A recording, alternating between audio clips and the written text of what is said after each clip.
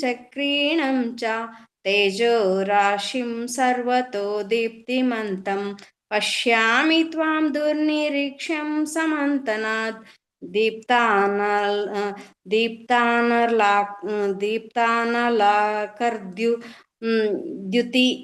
द्युतिमा प्रमेयम्. ಶ್ಲೋಕ 18. ತ್ವಮಕ್ಷರಂ ಪರಂ ವೇದಿತವ್ಯಂ ತ್ವಮಸ್ಯ ವಿಶ್ವಸ್ಯ ಪರಂ ನಿಧಾನಂ ತ್ವಮವ್ಯಯ ಶಾಶ್ವತ ಧರ್ಮಗೋಪ್ತ ಸನಾತನಸ್ತ್ವಂ ಪುರುಷೋ ಮತೋ ಮೇ. ಶ್ಲೋಕ 19.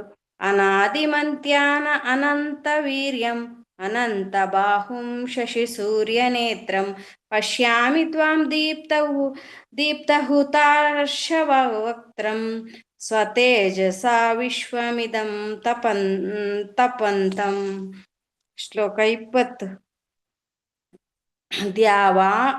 ದ್ಯಾವಾ ಪೃಥಿವ್ಯೋರಿದಮಂತರಂ ಹಿ ವ್ಯಾಪ್ತಂ ತ್ವಯೈಕೇನ ದಿಶಶ್ಚ ಸರ್ವಾ ದೃಷ್ಟ್ವಾದ್ಭುತಂ ರೂಪಮಗ್ರಂ ತವೇದಂ ಲೋಕತ್ರಯಂ ಪ್ರವ್ಯದಿತಂ ಮಹಾತ್ಮನ್. ಶ್ಲೋಕ 21. ಅಮೀಹಿ ತ್ವಾಂ ಸುರಸಂಗಾ ವಿಶಂತಿ ಕೇಚಿದ್ಭೀತಾ ಪ್ರಾಂಜಲಯೋ ಗುಣಂತಿ ಸ್ವಸ್ತಿ ತ್ವಾಮಹರ್ಷಿ ಸಿದ್ಧಾ ಸಂಗ ಸ್ತುವಂತಿ ತ್ವಾಂ ಸ್ತುತಿಭಿ ಪುಷ್ಕಲಾಭಿ. ಶ್ಲೋಕ 22. ರುದ್ರಾದಿತ್ಯ ವಸವೋ ಯೇಚ್ಛ ಸಾಧ್ಯ ವಿಶ್ವೇಶ್ವಿನೌ ಮರುತಶ್ಚ ಶೋಷ್ಮಪಾಶ್ಚ ಗಂಧರ್ವಯಕ್ಷಾಸುರಸಿದ್ಧ ಸಂಭ ವೀಕ್ಷಂತೆ ತ್ವಾಂ ವಿಸ್ಮಿತಾಶ್ಚೈವ ಸರ್ವೇ. ಶ್ಲೋಕ 23. ರೂಪಂ ಮಹತ್ತೆ ಬಹುವಕ್ತ್ರ ನೇತ್ರಂ ಬಹುಬಾಹುರುಪಾದಂ ಬಹುದರಂ ಬಹುದಂಶ್ರಾಕರಾಲಂ ದೃಷ್ಟ್ವಾ ಲೋಕಾ ಪ್ರವ್ಯದಿತಾಸ್ತತಾಹಂ. ಶ್ಲೋಕ 24. ನಾಭಾಸ್ಪೃಶಂ ದೀಪ್ತಮನೇಕವರ್ಣಂ ವ್ಯಾತ್ತಾನನಂ ದೀಪ್ತವಿಶಾಲನೇತ್ರಂ ದೃಷ್ಟ್ವಾ ಹಿ ತ್ವಾಂ ಪ್ರವ್ಯದಿತಾಂತರಾತ್ಮ ಧೃತಿಂ ನ ವಿಂದಾಮಿ ಶಮಂಚ ವಿಷ್ಣು. ಶ್ಲೋಕ 25. ದ್ರಂಷ್ಟ್ರಾಕರಾಲಾನಿ ಚ ತೇ ಮುಖಾನಿ ದ್ರಷ್ಟೈವ ಕಾಲಾನ್ ನಲಸನ್ನಿಭಾನಿ ದಿಶೋ ನ ಜಾನೆ ನ ಲಭೆ ಚ ಶರ್ಮ ಪ್ರಸೀದ ದೇವೇಶ ಜಗನ್ನಿವಾಸ. ಶ್ಲೋಕ 26-27. ಅಮೀ ಚ ತ್ವಾಂ ಧೃತರಾಷ್ಟ್ರಸ್ಯ ಪುತ್ರ ಸರ್ವೇ ಸಹೈವಾವ ನಿಪಾಲ ಸಂಭೈ ಭೀಷ್ಮೋ ದ್ರೋಣಃ ಸುತಪುತ್ರಸ್ತತೌ ಸಹಾಸ್ಮದೀಯೈರಪಿ ಯೋಧಮುಖ್ಯೈ ವಸ್ತ್ರಾಣಿ ತೇ ತ್ವರಾಮಾಣಾ ವಿಶಂತಿ ದಂಷ್ಟ್ರಾಕರಾಲಾನಿ ಭಯಾನಕಾನಿ ಕೇಚಿದ್ವಿಲಗ್ನಾ ದಶನಾಂತರೇಷು ಸಂದೃಶ್ಯಂತೆ ಚೂರ್ಣಿತೈರುತ್ತಮಾಂಗೆ. ಶ್ಲೋಕ 28. ಯಥಾ ನದೀನಾಂ ಬಹುದ್ಭವೇಗ ಸಮುದ್ರಮೇವಾಭಿಮುಖಾ ದ್ರವಂತಿ ತಥಾ ತವಾಮಿ ನರಲೋಕವೀರ ವಿಶಂತೆ ವಕ್ತ್ರಾಣ್ಯಭಿವಿಜಲ್ವನಂತಿ. ಶ್ಲೋಕ 29. ಯಥಾ ಪ್ರದೀಪ್ತಂ ಜ್ವಲಂ ಪತಂಗ ವಿಶಂತಿ ನಾಶಾಯ ಸಮೃದ್ಧ ವೇಗ ತಥೈವ ನಾಶಾಯ ವಿಶಂತಿ ಲೋಕಾಸ್ ತವಾಪಿ ವಕ್ತ್ರಾಣಿ ಸಮೃದ್ಧ ವೇಗ. ಶ್ಲೋಕ 30. ಲೇಲಿಹ್ಯಸೆ ಗ್ರಹ ಸಮಾನ ಸಮಾಂತಾಲ್ ಲೋಕಾನ್ ಸಮಗ್ರಾನ್ ವದೈರ್ಜ್ವಲದ್ದಿ ತೇಜೋಭಿರಾಪೂರ್ಯ ಜಗತ್ಸ್ಮಗ್ರಂ ಭಾಸಸ್ತವೋಗ್ರಾ ಪ್ರತಪಂತಿ ವಿಷ್ಣು. ಶ್ಲೋಕ 31. अक्याहि मे को भवानुग्ररूपो नमोऽस्तु ते देववर प्रसीद विज्ञातुमिच्छामि भवन्तमाद्यं न हि प्रजानामि तव प्रवृत्तिम् ಶ್ಲೋಕ 32 ಶ್ರೀ ಭಗವಾನುವಾಚ ಕಾಲೋಸ್ಮಿ ಲೋಕಾಕ್ಷಯಕೃತ್ ಪ್ರವೃದ್ಧ ಲೋಕಾನ್ ಸಮಾಹರ್ತುಮಿಹ ಪ್ರವೃತ್ತ ಋತೇಪಿ ತ್ವಾಂ ನ ಭವಿಷ್ಯಂತಿ ಸರ್ವೇ ಏವ ಸ್ಥಿತಾ ಪ್ರತ್ಯನಿಕೇಷು ಯೋಧ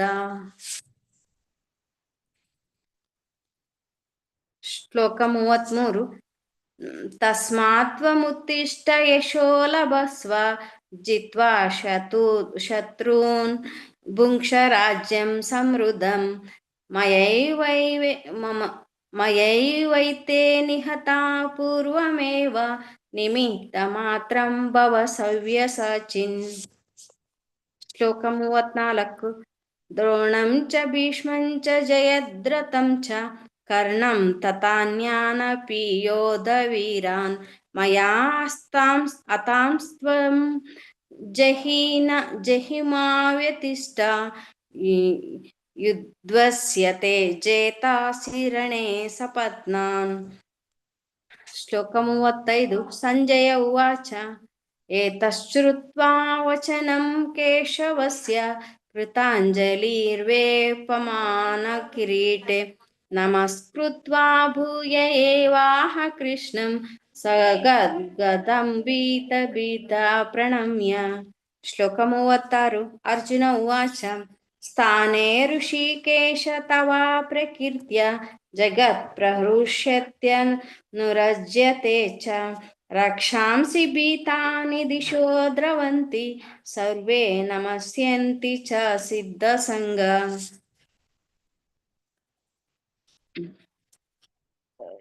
ಶ್ಲೋಕ 37 ಕಸ್ಮಾಚ್ಚ ತೇನ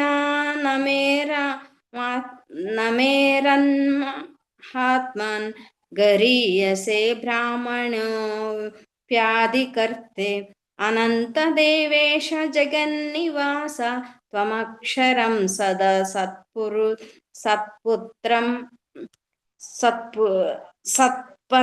ಸತ್ತತ್ಪರಂ ಯತ್ ಶ್ಲೋಕ 38 ತ್ವಮಾದಿದೇವ ಪುರುಷ ಪುರಾಣಸ್ ತ್ವಮಸ್ಯ ವಿಶ್ವಸ್ಯ ಪರಂ ನಿಧಾನಂ ವೇತ್ತಾಸಿ ವೇದ್ಯಂ ಚ ಪರಂ ಚ ಧಾಮ ತ್ವಯಾಂ ತತಂ ವಿಶ್ವಮನಂತರೂಪಂ ಶ್ಲೋಕ 39 ವಾಯುಯಮ ಅಗ್ನಿ ವರುಣ ಶಶಂಕ ಪ್ರತಿಪತಿಸ್ತ್ವಂ ಪ್ರಪಿತಾಮಹಶ್ಚ ನಮೋ ನಮಸ್ತೇಸ್ತು ಸಹಸ್ರಕೃತ್ವ ಪುನಶ್ಚ ಭೂಯೋಪಿ ನಮೋ ನಮಸ್ತೆ ಶ್ಲೋಕ 40 ನಮಃ ಪುರಸ್ತಾದಥ ಪೃಷ್ಠತತಸ್ತೆ ನಮೋऽस्तु ತೇ ಸರ್ವತಾ ಏವ ಸರ್ವ ಅನಂತವೀರ್ಯ ಮಿತವಿಕ್ರಮಸ್ವಂ ಸರ್ವಂ ಸಮಾಪ್ನೋಷಿ ತತೋಸಿ ಸರ್ವ ಶ್ಲೋಕ 41 42 ಸಕೇತಿ ಮತ್ವಾ ಪ್ರಸಭಂ ಯದುಕ್ತಂ ಹೇ ಕೃಷ್ಣ ಹೇ ಯಾದವ ಹೇ ಸಕೇತಿ ಅಜಾನತಾ ಮಹಿಮಾನಂ ತವೇದಂ ಮಯಾ ಪ್ರಮಾದಾತ್ ಪ್ರಣಯೇನ ವಾಪಿ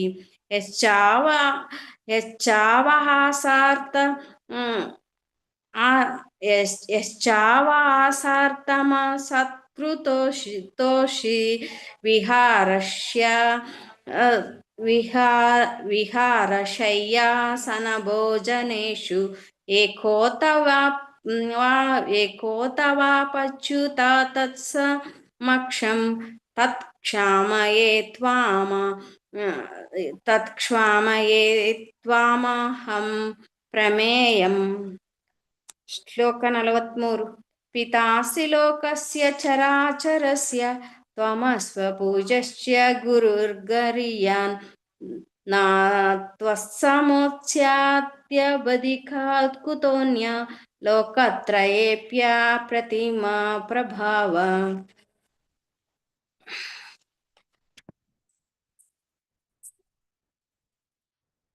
ಶ್ಲೋಕ 44. ತಸ್ಮಾತ್ ಪ್ರಣಮ್ಯ ಪ್ರಣಿಧಾಯ ಕಾಯಂ ಪ್ರಸಾದಯೇ ತ್ವಾಮಹಮೀಶಮೀಡ್ಯಂ ಪಿತೇವ ಪುತ್ರಸ್ಯ ಸಖೇವ ಸಖ್ಯು ಪ್ರಿಯಾ ಪ್ರಿಯಯಾರ್ಹಸಿ ದೇವ ಶೋಡುಂ. ಶ್ಲೋಕ 45. ಅದೃಷ್ಟಪೂರ್ವಂ ಋಷಿತೋಸ್ಮಿ ದೃಷ್ಟ್ವಾ ಭಯೇನ ಚ ಪ್ರವ್ಯದಿತಂ ಮನೋ ಮೇ ತದೇವ ಮೇ ದರ್ಶಯ ದೇವರೂಪಂ ಪ್ರಸೀದ ದೇವೇಶ ಜಗನ್ನಿವಾಸ. ಶ್ಲೋಕ 46. ಕಿರೀಟನಂ ಗದಿಂ ಚಕ್ರಹಸ್ತಂ ಇಚ್ಛಾಮಿ ತ್ವಾಂ ದ್ರಷ್ಟುಮಹಂ ತಥೈವ ತೇನೈವ ರೂಪೇಣ ಚತುರ್ಭುಜೇನ ಸಹಸ್ರಬಾಹು ಭವ ವಿಶ್ವಮೂರ್ತೆ. ಶ್ಲೋಕ 47. ಶ್ರೀ ಭಗವಾನ್ ಉವಾಚ ಮಯಾ ಪ್ರಸನ್ನೇನ ತವಾರ್ಜುನೇದಂ ರೂಪಂ ಪರಂ ದರ್ಶಿತಮಾತ್ಮಯೋಗಾತ್ ತೇಜೋಮಯಂ ವಿಶ್ವ ಅನಂತಮಾದ್ಯಂ ಯನ್ಮೇ ತ್ವದದ್ಯೇನ ನ ದೃಷ್ಟಪೂರ್ವಂ. ಶ್ಲೋಕ 48.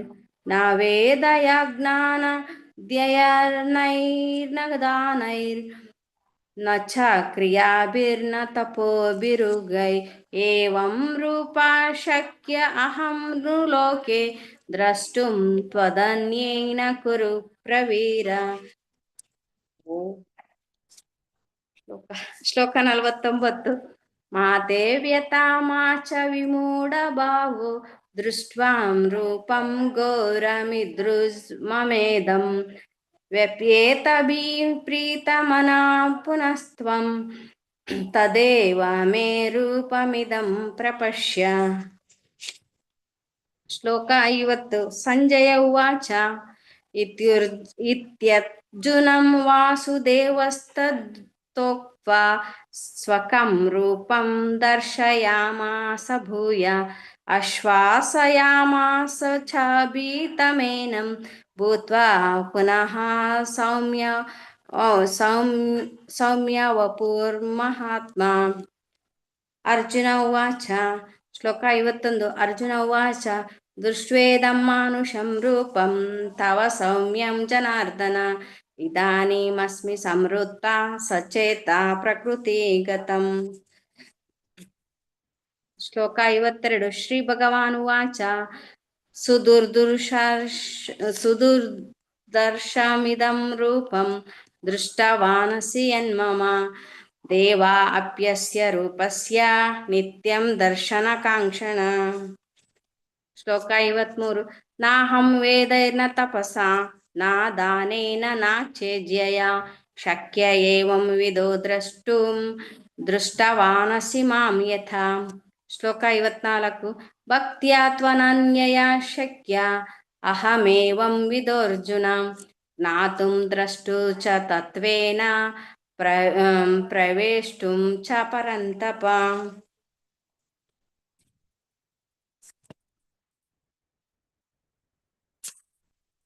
ಶ್ಲೋಕ 55. ಮತ್ಕರ್ಮ ಮತ್ಪರಮೋ ಮದ್ಭಕ್ತ ಸಂಗವರ್ಜಿತ ನಿರ್ವೈರ ಸರ್ವಭೂತೇಷು ಯಃ ಸ ಮಾಮೇತಿ ಪಾಂಡವ.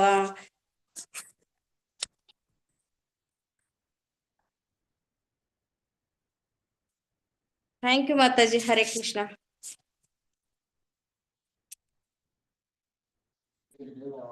ಹರೇ ಕೃಷ್ಣ ಮಾತಾಜಿ. ಮಾತಾಜಿ ಇದು ವೈಫೈ ಪ್ರಾಬ್ಲಮ್ ಇದೆ ಮಾತಾಜಿ, ನೀವು ಶೇರ್ ಮಾಡ್ತಾರೆ ಅಷ್ಟರಲ್ಲಿ ನಾನು ಜಪ ಮಾಡಕ್ ಸ್ಟಾರ್ಟ್ ಮಾಡ್ತೀನಿ.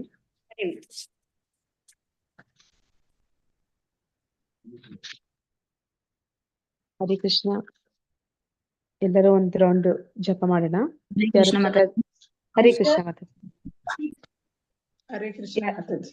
ಹರೇ ಕೃಷ್ಣ ಮಾತಾಜಿ. ಯಾರ ಹತ್ರ ಎಲ್ಲ ಜಪ ಮಾಲೆ ಇದೆ ಅವರು ಜಪ ತಗೊಳ್ಳಿ, ಯಾರ ಹತ್ರ ಇಲ್ಲ ಅವರು ಹರೇ ಕೃಷ್ಣ ಮಾತಾಜಿ. ಹರೇ ಕೃಷ್ಣ ಪ್ರಭುಜಿ. ಹರೇ ಕೃಷ್ಣ. ಹರೇ ಕೃಷ್ಣ ಮಾತಾಜಿ. ಹರೇ ಕೃಷ್ಣ ಮಾತಾಜಿ. ಹರೇ ಕೃಷ್ಣ ಪ್ರಭುಜಿ. ಜಯೋ ಶ್ರೀ ಕೃಷ್ಣ ಚೈತನ್ಯ ಪ್ರಭು ನಿತ್ಯಾನಂದ ಶ್ರೀ ಅದ್ವೈತ ಗದಾಧರ ಶ್ರೀವಾಸಾದಿ ಗೌರ ಭಕ್ತ ವೃಂದ.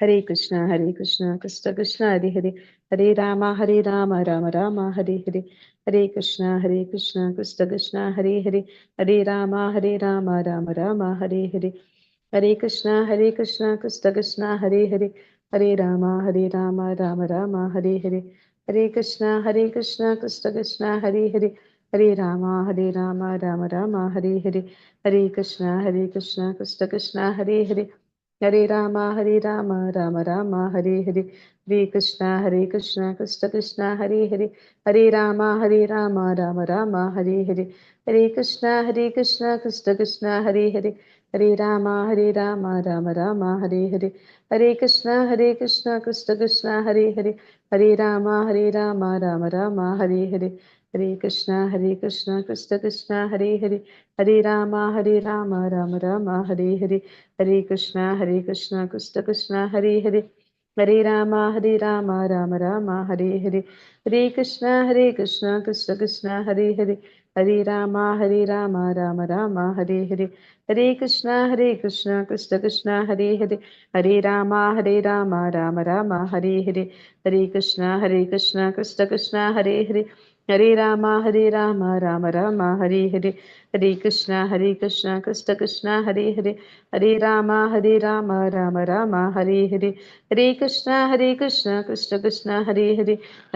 हरे राम राम राम हरे हरे, हरे कृष्ण कृष्ण कृष्ण हरे हरे, हरे राम राम राम हरे हरे, हरे कृष्ण कृष्ण कृष्ण हरे हरे, हरे राम राम राम हरे हरे, हरे कृष्ण कृष्ण कृष्ण हरे हरे, हरे राम राम राम हरे हरे, हरे कृष्ण कृष्ण कृष्ण हरे हरे, हरे राम राम राम हरे हरे, हरे कृष्ण कृष्ण कृष्ण हरे हरे, हरे राम राम राम हरे हरे, हरे कृष्ण कृष्ण कृष्ण हरे हरे, हरे राम राम राम हरे हरे, हरे कृष्ण कृष्ण कृष्ण हरे हरे, हरे ಈ राम ಟೋಲ್ ನಾಕ ಬಂದಿಲ್ಲ राम ಹತ್ತರ್ಕಿ राम हरे हरे, हरे कृष्ण ಹಾ ಈಗ कृष्ण ರಾಮದೇವ್ कृष्ण ತಕ हरे हरे, हरे राम ಹಾ राम राम हरे हरे, हरे कृष्ण कृष्ण कृष्ण हरे हरे, हरे राम राम राम हरे हरे, हरे कृष्ण कृष्ण कृष्ण हरे हरे, हरे राम राम राम हरे हरे, हरे कृष्ण कृष्ण कृष्ण हरे हरे, हरे राम राम राम हरे हरे, हरे कृष्ण कृष्ण कृष्ण हरे हरे, हरे राम राम राम हरे हरे, हरे कृष्ण कृष्ण कृष्ण हरे हरे, हरे राम राम राम हरे हरे, हरे कृष्ण कृष्ण कृष्ण हरे हरे, हरे राम राम राम हरे हरे, हरे कृष्ण कृष्ण कृष्ण हरे हरे, हरे राम राम राम हरे हरे, हरे कृष्ण कृष्ण कृष्ण हरे हरे, हरे राम राम राम हरे हरे, हरे कृष्ण कृष्ण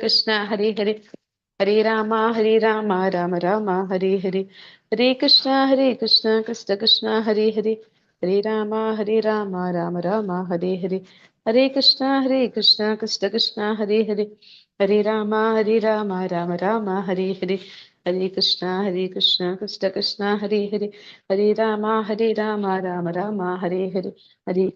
हरे कृष्ण कृष्ण कृष्ण हरे हरे, हरे राम राम राम हरे हरे, हरे कृष्ण कृष्ण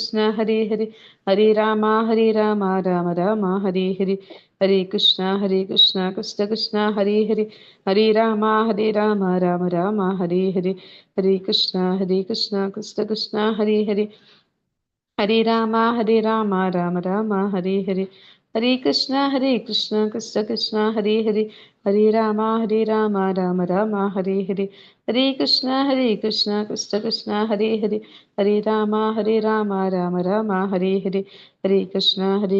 कृष्ण कृष्ण हरे हरे, हरे राम राम राम हरे हरे, हरे कृष्ण कृष्ण कृष्ण हरे हरे, हरे राम राम राम हरे हरे, हरे कृष्ण कृष्ण कृष्ण हरे हरे, हरे राम राम राम हरे हरे, हरे कृष्ण कृष्ण कृष्ण हरे हरे, हरे राम राम राम हरे हरे, हरे कृष्ण कृष्ण कृष्ण हरे हरे, हरे राम राम राम हरे हरे, हरे कृष्ण कृष्ण कृष्ण हरे हरे, हरे राम राम राम हरे हरे, हरे कृष्ण कृष्ण कृष्ण हरे हरे, हरे राम राम राम हरे हरे, हरे कृष्णा कृष्ण कृष्ण हरे हरे, हरे राम राम राम हरे हरे, हरे कृष्णा कृष्ण कृष्ण हरे हरे, हरे राम राम राम हरे हरे, हरे कृष्णा कृष्ण कृष्ण हरे हरे, हरे राम राम राम हरे हरे, हरे कृष्णा कृष्ण कृष्ण हरे हरे, हरे राम राम राम हरे हरे, हरे कृष्णा कृष्ण कृष्ण हरे हरे, हरे राम राम राम हरे हरे, हरे कृष्णा कृष्ण कृष्ण हरे हरे, हरे राम राम राम हरे हरे, हरे कृष्णा कृष्ण कृष्ण हरे हरे, हरे राम राम राम हरे हरे, हरे कृष्णा कृष्ण कृष्ण हरे हरे, हरे राम राम राम हरे हरे, हरे कृष्णा कृष्ण कृष्ण हरे हरे, हरे राम राम राम हरे हरे, हरे कृष्णा कृष्ण कृष्ण हरे हरे, हरे राम राम राम हरे हरे, हरे कृष्णा कृष्ण कृष्ण हरे हरे, हरे राम राम राम हरे हरे, हरे कृष्णा कृष्ण कृष्ण हरे हरे, हरे राम राम राम हरे हरे, हरे कृष्णा कृष्ण कृष्ण हरे हरे, हरे राम राम राम हरे हरे, हरे कृष्णा कृष्ण कृष्ण हरे हरे, हरे राम राम राम हरे हरे, हरे कृष्णा कृष्ण कृष्ण हरे हरे, हरे राम राम राम हरे हरे, हरे कृष्णा कृष्ण कृष्ण हरे हरे, हरे राम राम राम हरे हरे, हरे कृष्णा कृष्ण कृष्ण हरे हरे, हरे राम राम राम हरे हरे, हरे कृष्णा कृष्ण कृष्ण हरे हरे, हरे राम राम राम हरे हरे, हरे कृष्णा कृष्ण कृष्ण हरे हरे, हरे राम राम राम हरे हरे, हरे कृष्णा कृष्ण कृष्ण हरे हरे, हरे राम राम राम हरे हरे, हरे कृष्णा कृष्ण कृष्ण हरे हरे, हरे राम राम राम हरे हरे, हरे कृष्णा कृष्ण कृष्ण हरे हरे, हरे राम राम राम हरे हरे, हरे कृष्णा कृष्ण कृष्ण हरे हरे, हरे राम राम राम हरे हरे, हरे कृष्णा कृष्ण कृष्ण हरे हरे, हरे राम राम राम हरे हरे, हरे कृष्णा कृष्ण कृष्ण हरे हरे, हरे राम राम राम हरे हरे, हरे कृष्णा कृष्ण कृष्ण हरे हरे, हरे राम राम राम हरे हरे, हरे कृष्णा कृष्ण कृष्ण हरे हरे, हरे राम राम राम हरे हरे, हरे कृष्णा कृष्ण कृष्ण हरे हरे, हरे राम राम राम हरे हरे, हरे कृष्णा कृष्ण कृष्ण हरे हरे, हरे राम राम राम हरे हरे, हरे कृष्णा कृष्ण कृष्ण हरे हरे, हरे राम राम राम हरे हरे, हरे कृष्णा कृष्ण कृष्ण हरे हरे, हरे राम राम राम हरे हरे, हरे कृष्णा कृष्ण कृष्ण हरे हरे, हरे राम राम राम हरे हरे, हरे कृष्णा कृष्ण कृष्ण हरे हरे, हरे राम राम राम हरे हरे, हरे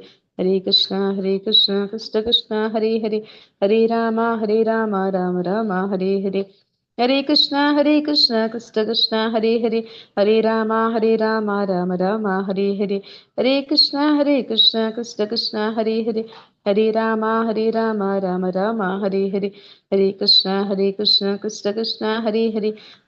राम राम राम हरे हरे, हरे कृष्णा कृष्ण कृष्ण हरे हरे, हरे राम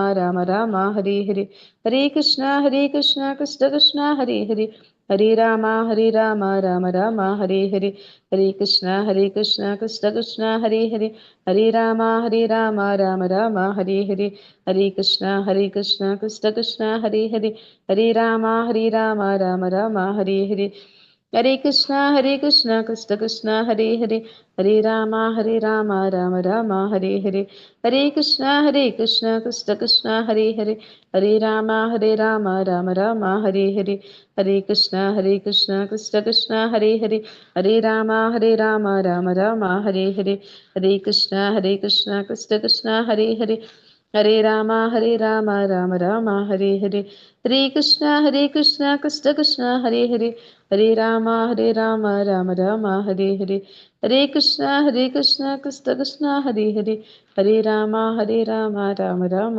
ಹರೇ ಹರೇ, ಹರೇ ಕೃಷ್ಣ ಕೃಷ್ಣ ಕೃಷ್ಣ ಹರೇ ಹರೇ, ಹರೇ ರಾಮ ರಾಮ ರಾಮ ಹರೇ ಹರೇ, ಹರೇ ಕೃಷ್ಣ ಕೃಷ್ಣ ಕೃಷ್ಣ ಹರೇ ಹರೇ, ಹರೇ ರಾಮ ರಾಮ ರಾಮ ಹರೇ ಹರೇ, ಹರೇ ಕೃಷ್ಣ ಕೃಷ್ಣ ಕೃಷ್ಣ ಹರೇ ಹರೇ, ಹರೇ ರಾಮ ರಾಮ ರಾಮ ಹರೇ ಹರೇ, ಹರೇ ಕೃಷ್ಣ ಕೃಷ್ಣ ಕೃಷ್ಣ ಹರೇ ಹರೇ, ಹರೇ ರಾಮ ರಾಮ ರಾಮ ಹರೇ ಹರೇ, ಹರೇ ಕೃಷ್ಣ ಕೃಷ್ಣ ಕೃಷ್ಣ ಹರೇ ಹರೇ, ಹರೇ ರಾಮ ರಾಮ ರಾಮ ಹರೇ ಹರೇ, ಹರೇ ಕೃಷ್ಣ ಕೃಷ್ಣ ಕೃಷ್ಣ ಹರೇ ಹರೇ, ಹರೇ ರಾಮ ರಾಮ ರಾಮ ಹರೇ ಹರೇ, ಹರೇ ಕೃಷ್ಣ ಕೃಷ್ಣ ಕೃಷ್ಣ ಹರೇ ಹರೇ, ಹರೇ ರಾಮ ರಾಮ ರಾಮ ಹರೇ ಹರೇ, ಹರೇ ಕೃಷ್ಣ ಕೃಷ್ಣ ಕೃಷ್ಣ ಹರೇ ಹರೇ, ಹರೇ ರಾಮ ರಾಮ ರಾಮ ಹರೇ ಹರೇ, ಹರೇ ಕೃಷ್ಣ ಕೃಷ್ಣ ಕೃಷ್ಣ ಹರೇ ಹರೇ, ಹರೇ ರಾಮ ರಾಮ ರಾಮ ಹರೇ ಹರೇ, ಹರೇ ಕೃಷ್ಣ ಕೃಷ್ಣ ಕೃಷ್ಣ ಹರೇ ಹರೇ, ಹರೇ ರಾಮ ರಾಮ ರಾಮ ಹರೇ ಹರೇ, ಹರೇ ಕೃಷ್ಣ ಕೃಷ್ಣ ಕೃಷ್ಣ ಹರೇ ಹರೇ, ಹರೇ ರಾಮ ರಾಮ ರಾಮ ಹರೇ ಹರೇ, ಹರೇ ಕೃಷ್ಣ ಕೃಷ್ಣ ಕೃಷ್ಣ ಹರೇ ಹರೇ, ಹರೇ ರಾಮ ರಾಮ ರಾಮ ಹರೇ ಹರೇ, ಹರೇ ಕೃಷ್ಣ ಕೃಷ್ಣ ಕೃಷ್ಣ ಹರೇ ಹರೇ, ಹರೇ ರಾಮ ರಾಮ ರಾಮ ಹರೇ ಹರೇ, ಹರೇ ಕೃಷ್ಣ ಕೃಷ್ಣ ಕೃಷ್ಣ ಹರೇ ಹರೇ, ಹರೇ ರಾಮ ರಾಮ ರಾಮ ಹರೇ ಹರೇ, ಹರೇ ಕೃಷ್ಣ ಕೃಷ್ಣ ಕೃಷ್ಣ ಹರೇ ಹರೇ, ಹರೇ ರಾಮ ರಾಮ ರಾಮ ಹರೇ ಹರೇ, ಹರೇ ಕೃಷ್ಣ ಕೃಷ್ಣ ಕೃಷ್ಣ ಹರೇ ಹರೇ, ಹರೇ ರಾಮ ರಾಮ ರಾಮ ಹರೇ ಹರೇ. ಜಯ ಶ್ರೀ ಕೃಷ್ಣ ಚೈತನ್ಯ ಪ್ರಭು ನಿತ್ಯಾನಂದ ಶ್ರೀ ಅದ್ವೈತ ಗದಾಧರ ಶ್ರೀವಾಸಾದಿ ಗೌರ ಭಕ್ತವೃಂದ. ಹರೇ ಕೃಷ್ಣ ಕೃಷ್ಣ ಕೃಷ್ಣ ಹರೇ ಹರೇ, ಹರೇ ರಾಮ ರಾಮ ರಾಮ ಹರೇ ಹರೇ. ಓಂ ಅಜ್ಞಾನತಿಮಿರಾಂಧಸ್ಯ ಜ್ಞಾನಾಂಜನಶಲಾಕಯ ಚಕ್ಷುರುನ್ಮಿಲಿತಂ ಯೇನ ತಸ್ಮೈ ಶ್ರೀಗುರುವೇ ನಮಃ.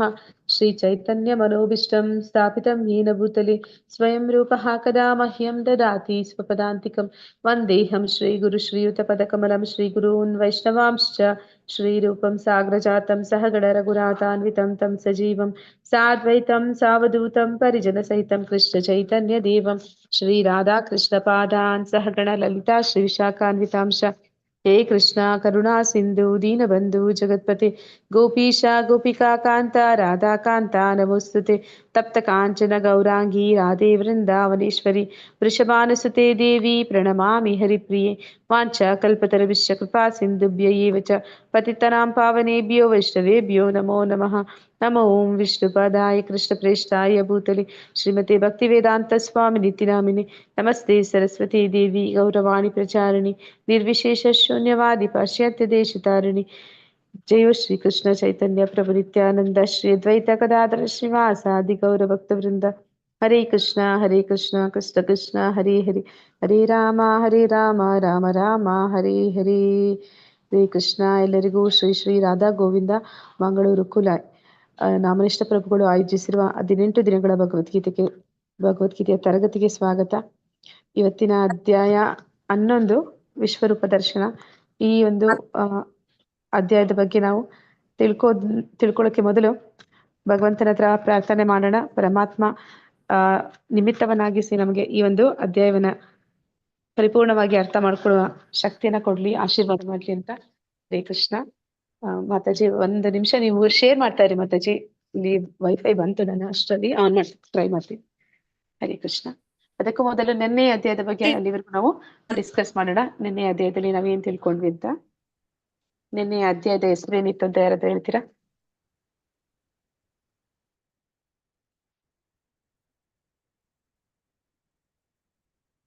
ಹತ್ತನೇ ಅಧ್ಯಾಯ ಹೆಸರೇನಿತ್ತು?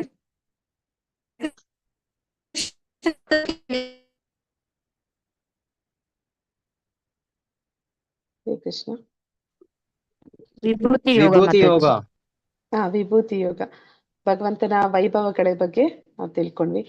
ಮೊದಲಿಗೆ ಪರಮಾತ್ಮ ಏನ್ ಹೇಳ್ತಾನೆ ಅಂದ್ರೆ ಅವನು ತಿಳಿಸ್ತಾನೆ, ನನ್ನನ್ನ ಪರಿಪೂರ್ಣವಾಗಿ ಅರ್ಥ ಮಾಡ್ಕೊಂಡವ್ರು ಯಾರು ಇಲ್ಲ. ಯಾಕೆ ನನ್ನನ್ನ ಪರಿಪೂರ್ಣವಾಗಿ ಅರ್ಥ ಮಾಡ್ಕೊಳ್ಳೋರು ಯಾರು ಇಲ್ಲ ಅಂತಂದ್ರೆ ಅವನೇ ಎಲ್ಲರಿಗಿಂತ ಆದಿಯಲ್ಲಿ ಇದ್ದವನು. ಅವನಿಗಿಂತ ಮೊದಲು ಯಾರೂ ಇರ್ಲಿಲ್ಲ. ಅವನಾದ ಮೇಲೆ ಬಂದಂತವರು ಉಳಿದವರೆಲ್ಲ. ಮತ್ತೆ ಅವನನ್ನ ತಿಳಿಬೇಕು ಅಂದ್ರೆ ಶುದ್ಧ ಭಕ್ತರಿಂದ ಮಾತ್ರ ಅವನನ್ನ ತಿಳಿಲಿಕ್ಕೆ ಸಾಧ್ಯ ಆಗುತ್ತೆ. ಯಾವುದೇ ಒಂದು ತಪೋಬಲದಿಂದ ಅಥವಾ ಪುಣ್ಯದಿಂದ ಅಥವಾ ವೇದಾಧ್ಯಯನದಿಂದ ಅವನನ್ನ ಅರ್ಥ ಮಾಡ್ಕೊಳ್ಳಿಕ್ಕೆ ಸಾಧ್ಯ ಇಲ್ಲ ಅನ್ನೋದನ್ನ ಅವನು ತಿಳಿಸ್ತಾನೆ. ನಂತರ ಇನ್ನೇನೆಲ್ಲ ವಿಷಯಗಳನ್ನ ತಿಳ್ಕೊಂಡ್ವಿ ನೆನ್ನೆ ಅಧ್ಯಾಯದಲ್ಲಿ. ಬ್ರಹ್ಮ ದೇವರಿಂದ 4 ಮಕ್ಕಳನ್ನ ಪಡಿತಾರೆ. 4 ಮಕ್ಕಳು. ಅದು ಬ್ರಹ್ಮ ಅವನು ಸೃಷ್ಟಿಯಲ್ಲಿ ತೊಡಗ್ಲಿಕ್ಕೆ ಅವನ ಮಾನಸ ಪುತ್ರರಿಗೆ ಹೇಳ್ತಾನೆ. ಆ ಮಾನಸ ಪುತ್ರರು ಅದಕ್ಕೆ ಒಪ್ಪೋದಿಲ್ಲ. ಮತ್ತೆ ಅವನಿಗೆ ಕೋಪ ಬರುತ್ತೆ. ಅವನ ಹಣೆಯಿಂದ ರುದ್ರರು ಬರ್ತಾರೆ. ಆ ರುದ್ರರು ವಿನಾಶಕ್ಕೆ ಕಾರಣ ಆಗ್ತಾರೆ ಹೊರತು ಅವರು ಸೃಷ್ಟಿಗೆ ಕಾರಣ ಆಗೋದಿಲ್ಲ. ನಂತರ ಋಷಿಗಳು, ಸಪ್ತ ಋಷಿಗಳು.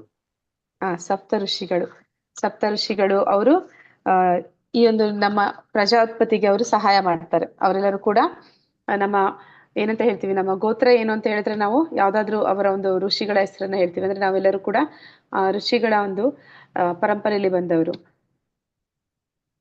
ಮತ್ತೆ ಪ್ರತಿಯೊಂದು ಜೀವಿಯಲ್ಲೂ ಪ್ರಥಮ ಅಶ್ವತ್ಥಮರ ನಾನು. ಆತರ ಭಗವಾನ್ ಅವನ ವೈಭವಗಳನ್ನ ತಿಳಿಸ್ಕೊಡ್ತಾನೆ. ಅಂದ್ರೆ ಯಾವ್ದೆಲ್ಲದ್ರಲ್ಲೂ ಅಂದ್ರೆ ಅರ್ಜುನ ಭಗವಂತನಲ್ಲಿ ಪ್ರಾರ್ಥನೆ ಮಾಡ್ತಾನೆ. ಮೊದಲಿಗೆ ನಾವು ಇನ್ನೊಂದು ವಿಷಯ ತಿಳ್ಕೊಂಡ್ವಿ. ಅಂದ್ರೆ ಚತುಶ್ಲೋಕಿ ಭಗವದ್ಗೀತಾ ಅಂತ. ಅಂದ್ರೆ ನಮ್ಗೆ ಭಗವಂತನ ಹೇಗೆ ಈ ಒಂದು ಪ್ರಕೃತಿಗೆ ಮತ್ತೆ ನಮ್ಗೆ ಹೇಗೆ ಅವನ ಸಂಬಂಧ ಅನ್ನುವಂಥದ್ದನ್ನ ತಿಳಿದ್ವಿ. ಮತ್ತೆ ನಾವು ಆ ಸಂಬಂಧವನ್ನ ಕಳ್ಕೊಂಡಿದೀವಿ, ಅದನ್ನ ಮತ್ತೆ ಪುನರ್ಸ್ಥಾಪನೆ ಹೇಗೆ ಮಾಡುವಂಥದ್ದು ಅನ್ನೋದಕ್ಕೆ ನಾವು ಆ ಒಂದು ಭಕ್ತಿ ಮಾರ್ಗದಲ್ಲಿ ನಾವು ಅದನ್ನ ಮಾಡ್ಬೋದು ಅನ್ನೋದನ್ನ ತಿಳಿದ್ವಿ. ಆ ರೀತಿ ನಾವು ಭಕ್ತಿ ಮಾರ್ಗದಲ್ಲಿ ಮುಂದುವರೆದಾಗ ಪರಮಾತ್ಮ ನಮಗೆ ಯಾವ ರೀತಿ ಸಹಾಯ ಮಾಡ್ತಾನೆ ಅಂತ ಅವನು ಹೇಳ್ದ. ಅಂದ್ರೆ ಅವನ ಗುರುವಾಗಿ, ಶಾಸ್ತ್ರವಾಗಿ ಅಥವಾ ನಮ್ಮ ಹೃದಯದಲ್ಲಿ ಚೈತ್ಯ ಗುರುವಾಗಿ ನಮ್ಗೆ ಮಾರ್ಗದರ್ಶನ ಮಾಡ್ತಾನೆ.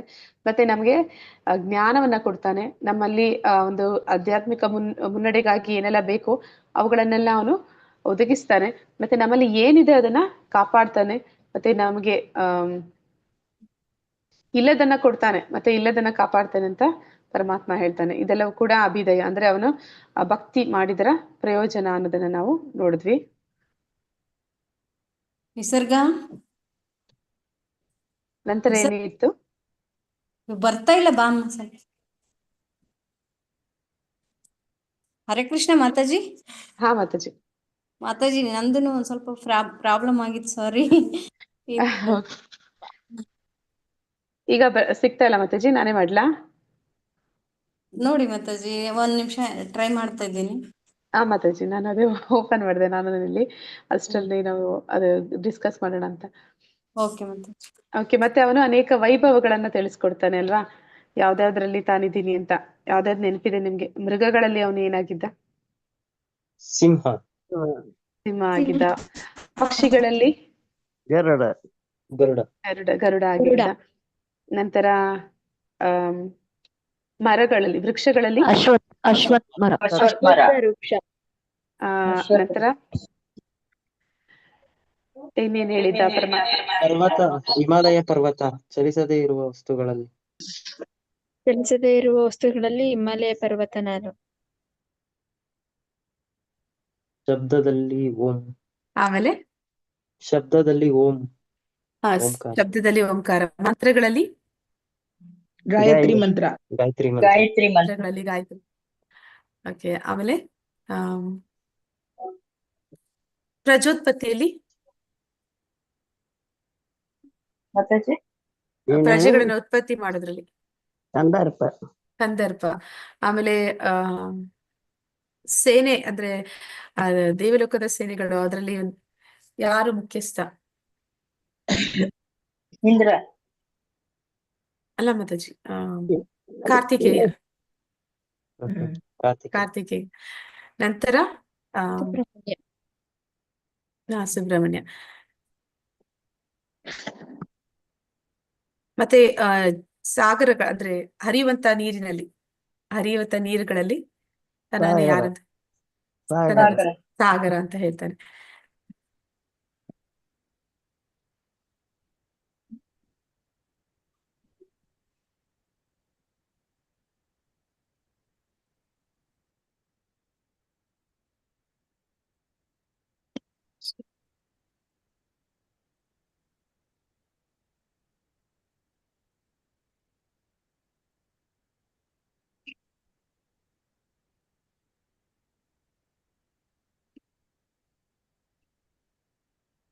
ಇವತ್ತಿನ ಅಧ್ಯಾಯದ ಹೆಸರು ಏನಿರುತ್ತೆ ಅಂತ ಗೊತ್ತಿದೆಯಾ ನಿಮ್ಗೆ? ಹರೇ ಕೃಷ್ಣ, ಯಾರಾದ್ರೂ ಹೇಳ್ತೀರಾ? ವಿಶ್ವರೂಪ ದರ್ಶನ. ವಿಶ್ವರೂಪ ದರ್ಶನ ಯೋಗ. ವಿಶ್ವರೂಪ ದರ್ಶನ ಯೋಗ. ಯಾರಿಗೆಲ್ಲ ಭಗವಂತನ ವಿಶ್ವರೂಪ ನೋಡ್ಬೇಕು ಅಂತ ಇಚ್ಛೆ ಇದೆ? ಕಾಯ್ತಾ ಇದ್ದೀನಿ ಎಲ್ಲರಿಗೂ ಮಾತಾಜಿ, ಇದೆ. ನಿನ್ನೆಯಿಂದನು ಎಲ್ಲರಿಗೂ ಇದೆ. ಪ್ರತಿಯೊಬ್ಬರಿಗೂ ಇದೆ ಮಾತಾಜಿ. ಓಕೆ. ನೀವು ಹೇಳ್ದಾಗಿಂದ ಕಾಯ್ತಾ ಇದ್ದೀವಿ. ಓಕೆ. ಆದ್ರೆ ನಿಮ್ಗೆ ಇಲ್ಲಿ ಕೊನೆಯಲ್ಲಿ ಹೇಳಿದ್ರೆ ಏನನ್ಸುತ್ತೆ ಗೊತ್ತಿಲ್ಲ. ಯಾರಿಗೆ ವಿಶ್ವರೂಪದ ಆಸಕ್ತಿ ಇರುತ್ತೆ, ಯಾರಿಗೆ ವಿಶ್ವರೂಪದ ಆಸಕ್ತಿ ಇರೋದಿಲ್ಲ ಅಂತ. ಯಾರು ಭಗವಂತನ ಭಕ್ತರಿರ್ತಾರೆ, ಅಂದ್ರೆ ಪ್ರಾರಂಭಿಕ ಭಕ್ತರಿರ್ತಾರೆ, ಪ್ರಾರಂಭದ ಹಂತದಲ್ಲಿ ಇರ್ತಾರೆ, ಅಂತವ್ರಿಗೆಲ್ಲರಿಗೂ ಭಗವಂತನ ಈ ವಿಶ್ವರೂಪವನ್ನ ನೋಡ್ಬೇಕು ಅಂತ ಇಚ್ಛೆ ಇರುತ್ತೆ. ಆದ್ರೆ ಯಾರು ಈಗಾಗ್ಲೇ ಭಕ್ತರಾಗಿರ್ತಾರೆ ಅವರಿಗೆ ಭಗವಂತನ ವಿಶ್ವರೂಪದಲ್ಲಿ ಆಸಕ್ತಿ ಇಲ್ಲ ಅಂತ ಹೇಳ್ತಾರೆ. ಯಾಕೆ ಆ ರೀತಿ ಹೇಳ್ತಾರೆ ಅಂತಂದ್ರೆ, ಭಗವಂತನ ವಿಶ್ವರೂಪ ಅನ್ನುವಂಥದ್ದು ಈ ಒಂದು ಭೌತಿಕ ಜಗತ್ತಿನಲ್ಲಿ ಇರುವಂತಹ ಒಂದು ರೂಪ. ಅಂದ್ರೆ ಈ ಒಂದು ಅರ್ಜುನ ಕೇಳ್ತಾ ಇದ್ದಾನೆ, ನಿನ್ನೆ ಅಧ್ಯಾಯದಲ್ಲಿ ಅವ್ನು ಕೇಳ್ತಾನೆ ಅಲ್ವಾ, ಹೇಗೆ ಭಗವಂತ ಇಡೀ ವಿಶ್ವವನ್ನ ಆವರಿಸ್ಕೊಂಡಿದ್ದಾನೆ ಆ ಒಂದು ಅಂಶದ ಮೂಲಕ. ಅಂದ್ರೆ ನಾನು ಒಂದೊಂದೇ ವೈಭವಗಳನ್ನ ಹೇಳೋದ್ರಲ್ಲಿ ಏನು ಅಂದ್ರೆ ಎಷ್ಟು ಹೇಳಿದ್ರು ಕೂಡ ಅದಕ್ಕೆ ಕೊನೆ ಅನ್ನೋದಿಲ್ಲ. ನಾನು ಹೇಳಿದ್ದು ಬರೀ ಸ್ವಲ್ಪ ಕೆಲವು ಮಾತ್ರನೇ ಅಂತ ಪರಮಾತ್ಮ ಹೇಳ್ತಾನೆ. ಆದ್ರೆ ನಾನು ಒಂದು ಅಂಶದಿಂದ ಇಡೀ ಜಗತ್ತನ್ನ ಆವರಿಸ್ಕೊಂಡಿದ್ದೀನಿ ಅಂತ ಹೇಳ್ತಾನೆ. ಅವನ ಯಾವ ಅಂಶದಿಂದ ಅವನು ಇಡೀ ಜಗತ್ತನ್ನ ಆವರಿಸ್ಕೊಂಡಿದ್ದಾನೆ? ಆತ್ಮ. ಪರಮಾತ್ಮನಾಗಿ ಅವನು ಇಡೀ ಒಂದು ಪರಮಾತ್ಮ ಅಂದ್ರೆ ಯಾವ ವಿಷ್ಣುವಿನ ಯಾವ ರೂಪ? ಗರ್ಭೋದಕಶಾಹಿ. ಇಲ್ಲ ಮಾತಾಜಿ, ಕ್ಷೀರೋದಕಶಾಹಿ ವಿಷ್ಣು. ಅಂದ್ರೆ ಆ ಒಂದು ಹಾಲಿನ ಒಂದು ಕಡಲಿನಲ್ಲಿ ಇರುವಂತಹ ವಿಷ್ಣು, ಆ ರೂಪದಲ್ಲಿ ಅವನು ಇಡೀ ಜಗತ್ತನ್ನ ಆವರಿಸ್ಕೊಂಡಿದ್ದೀನಿ ಅಂತ ತಿಳಿಸ್ತಾನೆ. ಆಮೇಲೆ ಈಗ ಅದನ್ನ ಅರ್ಜುನ ನೋಡ್ಬೇಕು ಅಂತ ಇಷ್ಟಪಡ್ತಾನೆ. ಅಂದ್ರೆ ಈಗ ಪರಮಾತ್ಮ ಹೇಳಿದ್ದಾನೆ, ಆದ್ರೆ ಅದನ್ನ ಬರೀ ಮಾತಿನಲ್ಲಿ ಅವನು ಕೇಳಿದ್ದಾನೆ. ಈಗ ಅವನು ಸ್ವತಃ ಅದನ್ನ ಪ್ರತ್ಯಕ್ಷವಾಗಿ ಕಾಣ್ಬೇಕು ಅಂತ ಇಷ್ಟಪಡ್ತಾನೆ. ಈ ಅಧ್ಯಾಯದ ಮೂಲಕ ನಾವು ಅದನ್ನ ನೋಡ್ಲಿಕ್ಕಿದ್ದೀವಿ. ಹರೇ ಕೃಷ್ಣ ಮಾತಾಜಿ. ಹಾ ಮಾತಾಜಿ, ಮಾತಾಜಿ ಕಾಣಿಸ್ ಟೂ ಅಂತ ಇದೆಯಲ್ಲ, ಅದನ್ನ ಹೋಸ್ಟ್ ಮಾಡಿರಿ ಮಾತಾಜಿ. ವೇಳೆ ನಿಮ್ದು ಹೋದ್ರೆ ಅದು ಬರುತ್ತೆ. ನಾನು ಯಾವ್ದು ಮಾತಾಜಿ? ಜ್ಯೋತಿಶ್ರೀ 2 ಅಂತ ಇದೆ ನೋಡಿ, ಹ್ಯಾಂಡ್ ರೈಸ್ ಮಾಡಿ.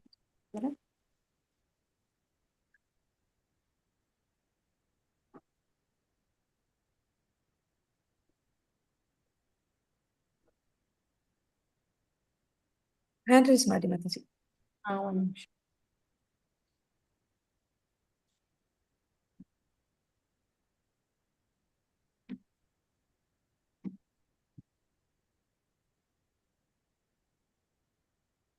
ಮಾಡಿದ್ದೇನೆ ಮಾತಾಜಿ.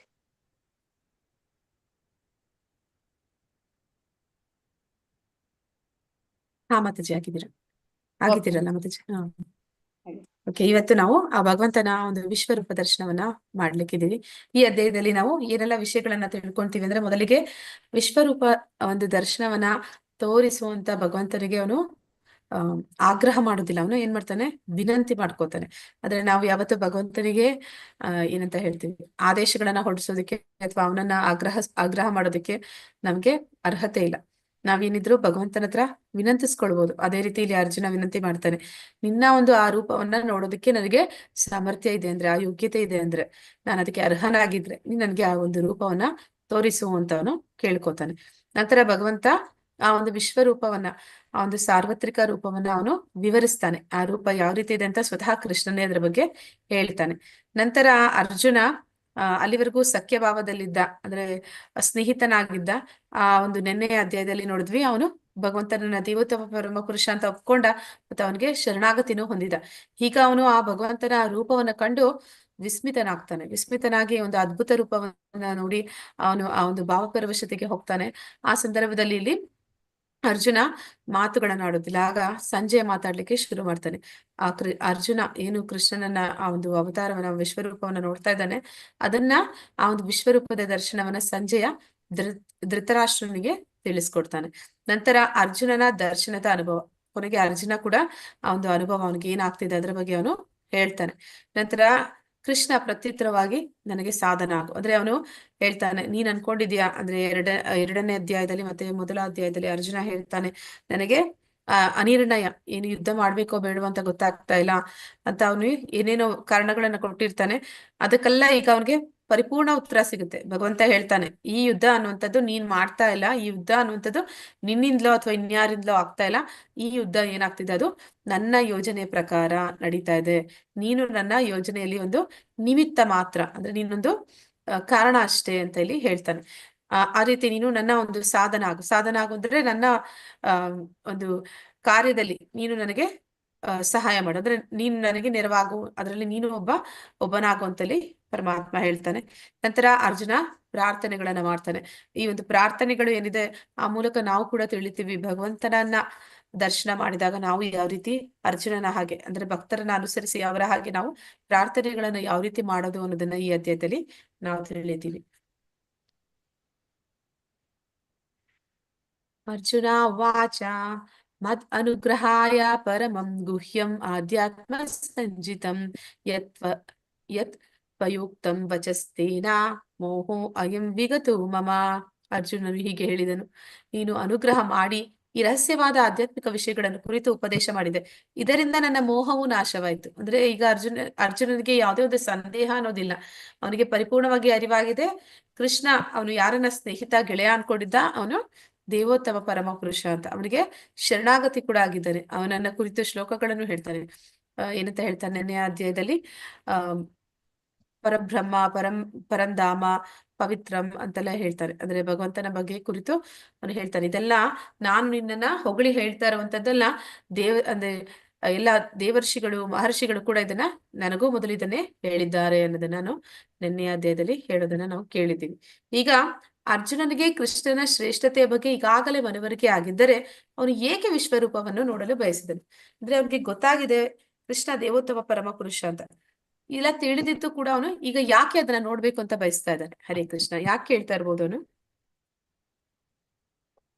ಮನವರಿಕೆಯಾಗಲು. ಅಂದ್ರೆ ಇಲ್ಲಿ ನಮ್ಮೆಲ್ಲರಿಗೂ ಕೂಡ ಅವನು ಒಂದು ಪ್ರಮಾಣವನ್ನ ಕೊಡ್ತಾ ಇದ್ದಾನೆ. ಅಂದ್ರೆ ಕೃಷ್ಣ ಅಂತಂದ್ರೆ ಅವನು ಬರೀ ಮಾತಲ್ಲಿ ಅವನು ದೇವೋತ್ತಮ ಪರಮ ಪುರುಷ ಅಂತಲ್ಲ, ಅದಕ್ಕೊಂದು ಏನಂತಾರೆ, ಕಣ್ಣಾರೆ ಕಂಡ್ರು ಪ್ರಮಾಣಿಸಿ ನೋಡು ಅಂತ ಹೇಳ್ತಾರೆ. ಹಾಗೆ ಇಲ್ಲಿ ಪ್ರಮಾಣ ಕೊಡ್ತಾ ಇದ್ದಾನೆ. ಹರೇ ಕೃಷ್ಣ. ಓಕೆ, ಪ್ರತ್ಯಕ್ಷವಾಗಿ ಕಾಣಿಸಿದ್ರು ಪ್ರಮಾಣಿಸಿ ನೋಡು. ಪ್ರತ್ಯಕ್ಷವಾಗಿ ಕಂಡ್ರು ಪ್ರಮಾಣಿಸಿ ನೋಡುವಂತ, ಅಲ್ಲಿ ಪ್ರತ್ಯಕ್ಷವಾಗಿ ಪರಮಾತ್ಮನನ್ನ ನೋಡೋದಕ್ಕೆ ಸಹಾಯ ಮಾಡ್ತಾ ಇದ್ದಾನೆ. ಅಂದ್ರೆ ನಮ್ಮೆಲ್ಲರಿಗೂ ಕೂಡ ಒಂದು ಪ್ರಮಾಣ, ಒಂದು ಪ್ರೂಫ್ ಕೊಡ್ತಾ ಇದ್ದಾನೆ. ಕೃಷ್ಣ ಬರಿ ಮಾತಿನಲ್ಲಿ ದೇವೋತ್ತಮ ಪರಮ ಪುರುಷ ಅಲ್ಲ, ಅವನು ಸ್ವತಃ ನಿಜವಾಗ್ಲೂ ಕೂಡ ದೇವೋತ್ತಮ ಪರಮ ಪುರುಷ ಅನ್ನೋದಕ್ಕೆ ಒಂದು ಪ್ರಮಾಣವನ್ನ ಕೊಡ್ತಾ ಇದ್ದಾರೆ. ಮತ್ತೆ ಆ ಮೂಲಕ ನಮ್ಗೆ ಇನ್ನೊಂದು ಸಹಾಯ ಆಗುತ್ತೆ ಅಂತ ಹೇಳ್ತಾರೆ.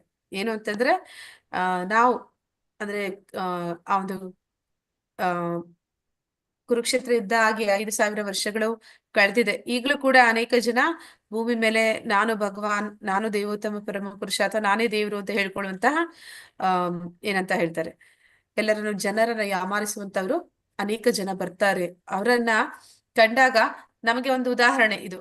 ಅಂದ್ರೆ ನಾವು ಕೂಡ ಅವರನ್ನ ಹೋಗಿ ಕೇಳ್ಬೋದು, ನೀನು ಭಗವಂತನೇ ಆದದ್ದು ನಿಜ ಆದ್ರೆ, ನೀನು ದೇವರೇ ಅನ್ನೋದು ನಿಜ ಆದ್ರೆ ನೀನು ಕೂಡ ನಿನ್ನ ವಿಶ್ವರೂಪವನ್ನ ತೋರಿಸು ಅಂತ ಕೇಳ್ಬೋದು. ಅಂದ್ರೆ ಆ ಮೂಲಕ ನಾವು ಒಂದು ಪ್ರಮಾಣವನ್ನ ಕೇಳುವುದು. ಯಾರಾದ್ರೂ ಆ ರೀತಿ ಹೇಳೋರಿದ್ರೆ, ಇವರು ದೇವೋತ್ತಮ ಪರಮ ಪುರುಷ, ಇವರು ಭಗವಂತನ ಅವತಾರ ಅಂತ ಹೇಳಿದ್ರೆ, ಆಯ್ತಪ್ಪ ನೀನು ಕೂಡ ಕೃಷ್ಣನ ಹಾಗೆ ನಿನ್ನ ವಿಶ್ವರೂಪ ದರ್ಶನ ಮಾಡಿಸು ಅಂತ ಕೇಳ್ಬೋದು.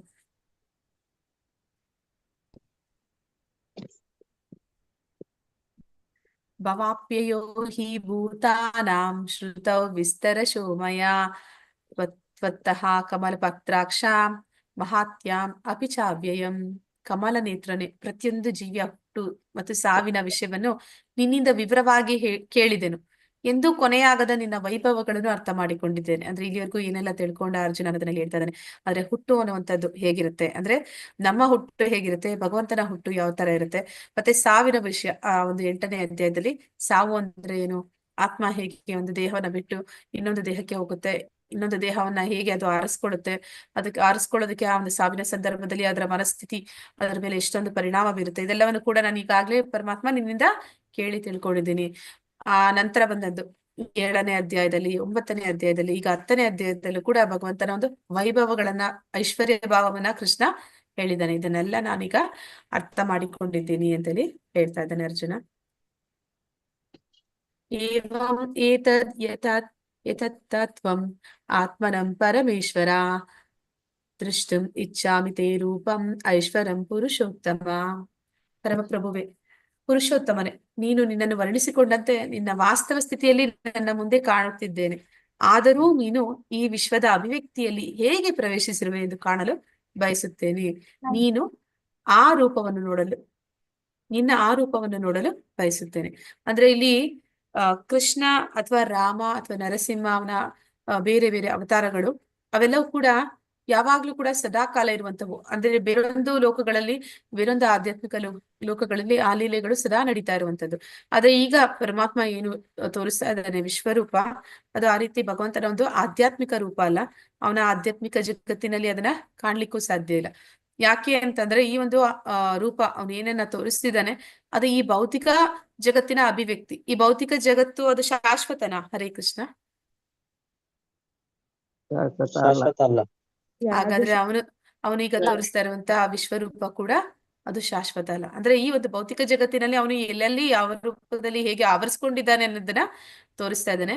ಆದ್ರೆ ಈ ಒಂದು ವಿಶ್ವರೂಪ ಅನ್ನುವಂಥದ್ದು, ಈ ಒಂದು ಭೌತಿಕ ಜಗತ್ತು ಅನ್ನುವಂಥದ್ದು ಅದು ಶಾಶ್ವತವಾಗಿ ಇರುವಂತದ್ದಲ್ಲ. ಇದು ಆಧ್ಯಾತ್ಮಿಕ ಜಗತ್ತಿನಲ್ಲಿ ಸದಾಕಾಲ ಇರುವಂತಹ ರೂಪ ಅಲ್ಲ. ಇದು ಭೌತಿಕ ಜಗತ್ತಿನ ಅವನ ಅಭಿವ್ಯಕ್ತಿ. ಅದನ್ನ ಈಗ ಅವನು ನೋಡ್ಬೇಕು ಅಂತ ಇಲ್ಲಿ ಆಸೆ ಪಡ್ತಾ ಇದ್ದಾನೆ. ಮತ್ತೆ ಅದಕ್ಕಾಗಿ ಅವನು ವಿನಂತಿಯನ್ನು ಕೂಡ ಮಾಡ್ತಾ ಇದ್ದಾನೆ ಪರಮಾತ್ಮನನ್ನ. ವಿಶ್ವರೂಪವನ್ನು ತೋರಿಸಲು ನಾವು ಕೃಷ್ಣನನ್ನು ಒತ್ತಾಯಿಸಬಹುದೇ? ನಾವು ಕೃಷ್ಣನ ಹತ್ರ ಹೋಗಿ ಹೇಳಕ್ಕಾಗತ್ತಾ ನನ್ನ ಒಂದು ವಿಶ್ವರೂಪ ನೋಡ್ಬೇಕು, ನೀನ್ ತೋರ್ಸಂತ? ಇಲ್ಲ ಇಲ್ಲ. ನಾವು ಅರ್ಜುನನ ಒಂದು ಉದಾಹರಣೆ ನೋಡ್ಬೋದು. ಅವನು ಕೂಡ ಒತ್ತಾಯ ಮಾಡ್ತಾ ಇಲ್ಲ, ಅವನು ವಿನಂತಿ ಮಾಡ್ತಾ ಇದ್ದಾನೆ. ನನಗೆ ಅದನ್ನ ನೋಡುವಂತ ಅರ್ಹತೆ ಇದ್ರೆ ಮಾತ್ರ ಭಗವಂತ ತೋರಿಸು ಅಂತ ಹೇಳಿ ಕೇಳ್ತಾ ಇದ್ದಾನೆ. ನಾವು ಕೂಡ ನೋಡಕ್ ಯಾಕೆ ಸಾಧ್ಯ ಇಲ್ಲ? ಮುಖ್ಯವಾಗಿ ಹಾಗೆ ಒಂದ್ ವೇಳೆ ವಿಶ್ವರೂಪವನ್ನ ಪರಮಾತ್ಮ ತೋರಿಸ್ಬಿಟ್ರು ನಾವು ನೋಡಕ್ಕಾಗಲ್ಲ. ಯಾಕೆ ಅಂತ? ಅಷ್ಟೊಂದ್ ಶಕ್ತಿ ನಮ್ಮಲ್ಲಿಲ್ಲ ಶುದ್ಧ ಭಕ್ತರ ಆಗಿರೋರು ಮಾತ್ರ ಮಾತಾಜಿ. ಅಂದ್ರೆ ಭಕ್ತರು ಭಗವಂತನ 2 ಕೈಗಳ ರೂಪ ನೋಡ್ತಾರೆ ಅಂತ ಹೇಳ್ತಾರೆ. ಅದು ನಾವು ಇದಕ್ ಮೊದಲು ನೋಡಿದ್ವಿ, ಹೇಗೆ ಪರಮಾತ್ಮ ಅವನು ದೇವಕಿಯ ಗರ್ಭದಲ್ಲಿ ಇದ್ದಾನೆ ಅಂದಾಗ ದೇವತೆಗಳೆಲ್ಲ ಒಂದು ಕಾದು ನೋಡ್ತಾ ಇದ್ರು, ಅವನು ಯಾವಾಗ ಜನ್ಮ ಪಡಿತಾನೆ ಅವನನ್ನ ನೋಡ್ಬೇಕಂತ. ಯಾಕಂದ್ರೆ ಭಗವಂತನ ಒಂದು ಶ್ಯಾಮಸುಂದರ ರೂಪ ಅನ್ನುವಂಥದ್ದು ಕೂಡ ಅಷ್ಟೇ ದುರ್ಲಭ. ಎಲ್ಲರೂ ಕೂಡ ಅವನನ್ನ ಆ ಒಂದು ರೂಪದಲ್ಲಿ ಅಷ್ಟು ಸುಲಭವಾಗಿ, ಅಂದ್ರೆ ಭಗವಂತನ ವೈಯಕ್ತಿಕ ರೂಪ ಅದು. ಭಗವಂತ ಅಂದ್ರೆ ಅವನು ವಾಸ್ತವದಲ್ಲಿ ಹೇಗಿದ್ದಾನೆ ಅಂದ್ರೆ ಅದು ಶ್ಯಾಮಸುಂದರ ರೂಪ. ಅದನ್ನ ಯಾರು ಕೂಡ ಅಷ್ಟು ಸುಲಭವಾಗಿ ತಿಳಿಲಿಕ್ಕೆ ಅಥವಾ ನೋಡ್ಲಿಕ್ಕೆ ಸಾಧ್ಯ ಇಲ್ಲ.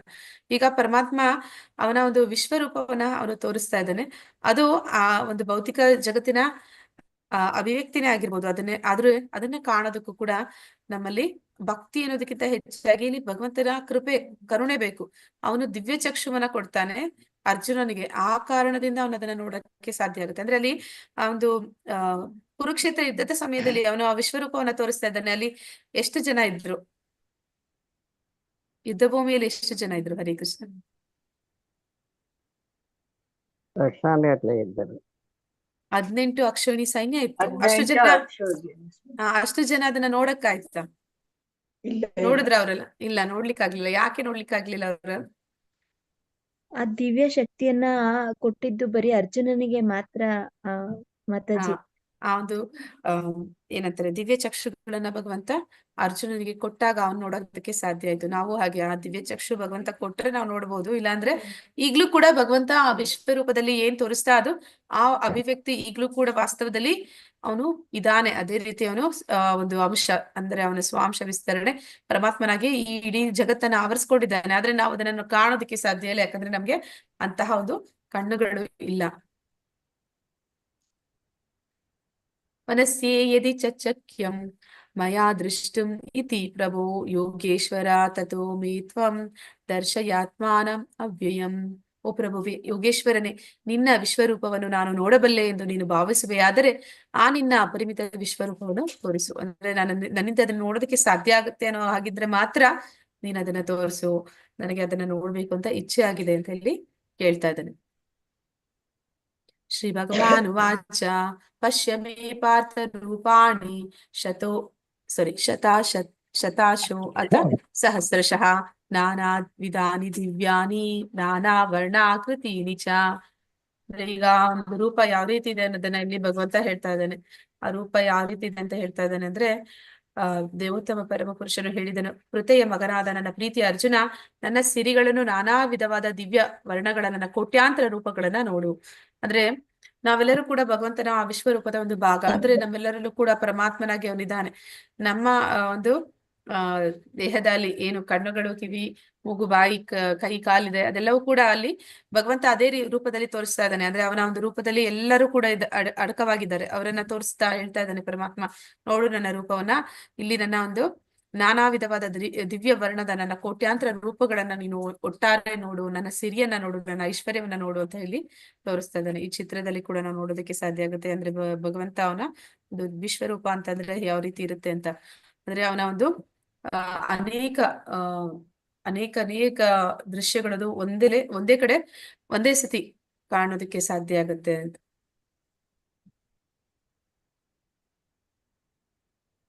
ಪಶ್ಯಾದಿತ್ಯಾನ್ ವಸುನ್ ರುದ್ರಾನ್ ಅಶ್ವಿನೌ ಮರುತಸ್ತತಾ ಬಹೂನಿ ಅದೃಷ್ಟ ಪೂರ್ವಾಣಿ ಪಶ್ಚಾಶ್ಚರ್ಯಾಣಿ ಭಾರತ.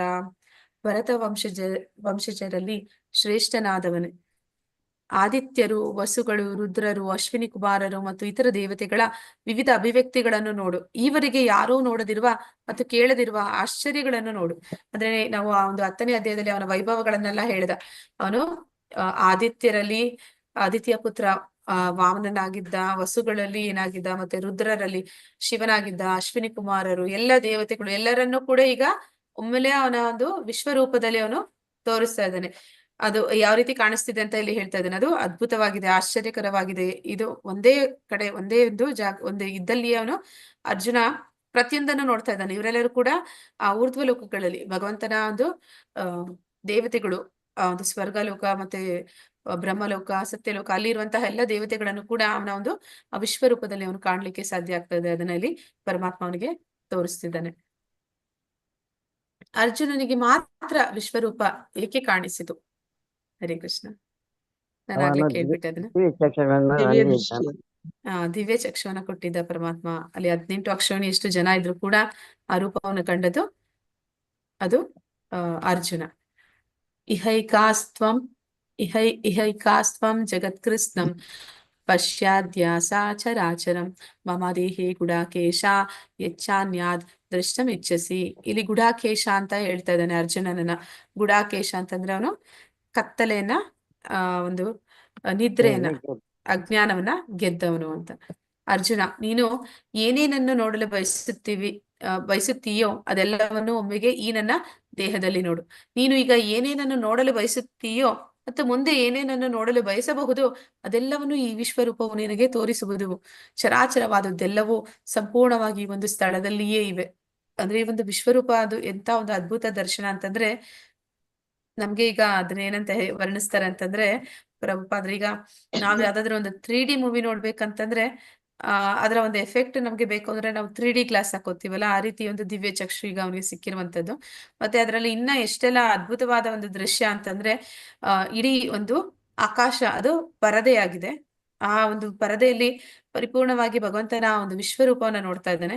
ಅದ್ರಲ್ಲಿ ಇನ್ನು ಏನೆಲ್ಲ ಸೌಲಭ್ಯಗಳಿದೆ ಅಂತಂದ್ರೆ, ಈಗ ನಾವು ಫೋನ್ ಎತ್ಕೊಂಡು ಯಾವ್ದೋ ಒಂದು ಚಿತ್ರ ನೋಡ್ತಾ ಇದೀವಿ, ಅದರಲ್ಲಿ ಒಂದು ವಿಷಯ, ಒಂದು ಭಾಗ ನಮ್ಗೆ ಅದು ಕ್ಲಾರಿಟಿ ಇಲ್ಲ ಅಂದಾಗ ಝೂಮ್ ಮಾಡ್ತೀವಲ್ವಾ, ಹಾಗೆ ಇಲ್ಲಿ ಅರ್ಜುನ ಏನನ್ನ ನೋಡ್ಬೇಕಂತ ಮನಸ್ಸಲ್ಲಿ ಅನ್ಕೊಳ್ತಾ ಇದ್ದೇನೋ ಆ ಒಂದು ವಿಷಯ, ಅದೊಂದು ವಿಚಾರ ಮತ್ತಷ್ಟು ಆಳವಾಗಿ ಅವನಿಗೆ ಕಾಣುತ್ತೆ. ಅದನ್ನೇ ಅವನು ಹೇಳ್ತಾ ಇದ್ದಾನೆ, ನೀನ್ ಏನ್ ನೋಡ್ಬೇಕು ಅನ್ಕೊಳ್ತಾ ಇದೆಯಾ ಅದು ಕಾಣುತ್ತೆ.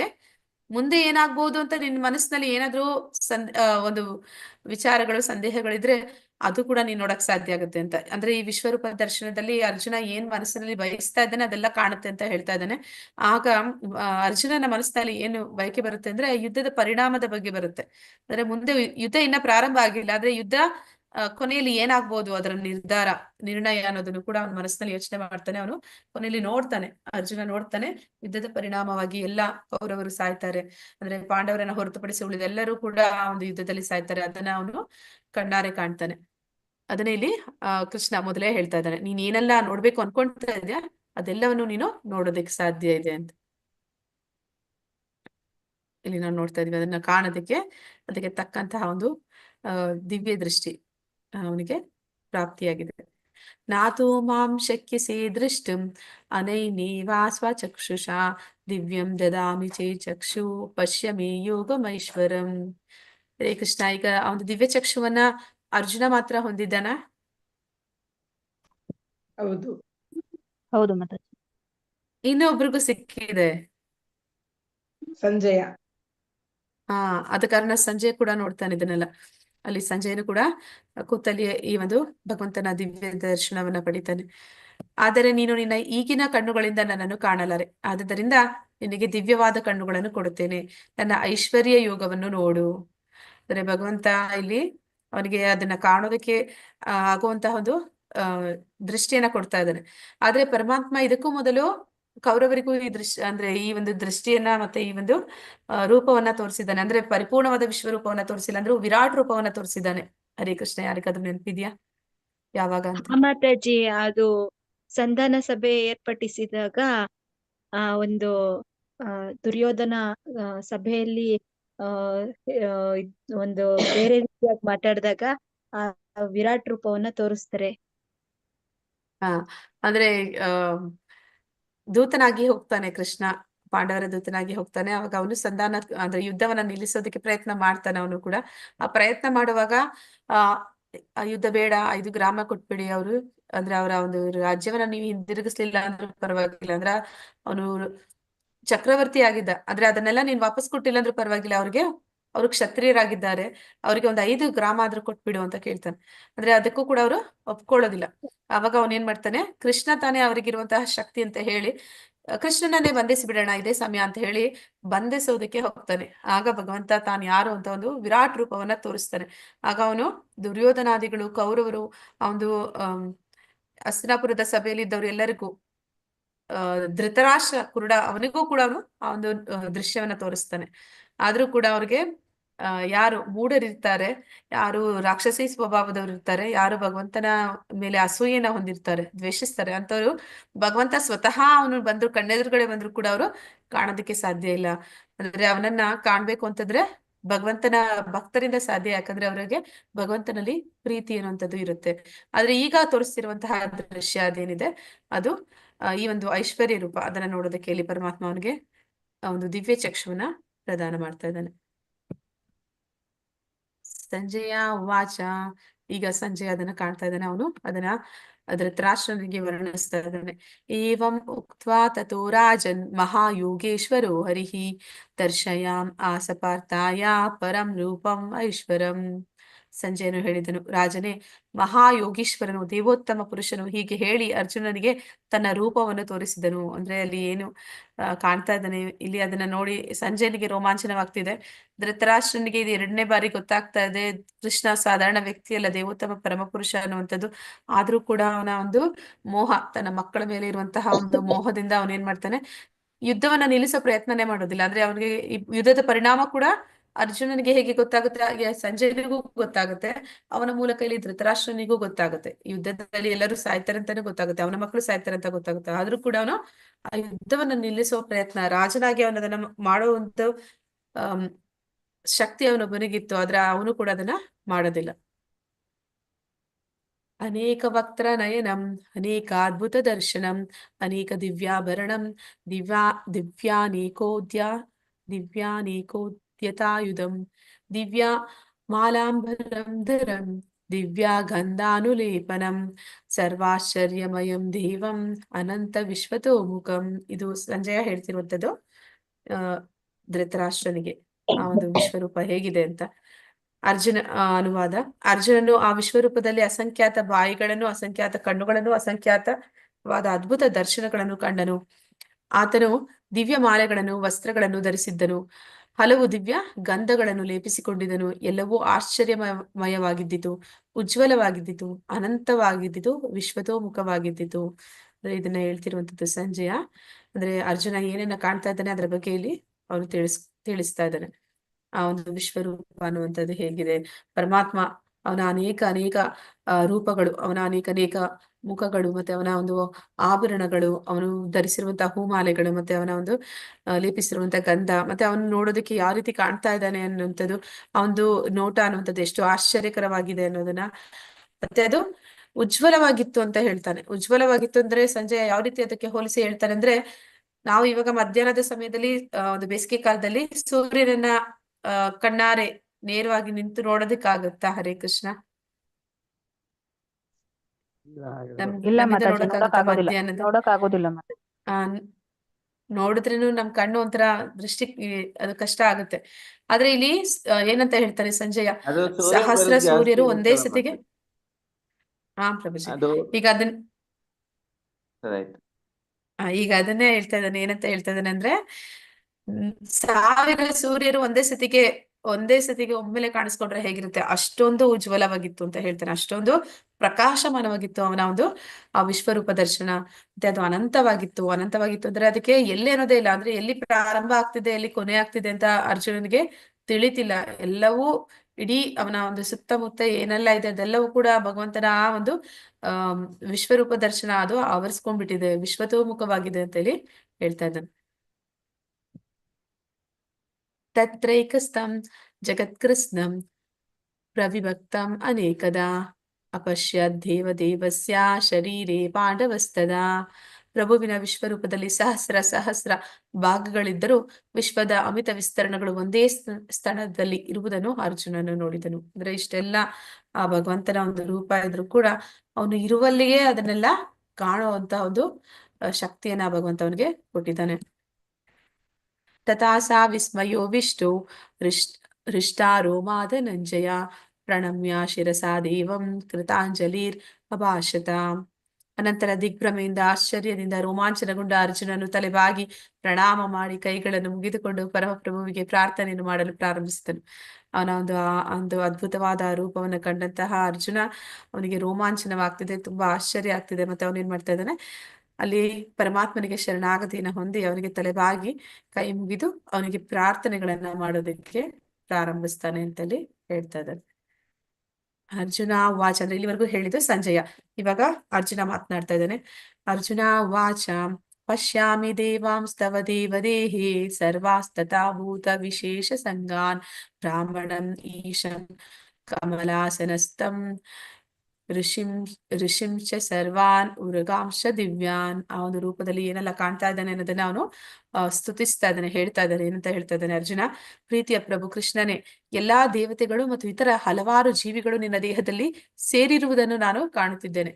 ಬ್ರಹ್ಮನ ಕಮಲದ ಮೇಲೆ ಕುಳಿತಿರುವುದನ್ನು, ಶಿವ ಮತ್ತು ಎಲ್ಲ ಋಷಿಗಳನ್ನು ಮತ್ತು ದಿವ್ಯ ಸರ್ಪಗಳನ್ನು ಕಾಣುತ್ತಿದ್ದೇನೆ. ಅಂದ್ರೆ ಅವರೀಗ ಆ ಒಂದು ಬ್ರಹ್ಮಾಂಡದ ಊರ್ಧ್ವ ಲೋಕಗಳನ್ನ, ದೇವತೆಗಳು ಇರುವಂತಹ ಲೋಕವನ್ನ ಕಾಣ್ತಾ ಇದ್ದಾನೆ.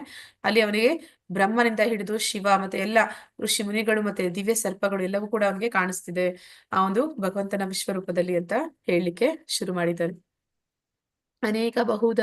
ಅನೇಕ ಬಾಹೂದರ ವಕ್ತ್ರವೇತ್ರಂ ಪಶ್ಯಾಮಿ ತ್ವಾಂ ಸರ್ವತೋ ಅನಂತ ರೂಪಂ ನ ಅಂತನ ಮಧ್ಯ ನ ಪುನಸ್ತವಾದಿಂ ಪಶ್ಯಾಮಿ ವಿಶ್ವೇಶ್ವರ ವಿಶ್ವರೂಪ. ವಿಶ್ವೇಶ್ವರನೇ, ವಿಶ್ವರೂಪನೇ, ನಿನ್ನ ದೇಹದಲ್ಲಿ ನಾನು ಎಲ್ಲೆಲ್ಲೂ ಅಮಿತವಾಗಿ ವಿಸ್ತಾರಗೊಂಡ ಅನೇಕ ತೋಳುಗಳನ್ನು, ಉದರಗಳನ್ನು, ಬಾಯಿಗಳನ್ನು ಮತ್ತು ಕಣ್ಣುಗಳನ್ನು ಕಾಣುತ್ತಿದ್ದೇನೆ. ನಿನ್ನಲ್ಲಿ ಆದಿಯನ್ನಾಗಲಿ ಮಧ್ಯವನ್ನಾಗಲಿ ಮತ್ತು ಅಂತ್ಯವನ್ನಾಗಲಿ ಕಾಣಲಾರೆನು. ಅಂದ್ರೆ ಒಂದು ವಿಶ್ವರೂಪ ಅದೆಷ್ಟು ಅದ್ಭುತವಾಗಿತ್ತು, ಅದೆಷ್ಟು ವಿಶ್ವತೋಮುಖವಾಗಿತ್ತು ಅಂತಂದ್ರೆ ಅವನು ಇದು ಎಲ್ಲಿ ಪ್ರಾರಂಭ ಆಗ್ತಿದೆ, ಇದು ಇಲ್ಲಿಂದ ಶುರು ಆಗ್ತಿದೆ ಮತ್ತೆ ಎಲ್ಲಿಗೆ ಕೊನೆಗೊಳ್ಳುತ್ತಾ ಇದೆ, ಯಾವ್ದು ಮಧ್ಯ, ಯಾವ್ದು ಮೊದಲು, ಯಾವ್ದು ಕೊನೆ ಅಂತ ಅವನಿಗೆ ಅರ್ಥ ಆಗ್ತಿಲ್ಲ. ಎಲ್ಲೆಲ್ಲೂ ಕೂಡ ಪರಮಾತ್ಮನ ಒಂದು ದಿವ್ಯ ರೂಪವನ್ನ ಕಾಣ್ತಾ ಇದ್ದಾನೆ. ಎಲ್ಲೆಲ್ಲೂ ಕೂಡ ಅವನ ಅನೇಕ ಅವನ ಮುಖಗಳು, ಅವನ ತೋಳುಗಳು, ಉದರಗಳು, ಬಾಯಿಗಳು, ಕಣ್ಣುಗಳು ಅಂತ ಹೀಗೆ ಅವನ ದೇಹವನ್ನ ಅವನು ಪ್ರತಿಯೊಂದರಲ್ಲೂ ಕೂಡ ಅವನು ಕಾಣ್ತಾ ಇದ್ದಾನೆ. ಅದನ್ನ ಅವನು ಹೇಳ್ತಾ ಇದ್ದಾನೆ. ಕಿರೀಟಿನಂ ಗದಿನಂ ಚಕ್ರೀಣಂ ಚ ತೇಜೋ ರಾಶಿಂ ಸರ್ವತೋ ದೀಪ್ತಿಮಂತಂ ಪಶ್ಯಾಮಿ ತ್ವಾಂ ದುರ್ನಿರೀಕ್ಷ್ಯಂ ಸಮಂತಾದ್ ದೀಪ್ತಾನ್ ಲಾರ್ಕ ದ್ಯುತಿಂ ಅಪ್ರಮೇಯಂ. ನಿನ್ನ ರೂಪವನ್ನು ನೋಡುವುದು ಕಷ್ಟ, ಏಕೆಂದರೆ ನಿನ್ನ ರೂಪದ ಪ್ರಭೆಯು ಪ್ರಜ್ವಲಿಸುವ ಉರಿಯಂತೆ ಅಥವಾ ಅಳತೆಗೆ ಸಿಕ್ಕದ ಸೂರ್ಯ ಪ್ರಭೆಯಂತೆ ಸುತ್ತಲೂ ಹರಡಿದೆ. ಆದರೂ ನಾನು ಈ ಪ್ರಕಾಶಮಾನವಾದ ರೂಪವು ವಿವಿಧ ಕಿರೀಟಗಳಿಂದ, ಗದೆಗಳಿಂದ ಮತ್ತು ಚಕ್ರಗಳಿಂದ ಅಲಂಕೃತವಾಗಿರುವುದನ್ನು ಎಲ್ಲೆಲ್ಲೂ ಕಾಣುತ್ತಿದ್ದೇನೆ. ಅಂದ್ರೆ ಆ ಭಗವಂತನ ಒಂದು ದಿವ್ಯ ರೂಪವನ್ನು ನಾವು ನೋಡ್ತಾ ಇದ್ದಾನೆ, ಅವನು ವರ್ಣಿಸ್ತಾ ಇದ್ದಾನೆ. ಅಲ್ಲಿ ಸೂರ್ಯರು, ಸಹಸ್ರಾರು ಸೂರ್ಯರು ಒಂದೇ ಕಡೆ ಕಾಣಿಸಿಕೊಂಡ್ರೆ ಎಷ್ಟು ಪ್ರಭೆ ಇರುತ್ತೋ ಅಷ್ಟು ಪ್ರಭೆ ಇದೆ. ಆದ್ರೂ ಕೂಡ ಭಗವಂತ ಕೊಟ್ಟಿರುವಂತಹ ದಿವ್ಯ ಚಕ್ಷುವಿನ ಕಾರಣದಿಂದಾಗಿ ಅವನು ಆ ಭಗವಂತನ ರೂಪವನ್ನು ಕೂಡ ಕಾಣ್ತಾ ಇದ್ದಾನೆ. ಆ ರೂಪ ಪಕ್ಕದಲ್ಲಿ ಪರಮಾತ್ಮ ಅನೇಕ ಅನೇಕ ಬಾಹುಗಳಿದೆ. ಆ ಅನೇಕ ಬಾಹುಗಳಲ್ಲಿ ಅವನು ಈ ಒಂದು ಆಯುಧಗಳನ್ನ ಹೊಂದಿದ್ದಾನೆ. ಅಂದ್ರೆ ಅವನು ಏನಂತ ಹೇಳ್ತಾ ಇದ್ದಾನೆ, ಗದೆಗಳನ್ನ, ಚಕ್ರಗಳನ್ನ ಪರಮಾತ್ಮ ಅವನು ಹಿಡಿದು ನಿಂತಿರುವಂತದ್ದು. ಮತ್ತೆ ಅವನ ಒಂದು ಕಿರೀಟಗಳು, ಇದರಿಂದ ಅವನು ಅಲಂಕೃತನಾಗಿದ್ದಾನೆ. ಅದನ್ನ ಇಲ್ಲಿ ಅರ್ಜುನ ವರ್ಣಿಸ್ತಾ ಇದ್ದಾನೆ. ತ್ವಂ ಅಕ್ಷರಂ ಪರಂ ವೇದಿತವ್ಯಂ ತ್ವಂ ಅಸ್ಯ ವಿಶ್ವಸ್ಯ ಪರಂ ನಿಧಾನಂ ತ್ವಂ ಅವ್ಯಯ ಶಾಶ್ವತ ಧರ್ಮಗುಪ್ತ ಸನಾತನಸ್ತ್ವಂ ಪುರುಷೋ ಮತೋ ಮೇ. ನೀನು ಪರಮವಾದ ಆದಿ ಲಕ್ಷ್ಯವು, ನೀನು ಎಲ್ಲ ವಿಶ್ವದ ಕಟ್ಟಕಡೆಯ ವಿಶ್ರಾಂತಿ ತಾಣ, ನಿನಗೆ ಕ್ಷಯವೇ ಇಲ್ಲ ಮತ್ತು ನೀನು ಅತ್ಯಂತ ಪ್ರಾಚೀನನು, ನೀನು ಸನಾತನ ಧರ್ಮದ ಪಾಲಕನು, ದೇವೋತ್ತಮ ಪರಮಪುರುಷರು. ಇದು ನನ್ನ ಅಭಿಪ್ರಾಯ. ಅಂದ್ರೆ ಈಗ ಅವನೇನ್ ಮಾಡ್ತಾ ಇದ್ದಾನೆ, ಸ್ತುತಿಸ್ತಾ ಇದ್ದಾನೆ ಭಗವಂತನನ್ನ, ಹಾಡಿ ಹೊಗಳ್ತಾ ಇದ್ದಾನೆ. ಅಂದ್ರೆ ಏನಂತ ಹೇಳ್ತಾ ಇದ್ದಾರೆ, ಪರಮಾತ್ಮ ಅಂದ್ರೆ ಬ್ರಹ್ಮ ಕೂಡ ಈ ರೀತಿ ಒಂದು ಸ್ತುತಿಯನ್ನ ಮಾಡ್ತಾನೆ. ಅದನ್ನ ಬ್ರಹ್ಮ ಸಂಹಿತ ಅಂತ ಹೇಳ್ತಾರೆ. ಅವನು ಏನಂತ ಹೇಳ್ತಾನೆ, ಈಶ್ವರ ಪರಮಃ ಕೃಷ್ಣ ಸಚ್ಚಿದಾನಂದ ವಿಗ್ರಹ ಅನಾದಿರಾದಿ ಗೋವಿಂದ ಸರ್ವಕಾರಣ ಕಾರಣಂ ಅಂತ ಹೇಳ್ತಾನೆ. ಅದನ್ನ ಇಲ್ಲಿ ಅರ್ಜುನ ಕೂಡ ಹೇಳ್ತಾ ಇದ್ದಾನೆ. ಏನಂತ ಹೇಳ್ತಾ ಇದ್ದಾನೆ, ನೀನು ಪರಮವಾದ ಆದಿ ಲಕ್ಷ್ಯ, ಅಂದ್ರೆ ನೀನು ಪರಮ ಗುರಿ, ಪರಂ ಧಾಮ ಅಂತ ಹೇಳ್ತಾನಲ್ಲ 10ನೇ ಅಧ್ಯಾಯದಲ್ಲಿ. ಅದೇ ರೀತಿ ಒಂದು ಶ್ಲೋಕವನ್ನಲ್ಲಿ ಹೇಳ್ತಾ ಇದ್ದಾನೆ. ಆದಿ ಲಕ್ಷ್ಯ ಅಂದ್ರೆ ಎಲ್ಲರೂ ಕೂಡ ಕಡೆಗೆ ಹೋಗಿ ಸೇರುವಂತದ್ದು ವಿಶ್ರಾಂತಿ ತಾಣ ನೀನೆ. ಮತ್ತೆ ನಿನಗೆ ಕ್ಷಯ ಅನ್ನೋದಿಲ್ಲ, ಅಂದ್ರೆ ನೀನು ಅಕ್ಷಯ. ಅಕ್ಷಯ ಅಂದ್ರೆ ಅಕ್ಷರ. ನಿನ್ನ ಒಂದು ದಿವ್ಯ ರೂಪ ಏನಿದೆ ಅದಕ್ಕೆ ಕೊನೆ ಅನ್ನುವಂಥದ್ದೇ ಇಲ್ಲ. ಮತ್ತೆ ನೀನು ಆದಿ ಪುರುಷ, ನೀನು ಎಲ್ಲದಕ್ಕೂ ಮೊದಲು ಇದ್ದವನು, ಅತ್ಯಂತ ಪ್ರಾಚೀನನಾದವನು, ಮತ್ತೆ ಸನಾತನ ಧರ್ಮ ಅನ್ನುವಂಥದ್ದು ಅದನ್ನ ಪಾಲಕನು ನೀನಾಗಿದ್ಯಾ. ನೀನು ದೇವೋತ್ತಮ ಪರಮ ಪುರುಷ ಅಂತ ಹೇಳಿ ಇಲ್ಲಿ ಭಗವಂತನಿಗೆ ಶರಣಾಗಿ ಅವನಿಗೆ ಪ್ರಾರ್ಥನೆಗಳನ್ನ ಸಲ್ಲಿಸ್ತಾ ಇದ್ದಾನೆ, ಸ್ತುತಿಸ್ತಾ ಇದ್ದಾನೆ. ಅನಾದಿ ಮಧ್ಯಾಂತಂ ಅನಂತ ವೀರ್ಯಂ ಅನಂತ ಬಾಹುಂ ಶಶಿ ಸೂರ್ಯ ನೇತ್ರಂ ಪಶ್ಯಾಮಿ ತ್ವಾಂ ದೀಪ್ತ ಹುತಾಶವಕ್ತ್ರಂ ಸ್ವತೇಜಸಾ ವಿಶ್ವಂ ಇದಂ ತಪಂತಂ. ನಿನಗೆ ಆದಿ ಮಧ್ಯ ಮತ್ತು ಅಂತ್ಯಗಳಿಲ್ಲ, ನಿನ್ನ ಮಹಿಮೆಗೆ ಮಿತಿ ಇಲ್ಲ, ನಿನಗೆ ಅಸಂಖ್ಯಾತ ಬಾಹುಗಳಿವೆ. ಸೂರ್ಯ ಚಂದ್ರರು ನಿನ್ನ ಕಣ್ಣುಗಳು, ಪ್ರಜ್ವಲಿಸುವ ಉರಿಯು ನಿನ್ನ ಬಾಯಿಯಿಂದ ಬರುತ್ತಿರುವುದನ್ನು, ನಿನ್ನ ಪ್ರಕಾಶವು ಇಡೀ ವಿಶ್ವವನ್ನು ಸುಡುತ್ತಿರುವುದನ್ನು ಕಾಣುತ್ತಿದ್ದೇನೆ. ಇಲ್ಲಿ ಇವತ್ತಿನ ಅಧ್ಯಾಯದಲ್ಲಿ ಅರ್ಜುನ ಭಗವಂತನ 4 ರೀತಿಯ ರೂಪಗಳನ್ನ ಕಾಣ್ತಾನೆ ಅಂತ ಹೇಳ್ತಾರೆ. ಯಾರಿಗಾದ್ರೂ ಗೊತ್ತಿದೆಯಾ ಯಾವ್ದೆಲ್ಲ 4 ರೂಪ ಪರಮಾತ್ಮ ಅವನಿಗೆ ತೋರಿಸ್ತಾನೆ ಅಂತ? ಇಲ್ಲ ಮಾತಾಜಿ, ಗೊತ್ತಿಲ್ಲ. ಅಂದ್ರೆ ಕಾಲ ನಿಯಾಮಕ, ಕಾಲರೂಪ. ಈಗ ಅವನು ವರ್ಣಿಸ್ತಾ ಇರುವಂತದ್ದು ಅದೇ ಕಾಲರೂಪದ ಬಗ್ಗೆ ಹೇಳ್ತಾ ಇದ್ದಾನೆ. ಅಂದ್ರೆ ಅವನ ಬಾಯಿಂದ ಬೆಂಕಿ. ಮಾತಾಜಿ, ವಿಶ್ವರೂಪ, ಕಾಲರೂಪ, 4 ಭುಜಗಳ ವಿಷ್ಣು ರೂಪ, 4 ಭುಜಗಳ ರೂಪ ಮತ್ತು 2 ಭುಜಗಳ ರೂಪ, ಶ್ಯಾಮಸುಂದರ ರೂಪ. 4 ರೂಪಗಳನ್ನ ಇವತ್ತು ಈ ಅಧ್ಯಾಯದಲ್ಲಿ ಅರ್ಜುನ ಕಾಣ್ತಾನೆ. ಈಗ ಅವನು ಹೇಳ್ತಾ ಇರುವಂತದ್ದು ಆ ಬಾಯಿಯಿಂದ ಒಂದು ಉರಿ, ಆ ಬೆಂಕಿ ಪ್ರಜ್ವಲಿಸುವಂತಹದ್ದು ಉರಿ ಬೆಂಕಿ ಅದು ಬರ್ತಾ ಇದೆ. ಮತ್ತೆ ಅದೇನ್ ಮಾಡ್ತಾ ಇದೆ, ವಿಶ್ವವನ್ನೇ ಸುಡ್ತಾ ಇರೋದನ್ನ ನಾನು ಕಾಣ್ತಾ ಇದ್ದೀನಿ. ಈ ಒಂದು ರೂಪ ಭಗವಂತನ ಒಂದು ಕಾಲ ರೂಪ. ಅವನು ಕಾಲವಾಗಿ ಮೃತ್ಯುವಾಗಿ ಬಂದಾಗ ಹೇಗೆ ಕಾಣ್ತಾನೆ ಅನ್ನೋದನ್ನ ಕೂಡ ಇಲ್ಲಿ ಹೇಳ್ತಾ ಇದ್ದಾನೆ ಅರ್ಜುನ.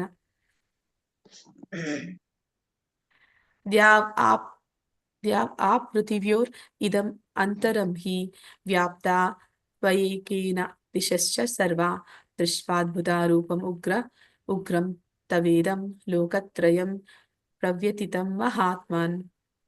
ನೀನು ಒಬ್ಬನೇ ಆದರೂ ನೀನು ಆಕಾಶವನ್ನು, ಎಲ್ಲಾ ಲೋಕಗಳನ್ನು, ಅವುಗಳ ನಡುವಣ ಎಲ್ಲ ಸ್ಥಳವನ್ನು ವ್ಯಾಪಿಸಿದ್ದೀಯೆ. ಮಹಾತ್ಮನೇ, ಈ ಅದ್ಭುತವಾದ ಮತ್ತು ಉಗ್ರವಾದ ರೂಪವನ್ನು ಕಂಡು 3 ಲೋಕಗಳು ಭಯಗೊಂಡಿವೆ. ಅಂದ್ರೆ ಭಗವಂತನ ಒಂದು ರೂಪ, ಒಂದು ಕಾಲ ರೂಪವನ್ನು ಕಂಡಾಗ ಎಲ್ಲ 3 ಲೋಕದ ಜನ, ಅಂದ್ರೆ ಊರ್ಧ್ವಲೋಕ, ಅಧೋಲೋಕ ಮತ್ತೆ ಮಧ್ಯಲೋಕದಲ್ಲಿ ಭೂಮಿಯಲ್ಲಿ ಇರುವಂತಹ ಜನ ಎಲ್ಲರೂ ಕೂಡ ಆ ಭಗವಂತನ ಆ ರೂಪವನ್ನ ಕಂಡು ಹೆದರ್ಕೋತಾರೆ ಅಂತ ಹೇಳಿ ಅದನ್ನ ವರ್ಣಿಸ್ತಾ ಇದ್ದಾನೆ. ಆದ್ರೆ ಆ ಭಗವಂತ ಯಾವ ರೀತಿ ಕಾಣ್ತಾ ಇದ್ದಾನೆ ಅಂದ್ರೆ, ಅವನು ಇದ್ದಲ್ಲಿಯೇ ಒಬ್ಬನೇ ವ್ಯಕ್ತಿ ಆಗಿದ್ರು ಕೂಡ ಆ ಒಂದು ಇಡೀ ಬ್ರಹ್ಮಾಂಡವನ್ನ, ಅಂದ್ರೆ ಆಕಾಶವನ್ನ ಮತ್ತೆ ಭೂಮಿಯನ್ನ, ಆ ಪಾತಾಳ ಲೋಕವನ್ನ ಎಲ್ಲವನ್ನು ಕೂಡ ಅವನು ಆವರಿಸ್ಕೊಂಡಿರೋದನ್ನ ಅವನು ಕಾಣ್ತಾ ಇದ್ದಾನೆ. ಆ ಒಂದು ಅಂದ್ರೆ ಭಗವಂತನ ಕಾಲರೂಪವನ್ನ ಕಂಡಂತಹ ಇತರ ಕಂಡಾಗ ಬೇರೆ ಜನ ಯಾವ ರೀತಿ ಪ್ರತಿಕ್ರಿಯೆಗಳನ್ನ ಕೊಡ್ತಾರೆ ಅನ್ನೋದನ್ನು ಕೂಡ ಮುಂದೆ ಹೇಳ್ತಾನೆ. ಅಮೀಹಿತ್ವಾಸುರ ಸಂಘ ವಿಶಂತಿ ಕೇಚಿದ್ ಭೀತಃ ಪ್ರಜಲಯೋ ಗೃಣಂತಿ ಸ್ವಸ್ಥಿತಿ ಉಕ್ತ್ವಾ ಮಹರ್ಷಿ ಸಿದ್ಧ ಸಂಘ ಸುವಂತಿ ತ್ವಾಂ ಸ್ತುತಿಭಿಃ ಪುಷ್ಕಲಾಭಿ. ದೇವತೆಗಳ ಸಮೂಹಗಳೆಲ್ಲ ನಿನ್ನ ಮುಂದೆ ಶರಣಾಗತವಾಗಿ ನಿನ್ನನ್ನೇ ತಿರುವುವು. ಅವರಲ್ಲಿ ಕೆಲವರು ಭಯಭೀತರಾಗಿ ಕೈ ಮುಗಿದುಕೊಂಡು ಪ್ರಾರ್ಥನೆ ಮಾಡುತ್ತಿದ್ದಾರೆ. ಮಹರ್ಷಿಗಳ ಮತ್ತು ಪರಿಪೂರ್ಣ ಸಿದ್ಧರ ಸಮೂಹಗಳು ಸ್ವಸ್ತಿ ಸ್ವಸ್ತಿ ಎಂದು ಹೇಳುತ್ತಾ ವೇದದ ಸ್ತುತಿಗಳನ್ನು ಹಾಡುತ್ತಾ ನಿನಗೆ ಪ್ರಾರ್ಥನೆ ಸಲ್ಲಿಸುತ್ತಿರುವರು. ಅಂದ್ರೆ ಇಲ್ಲಿ ಮೊದಲೇ ಹೇಳ್ದ ಕೃಷ್ಣ, ನೀನ್ ಏನನ್ನೆಲ್ಲ ನೋಡ್ಬೇಕಂತ ಇಷ್ಟಪಡ್ತಿ ಅದೆಲ್ಲವನ್ನ ನೋಡೋದಕ್ಕೆ ಸಾಧ್ಯ ಆಗುತ್ತೆ ಅಂತ. ಹಾಗೆ ಅವನ ಮನಸ್ಸಿನಲ್ಲಿ ಏನ್ ಅನ್ಕೋತಾ ಇದ್ದಾನೆ ಅದು ಅವನಿಗೆ ಕಾಣ್ತಾ ಇದೆ. ಅವನು ಒಂದು ಊರ್ಧ್ವ ಲೋಕದ ಜನ ಭಗವಂತನ ಒಂದು ಯಾವ ರೀತಿ ಆರಾಧನೆ ಮಾಡ್ತಾರೆ ಅನ್ನೋದನ್ನ ಅವನು ನೋಡ್ಬೇಕು ಅಂತ ಬಯಸ್ತಾ ಇದ್ದಾನೆ. ಮತ್ತೆ ಅವನು ಕಾಣ್ತಾ ಇದ್ದಾನೆ ಅಲ್ಲಿ ಊರ್ಧ್ವ ಲೋಕದಲ್ಲಿ ಇರುವಂತಹ ದೇವತೆಗಳು ಮತ್ತೆ ಋಷಿ ಮುನಿಗಳು ಯಾವ ರೀತಿ ಅವರು ಭಗವಂತನಿಗೆ ಪ್ರಾರ್ಥನೆಗಳನ್ನ ಸಲ್ಲಿಸ್ತಾ ಇದ್ದಾರೆ. ಮತ್ತೆ ಅವನಿಗೆ ಒಂದು ಸ್ವಸ್ತಿ ಅಂದ್ರೆ ಶುಭವಾಗ್ಲಿ ಎನ್ನುವಂತಹ ಒಂದು ಮಂತ್ರಗಳನ್ನ ಘೋಷಣೆ ಮಾಡ್ತಾ ಇದ್ದಾರೆ. ಅದನ್ನ ಅವನು ನೋಡ್ತಾ ಇದ್ದಾನೆ. ರುದ್ರಾದಿತ್ಯ ವಸೋ ಯೇ ಚ ಹರೇ ಸಾಧ್ಯ. ಕೃಷ್ಣ ಮಾತಾಜಿ. ಹಾ ಮಾತಾಜಿ. ಸ್ವಸ್ತಿ ಅಂತಂದ್ರೆ ಶುಭವಾಗ್ಲಿ ಅಂತ ಅರ್ಥನಾ ಮಾತಾಜಿ? ಹಾ ಮಾತಾಜಿ. ಸರಿ. ರುದ್ರಾದಿತ್ಯ ವಸವೋ ಯೇ ಚ ಸಾಧ್ಯ ವಿಶ್ವೇ ಅಶ್ವಿನ ಮರುತಶ್ ಚೋಷ್ಮ ಪಾಶ್ಚ ಗಂಧರ್ವ ಯಕ್ಷಾಸುರ ಸಿದ್ಧ ಸಂಗಾ ವೀಕ್ಷಂತೆ ತ್ವಾಂ ವಿಸ್ಮಿತಾಶ್ಚೈವ ಸರ್ವೇ. ರುದ್ರರು, ಆದಿತ್ಯರು, ವಸುಗಳು, ಸಾಧ್ಯರು, ವಿಶ್ವದೇವತೆಗಳು, ಇಬ್ಬರು ಅಶ್ವಿನಿ ದೇವತೆಗಳು, ಮರುತರು, ಪಿತೃಗಳು, ಗಂಧರ್ವರು, ಯಕ್ಷರು, ಅಸುರರು ಮತ್ತು ಸಿದ್ಧ ದೇವತೆಗಳು ಬೆರಗಾಗಿ ನಿನ್ನನ್ನು ನೋಡುತ್ತಿದ್ದಾರೆ. ಅಂದ್ರೆ ಭಗವಂತನ ದರ್ಶನವನ್ನ ಯಾವ್ಯಾವ ಲೋಕದಲ್ಲಿ ಇರುವಂತಹ ಜೀವಿಗಳು ಯಾವ್ಯಾವ ರೀತಿಯಲ್ಲಿ ಅವರು ಪಡಿತಾರೆ ಅನ್ನೋದನ್ನ ಅವನು ನೋಡೋದಕ್ಕೆ ಬಯಸ್ತಾ ಇದ್ದಾನೆ. ಮತ್ತೆ ಅದನ್ನ ಕಾಣ್ತಾ ಇದ್ದಾನೆ. ಇಲ್ಲಿ ನಾವು ಚಿತ್ರದಲ್ಲಿ ನೋಡ್ತಾ ಇರುವಂತದ್ದು ಕ್ಷೀರೋದಕ ಶಾಯಿ ವಿಷ್ಣು. ಅವನು ಪರಮಾತ್ಮ. ಅವನು ಆ ಒಂದು ಸಮುದ್ರ ಅಂದ್ರೆ ಹಾಲಿನ ಸಮುದ್ರದಲ್ಲಿ ಇರ್ತಾನೆ. ಮತ್ತೆ ಈ ಕಾಣ್ತಾ ಇರುವಂತ ಇತರ ದೇವತೆಗಳು ಅವನಿಗೆ ಯಾವ ರೀತಿ ಶರಣ ಆಗ್ತಾರೆ ಅಂತ ಅಂದ್ರೆ ಅವರು ಏನೆಲ್ಲ ದೇವತೆಗಳಿಂದ ಜನ ಬಯಸ್ತಾರೆ ಅದನ್ನೆಲ್ಲ ಸ್ವತಃ ಕೊಡುವಂತವನು ಪರಮಾತ್ಮನೇ ಆಗಿರ್ತಾನೆ. ಅಂದ್ರೆ ಅದನ್ನ ಕೊಡೋ ಅಧಿಕಾರ ಕೂಡ ಯಾವ ದೇವತೆಗಳಿಗೂ ಕೂಡ ಇಲ್ಲ. ಅವರು ಅದನ್ನ ಕೊಡ್ಬೇಕು ಅಂದ್ರೆ ಅವರು ಅದನ್ನ ಪರಮಾತ್ಮನಿಂದ ಪಡಿಬೇಕು. ಪರಮಾತ್ಮನಿಂದ ಪಡೆದ್ರು ಅವರು ನಮಗೆ ಕೊಡುವಂಥದ್ದು. ಅದನ್ನ ನಾವಿಲ್ಲಿ ನೋಡ್ತಾ ಇದ್ವಿ. ಎಲ್ಲ ದೇವತೆಗಳು ಕೂಡ ಹೇಗೆ ಭಗವಂತನಿಗೆ ಶರಣಾಗತಿಯನ್ನ ಹೊಂದಿದ್ದಾರೆ ಅನ್ನೋದನ್ನ ಈ ದೃಶ್ಯವನ್ನು ಕೂಡ ಅಲ್ಲಿ ಅರ್ಜುನ ನೋಡ್ತಾ ಇದ್ದಾನೆ. ಅಂದ್ರೆ ರುದ್ರರು, ಆದಿತ್ಯರು, ವಸುಗಳು ಅಂದ್ರೆ ದೇವತೆಗಳು ಎಲ್ಲರೂ ಕೂಡ ಭಗವಂತನ ಒಂದು ದರ್ಶನವನ್ನು ಪಡೆಯುವಾಗ ಅವ್ರು ಯಾವ ರೀತಿ ಅವನಿಗೆ ಶರಣಾಗತಿಯನ್ನ ಹೊಂದಿದ್ದಾರೆ ಅನ್ನೋದನ್ನ ಅವನು ಬೆರಗಾಗಿ ನೋಡ್ತಾ ಇದ್ದಾನೆ. ರೂಪಂ ಮಹತ್ತೆ ಬಹುವಕ್ತ್ರ ನೇತ್ರಂ ಮಹಾಬಾಹೋ ಬಹುಬಾಹುರ್ಪಾದಂ ಬಹುದರಂ ದ್ರಾಷ್ಟ್ರ ಕರಾಲಂ ದೃಶ್ವಾ ಲೋಕ ಪ್ರವ್ಯತಿತಾಸ್ ತತಃ. ಎಲೆ ಮಹಾಬಾಹುವೆ, ಹಲವು ಮುಖಗಳು, ಕಣ್ಣುಗಳು, ಬಾಹುಗಳು, ತೊಡೆಗಳು, ಪಾದಗಳನ್ನು, ಉದರಗಳನ್ನು ಮತ್ತು ಕೋಡೆ ದಾಡೆಗಳನ್ನು ಹೊಂದಿರುವ ನಿನ್ನ ಮಹಾನ್ ರೂಪವನ್ನು ಕಂಡು ದೇವತೆಗಳನ್ನೊಳಗೊಂಡಂತೆ ಅವರ ಲೋಕಗಳು ಭಯಗೊಂಡಿವೆ. ಅವರಂತೆ ನಾನು ಭಯಗೊಂಡಿದ್ದೇನೆ. ಅಂದ್ರೆ ಆ ಕಾಲರೂಪವನ್ನ ನೋಡಿದಾಗ ಎಲ್ಲರೂ ಹೆದರ್ಕೋತಾರೆ. ಆ ಒಂದು ಕಾಲರೂಪವನ್ನ ನೋಡಿ ದೇವತೆಗಳು ಹೆದರ್ಕೊಳ್ತಾ ಇದಾರೆ. ಮತ್ತೆ ಅದೇ ರೀತಿಯಲ್ಲಿ ನನಗೂ ಕೂಡ ಹೆದರಿಕೆ ಆಗ್ತಾ ಇದೆ ಅಂತ ಇಲ್ಲಿ ಹೇಳ್ತಾ ಇದ್ದಾನೆ. ಅರ್ಜುನ ಏಕೆ ವಿಚಲಿತನಾದ ಅಂದ್ರೆ ಅರ್ಜುನ ಅವನು ವಿಶ್ವರೂಪವನ್ನು ನೋಡೋದಕ್ಕೆ ಬಯಸ್ತ. ಈಗ ಭಗವಂತನ ಆ ರೂಪವನ್ನ ನೋಡಿ ಅವನು ಯಾಕೆ ಹೆದರ್ಕೋತಾ ಇದ್ದಾನೆ?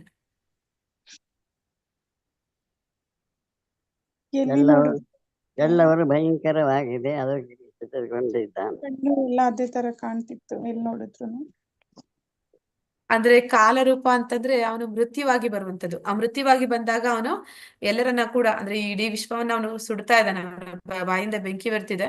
ಮತ್ತೆ ಅವನು ಭಯಂಕರವಾಗಿ ಕಾಣ್ತಾ ಇದ್ದಾನೆ. ಮತ್ತೆ ಈ ಒಂದು ಯುದ್ಧದ ಪರಿಣಾಮ ಕೂಡ ಅವನು ನೋಡೋದಕ್ಕೆ ಶುರು ಮಾಡ್ತಾನೆ. ಅಂದ್ರೆ ಆ ಯುದ್ಧದಲ್ಲಿ ಹೇಗೆ ಎಲ್ಲರೂ ಕೂಡ ಆ ಮೃತ್ಯುವಿನ ಬಾಯಿಯೊಳಗೆ ಹೋಗ್ತಾರೆ ಅನ್ನೋದನ್ನ ಅದನ್ನೆಲ್ಲ ಕಂಡಾಗ ಅವನು ಹೆದರ್ಕೊಂಡು ಅವನು ವಿಚಲಿತನ ಆಗ್ತಾ ಇದ್ದಾನೆ. ನಭಸ್ಪೃಶ್ಯಂ ದೀಪ್ತಮನೇಕ ವರ್ಣಂ ವ್ಯತ್ತಾನನಂ ದೀಪ್ತ ವಿಶಾಲ ನೇತ್ರಂ ದೃಷ್ಟ್ವಾ ಹಿ ತ್ವಾಂ ಪ್ರವ್ಯತಿತಾಂತರ್ ಆತ್ಮಾ ಧೃತಿಂ ಮಿದಾಮಿ ಶಮಂ ಚ ವಿಷ್ಣು. ಸರ್ವಾಂತರ್ಯಾಮಿಯಾದ ವಿಷ್ಣುವೇ, ಆಕಾಶವನ್ನು ಮುಟ್ಟುತ್ತಿರುವ ನಿನ್ನ ಅನೇಕ ಉಜ್ವಲ ವರ್ಣಗಳು, ತೆರೆದಿರುವ ನಿನ್ನ ಬಾಯಿಗಳು, ನಿನ್ನ ವಿಶಾಲವಾದ ಹೊಳೆಯುತ್ತಿರುವ ಕಣ್ಣುಗಳು ಇವೆಲ್ಲವನ್ನು ಕಂಡು ನನ್ನ ಮನಸ್ಸು ಭಯದಿಂದ ತಲ್ಲಣಗೊಂಡಿದೆ. ನನ್ನ ಕೃತಿಯನ್ನಾಗಲಿ ಸಮಚಿತ್ತವನ್ನಾಗಲಿ ಉಳಿಸಿಕೊಳ್ಳಲಾರೆ. ಅಂದ್ರೆ ಅವ್ರಿಗೆ ಈಗ ಹೆದರಿಕೆ ಶುರುವಾಗ್ತಿದೆ. ಇನ್ನ ಅವನು ಆ ಒಂದು ದೃಶ್ಯವನ್ನ ಇನ್ನಷ್ಟು ಮತ್ತಷ್ಟು ನೋಡೋದಕ್ಕೆ ಅವನಿಗೆ ಇಚ್ಛೆ ಇಲ್ಲ. ಯಾಕಂದ್ರೆ ಅವನಿಗೆ ಅದು ಭಯವನ್ನ ಉಂಟು ಮಾಡುವಂತಹ ಒಂದು ದೃಶ್ಯವನ್ನ ಅವನು ನೋಡ್ತಾ ಇದ್ದಾನೆ. ಧೃತರಾಷ್ಟ್ರನ ಎಲ್ಲಾ ಪುತ್ರರು ಅವರ ಸ್ನೇಹಿತರಾದ ರಾಜರುಗಳು ಭೀಷ್ಮ, ದ್ರೋಣ ಮತ್ತು ಕರ್ಣರು ನಮ್ಮ ಮುಖ್ಯ ಯೋಧರು ನಿನ್ನ ಭಯಂಕರ ಬಾಯಿಗಳನ್ನು ವೇಗವಾಗಿ ಪ್ರವೇಶಿಸುತ್ತಿದ್ದಾರೆ. ನಿನ್ನ ಹಲ್ಲಿನ ಸಂದುಗಳಲ್ಲಿ ಸಿಕ್ಕಿಕೊಂಡು ಪುಡಿ ಪುಡಿಯಾದ ಕೆಲವರ ತಲೆಗಳನ್ನು ಕಾಣುತ್ತಿದ್ದೇನೆ. ಅಂದ್ರೆ ಈಗ ಒಂದು ನೋಡ್ತಾ ಇರುವಂತದ್ದು ಕಾಲರೂಪದಲ್ಲಿ ಆ ಒಂದು ಯುದ್ಧದ ಪರಿಣಾಮ ನೋಡ್ತಾ ಇದ್ದಾನೆ. ಆ ಯುದ್ಧದ ಪರಿಣಾಮ ಅಂದ್ರೆ ಇನ್ನ ಯುದ್ಧ ಪ್ರಾರಂಭ ಆಗಿಲ್ಲ, ಆಗ್ಲೇ ಅವ್ನು ನೋಡ್ತಾ ಇದ್ದಾನೆ ಏನಾಗ್ತಾ ಇದೆ.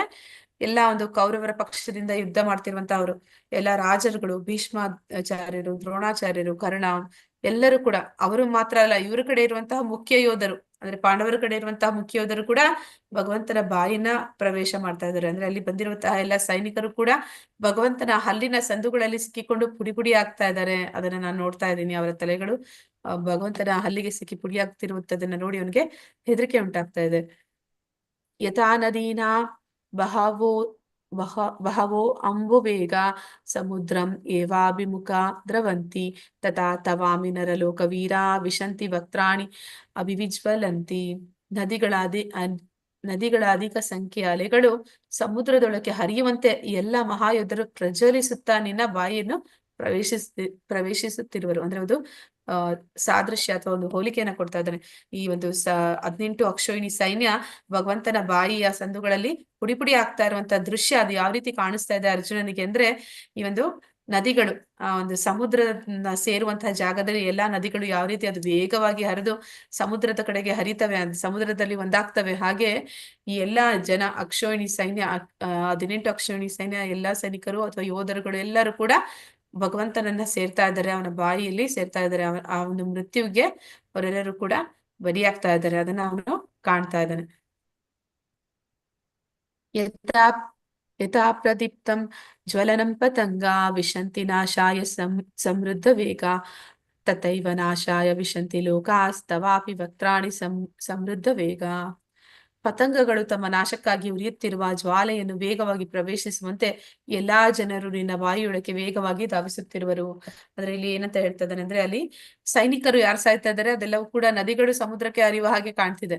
ಆದ್ರೆ ಇಲ್ಲಿ ಕೌರವರು, ದುರ್ಯೋಧನಾದಿಗಳು ಅವ್ರು ಯಾವ ರೀತಿ ಕಾಣಿಸ್ತಾ ಇದ್ದಾರೆ ಅಂದ್ರೆ, ಈ ಒಂದು ಮಳೆಗಾಲದಲ್ಲಿ ಬರುವಂತಹ ಪುಟ್ಟ ಪುಟ್ಟ ಕೀಟಗಳಿಗೆ ಒಂದು ರೆಕ್ಕೆ ಪುಕ್ಕ ಬಂದು ಅವೇನ್ ಮಾಡ್ತವೆ, ಹಾರ್ಕೊಂಡೋಗಿ ಬೆಂಕಿ ಅಥವಾ ಬೆಳಕಿರುವ ಕಡೆಗೆ ಹೋಗ್ತವೆ. ಆ ಬೆಳಕು ಬೆಂಕಿಯ ಶಾಖಕ್ಕೆ ತಾಗಿ ಅವು ಸಾಯ್ತವೆ. ಹಾಗೆ ಇಲ್ಲಿ ದುರ್ಯೋಧನಾದಿಗಳು ಏನ್ ಮಾಡಿದ್ದಾರೆ, ಯುದ್ಧ ಬೇಡ ಅಂತ ಭಗವಂತ ಸಂಧಾನಕ್ಕೆ ಹೋದ್ರು ಕೂಡ ಅವ್ರು ಒಪ್ಕೊಳ್ಳಿಲ್ಲ. ಮತ್ತೆ ಅವರು ಒಂದು ಹಸ್ತಿನಾಪುರದ ಒಂದು ಏನು ಮಾಡ್ತಾರೆ, ಒಂದು ದ್ರೌಪದಿಗೆ ಒಂದು ಅವಮಾನವನ್ನ ಅವ್ರು ಮಾಡಿದ ಒಂದು ಕಾರ್ಯ ಎಂತದ್ದು ಅಂತಂದ್ರೆ, ಯಾವುದು ಆ ಪತಂಗಗಳು ಬೆಂಕಿ ಹತ್ರಕ್ಕೆ ತಾವಾಗಿಯೇ ಹೋದ ಹಾಗೆ ಆ ಯುದ್ಧವನ್ನ ಅವರಾಗಿ ಬಯಸಿದ್ದಾರೆ. ಮತ್ತೆ ಅವರಾಗಿ ಆ ಯುದ್ಧದಲ್ಲಿ ಅವರ ನಾಶವನ್ನ ಅವರೇ ಕಂಡುಕೊಳ್ತಾ ಇದ್ದಾರೆ. ಅದನ್ನ ಇಲ್ಲಿ ಹೋಲಿಕೆ ಮಾಡಿ ಹೇಳ್ತಾ ಇದ್ದಾನೆ. ಈ ಒಂದು ಚಿಟ್ಟೆಗಳು ಬೆಂಕಿಯ ಹತ್ರ ಹೋಗಿ ಅದಕ್ಕೆ ಆಕರ್ಷಣೆ ಹೊಂದಿ ಅದರ ಹತ್ರ ಹೋಗಿ ತಾವು ಹೇಗೆ ಒಂದು ಸುಟ್ಟು ಸಾವನ್ನ ತಂದ್ಕೋತವೆ, ಆ ರೀತಿ ಈ ಒಂದು ಕೌರವರು ಮತ್ತೆ ದುರ್ಯೋಧನಾದಿಗಳು ಅವರೆಲ್ಲರೂ ಕೂಡ ಭಗವಂತನ ಬಾಯಿಯೊಳಕ್ಕೆ ಆ ರೀತಿ ಪ್ರವೇಶವನ್ನು ಮಾಡ್ತಾ ಇದ್ದಾರೆ ಅಂತಲ್ಲಿ ವರ್ಣಿಸ್ತಾ ಇದ್ದಾನೆ.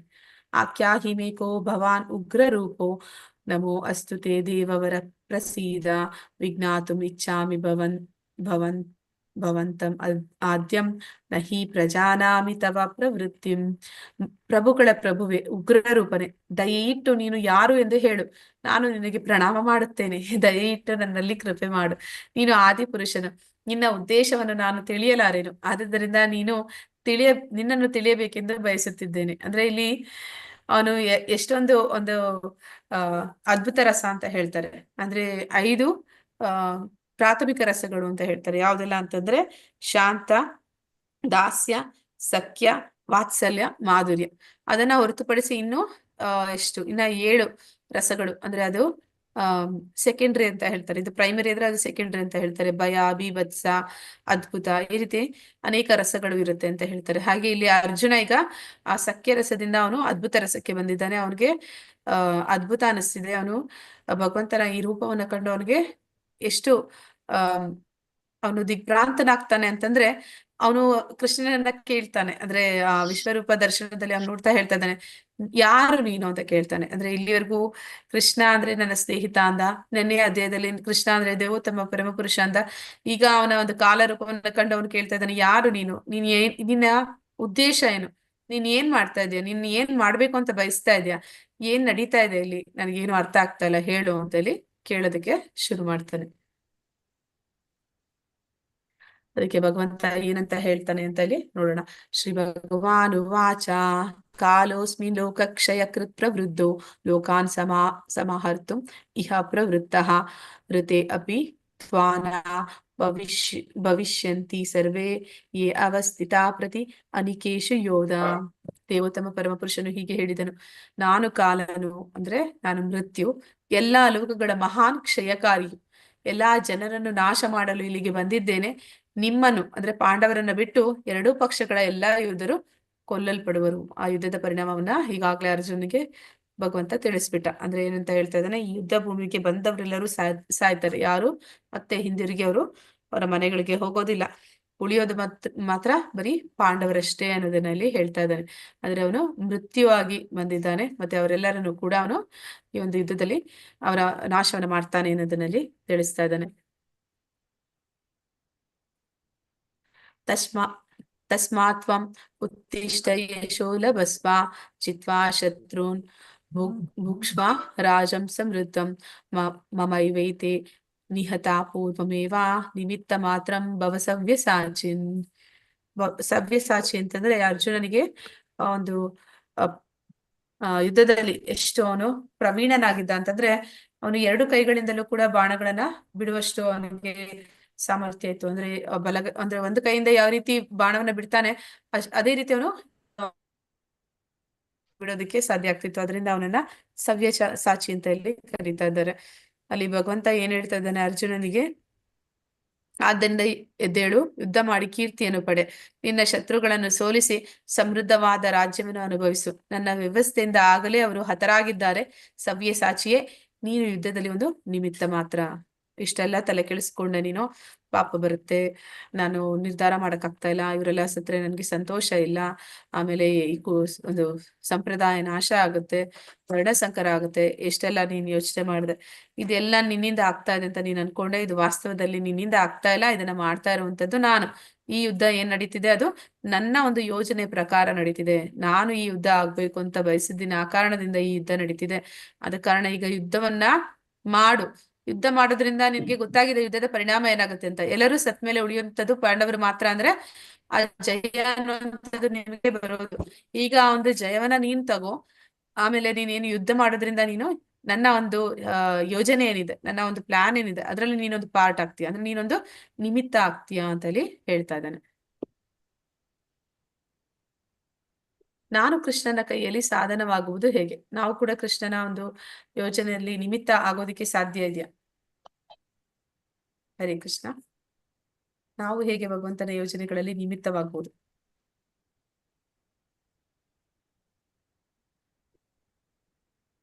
ಹರೇ ಕೃಷ್ಣ. ಭಕ್ತಿ ಸೇವೆಯಿಂದ. ಭಕ್ತಿ ಸೇವೆಯಿಂದ ನಾವು ಭಗವಂತನ ಒಂದು ಯೋಜನೆಯಲ್ಲಿ ನಿಮಿತ್ತ ಆಗ್ಬೋದು. ಭಗವಂತ ಅವನ ಯೋಜನೆ ಏನು ಅಂತ ಯಾರಿಗಾದ್ರೆ ಗೊತ್ತಿದ್ಯಾ? ಹರೇ ಕೃಷ್ಣ. ಅವನು ಏನ್ ಬಯಸ್ತಾನೆ, ಅವನು ಏನ್ ಯೋಜನೆಗಳನ್ನ ಇಟ್ಕೊಂಡಿದ್ದಾನೆ? ಸರ್ವ ಯುದ್ಧ ಜನ ಮಾಡು. ಎಲ್ಲಾ ಜೀವಿಗಳು ಸುಖವಾಗಿರ್ಬೇಕು ಸ್ವಾಮಿ.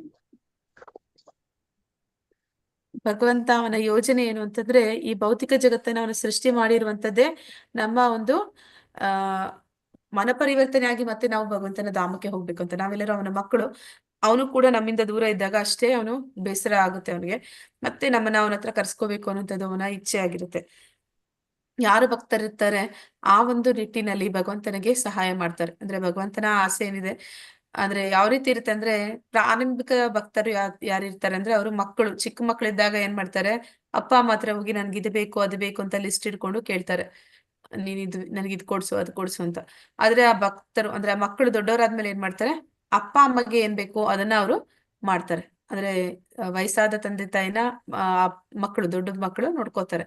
ಅಂದ್ರೆ ಅವರ ಬಯಸಿದನ್ನೆಲ್ಲ ಅವ್ರು ಮಾಡ್ತಾರೆ. ಹಾಗೆ ಯಾರು ಪ್ರಾರಂಭಿಕ ಭಕ್ತರು ಇರ್ತಾರೆ, ಅವರು ಚಿಕ್ಕ ಮಕ್ಕಳಾಗಿ ಅವ್ರು ಹೋದಾಗ ಲಿಸ್ಟ್ ಇಟ್ಕೊಂಡು ಹೋಗ್ತಾರೆ.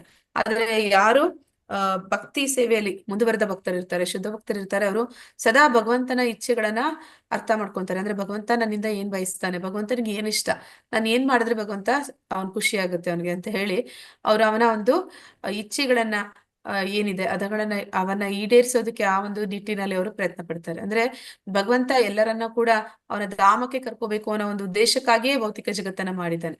ಮತ್ತೆ ಆ ಒಂದು ಏನು ಪ್ರಕ್ರಿಯೆ ಇದೆ ಅದನ್ನ ವೇಗವಾಗಿ ಸುಲಭವಾಗಿ ಎಲ್ಲರಿಗೂ ಕೂಡ ನಡಿಬೇಕು ಅಂತ ಹೇಳಿ ಅವರು ಪ್ರಚಾರ ಮಾಡ್ತಾರೆ. ಭಗವಂತನ ಜ್ಞಾನವನ್ನ ಅವ್ರು ಏನ್ ತಿಳಿದಿದ್ದಾರೆ ಅದನ್ನ ಇತರರಿಗೂ ಹೇಳ್ತಾರೆ. ಮತ್ತೆ ಆ ಮೂಲಕ ಬೇರೊಬ್ಬರಲ್ಲಿ ಆ ಮನವರಿಕೆಯನ್ನ ಬರೆಸಿ ಮತ್ತೆ ಅವರನ್ನ ಭಗವಂತನ ಭಕ್ತರನ್ನಾಗಿಸಿ ಮತ್ತೆ ಭಗವಂತನ ಧಾಮಕ್ಕೆ ಹಿಂದಿರುಗಿಸೋ ಕೆಲಸವನ್ನ ಮಾಡ್ತಾರೆ. ಅದನ್ನೇ ಇಲ್ಲಿ ಹೇಳ್ತಾ ಇರುವಂತದ್ದು. ನಾವೆಲ್ಲರೂ ಕೂಡ ಭಗವಂತನ ಒಂದು ಕೈಯಲ್ಲಿ ಸಾಧನ ಆಗ್ಬಹುದಾ, ನಾವು ಕೂಡ ಒಂದು ಅವನ ಯೋಜನೆಗಳಲ್ಲಿ ನಿಮಿತ್ತ ಆಗ್ಬೋದಾ, ಅವನು ಏನನ್ನ ಬಯಸ್ತಾ ಇದ್ದಾನೆ ಅದನ್ನ ನಾವು ಮಾಡ್ಬೋದಾ ಅನ್ನೋದನ್ನಲ್ಲಿ ಹೇಳ್ತಾ ಇದ್ದಾರೆ. ಮಾತಾಜಿ ಒಂದ್ ಪ್ರಶ್ನೆ. ಹಾ ಮಾತಾಜಿ. ಹಾಗಾದ್ರೆ ಮಾತಾಜಿ ಇಷ್ಟೆಲ್ಲ ಶಕ್ತಿ ಇರೋಂತಹ ಭಗವಂತ ಯಾಕೆ ಎಲ್ರಲ್ಲೂನು ಒಳ್ಳೆ ಬುದ್ಧಿನ ಕೊಡಲ್ಲ? ಎಲ್ರಿಗೂ ಯಾಕೆ ಕೆಟ್ಟ ಬುದ್ಧಿ ಮತ್ತೆ ಒಳ್ಳೆ ಬುದ್ಧಿ ಮತ್ತೆ ದುಷ್ಟ ಬುದ್ಧಿ ಅಥವಾ ಅಹಂಕಾರ ಈ ತರದೆಲ್ಲ ಯಾಕೆ ಕೊಡ್ತಾನೆ ಹಾಗಾದ್ರೆ? ಅಂದ್ರೆ ಮಾತಾಜಿ ಏನಂತ ಹೇಳ್ತಾರಂದ್ರೆ, ಭಗವಂತ ಎಲ್ಲಿದ್ದಾನೆ ಅಲ್ಲಿ ಯಾವ್ದು ಕೆಟ್ಟದಿಲ್ಲ ಅಂತ. ಅಂದ್ರೆ ಈಗ ಸೂರ್ಯ ಎಲ್ಲಿದ್ದಾನೆ ಅಲ್ಲಿ ಬೆಳಕಿರುತ್ತೆ, ಸೂರ್ಯ ಎಲ್ಲಿಲ್ಲ ಅಲ್ಲಿ ಕತ್ತಲೆ ಇರುತ್ತೆ. ಈ ಕತ್ತಲೆ ಆಗಿ ಏನು ಕಾಣ್ತಾ ಇದೀವಿ ಅದಕ್ಕೆ ಕಾರಣ ಯಾರು ಹಾಗಾದ್ರೆ? ಭೂಮಿ ಅಡ್ಡ ಬರುತ್ತೆ, ತಿರುಗ್ತಾ ಇರೋದ್ರಿಂದ ಹಾಗಾಗಿ ಸೂರ್ಯ ಮತ್ತೆ ಒಂದ್ ಕಡೆ ಹುಟ್ಟುತ್ತೆ ಒಂದ್ ಕಡೆ ಮುಳುಗುತ್ತೆ ಅನ್ನೋದು ವೈಜ್ಞಾನಿಕ ಕಾರಣ ಆಗಿರುತ್ತೆ. ಆ ಆದ್ರೆ ಮಾತಾಜಿ. ಇಲ್ಲಿ ನಾನ್ ಕೇಳ್ತಾ ಇರೋ ಪ್ರಶ್ನೆ ಏನಂದ್ರೆ, ಅಂದ್ರೆ ಭಗವಂತ ನಮ್ಗೆ ಯಾವ ಒಂದು ಬಂಧಗಳನ್ನ ಸಹ ಅಂಟಿಸ್ಕೊಳ್ದೆ ನಮ್ನ ಭೂಮಿಗ್ ತಳ್ತಾನೆ. ತಳ್ಬೇಕಂದಾಗೇನೆ ನಮಗೆ ಒಳ್ಳೆ ಬುದ್ಧಿನ ಕೊಟ್ಟಿ ಅಥವಾ ಒಂದು ಒಳ್ಳೆ ನಿನ್ನ ಒಂದು ಆಲೋಚನೆಯಲ್ಲೇ ತೊಡಗಿರ್ಲಿ ಮತ್ತೆ ಒಳ್ಳೇದನ್ನೇ ಮಾಡು ಅಂತ ಯಾಕೆ ನಮ್ಗೆ ಅದನ್ನ ತುಂಬಿ ಕಳ್ಸಲ್ಲ ಅಂತ. ಅಂದ್ರೆ ಭಗವಂತ ಅಂದ್ರೆ ಏನು ಅಂದ್ರೆ ಮಾತಾಜಿ, ಯಾವ್ದೆಲ್ಲ ನೀವು ಕೆಟ್ಟ ಗುಣಗಳು ಅಂತ ಇದ್ದೀರಾ ಅದೆಲ್ಲ ಅವನಿಲ್ಲದ ಸಮಯದಲ್ಲಿ ಬರುವಂತದ್ದು. ಅವನಿರುವಾಗ ಅಲ್ಲಿ ಕೆಟ್ಟ ಗುಣಗಳು ಇರೋದಕ್ಕೆ ಸಾಧ್ಯ ಇಲ್ಲ. ಆದ್ರೆ ಇವಾಗ ಮನುಷ್ಯರಲ್ಲಿ ಈ ಗುಣಗಳು ಅವನ್ ಏನ್ ಮಾಡ್ತಾನೆ ಅಂದ್ರೆ ಎಲ್ಲರನ್ನ ಸೃಷ್ಟಿ ಮಾಡ್ತಾನೆ, ಮತ್ತೆ ಎಲ್ಲ ಮನುಷ್ಯರಿಗೂ ಒಂದು ಅಲ್ಪ ಸ್ವಾತಂತ್ರ್ಯ ಅಂತ ಕೊಡ್ತಾನೆ. ಅಲ್ಪ ಸ್ವಾತಂತ್ರ್ಯ ಅಂತಂದ್ರೆ ಅವನು ಯಾವ್ದು ಒಳ್ಳೇದು ಯಾವ್ದು ಕೆಟ್ಟದ್ದು ಎಲ್ಲವನ್ನೂ ತಿಳಿಸ್ಕೊಡ್ತಾನೆ.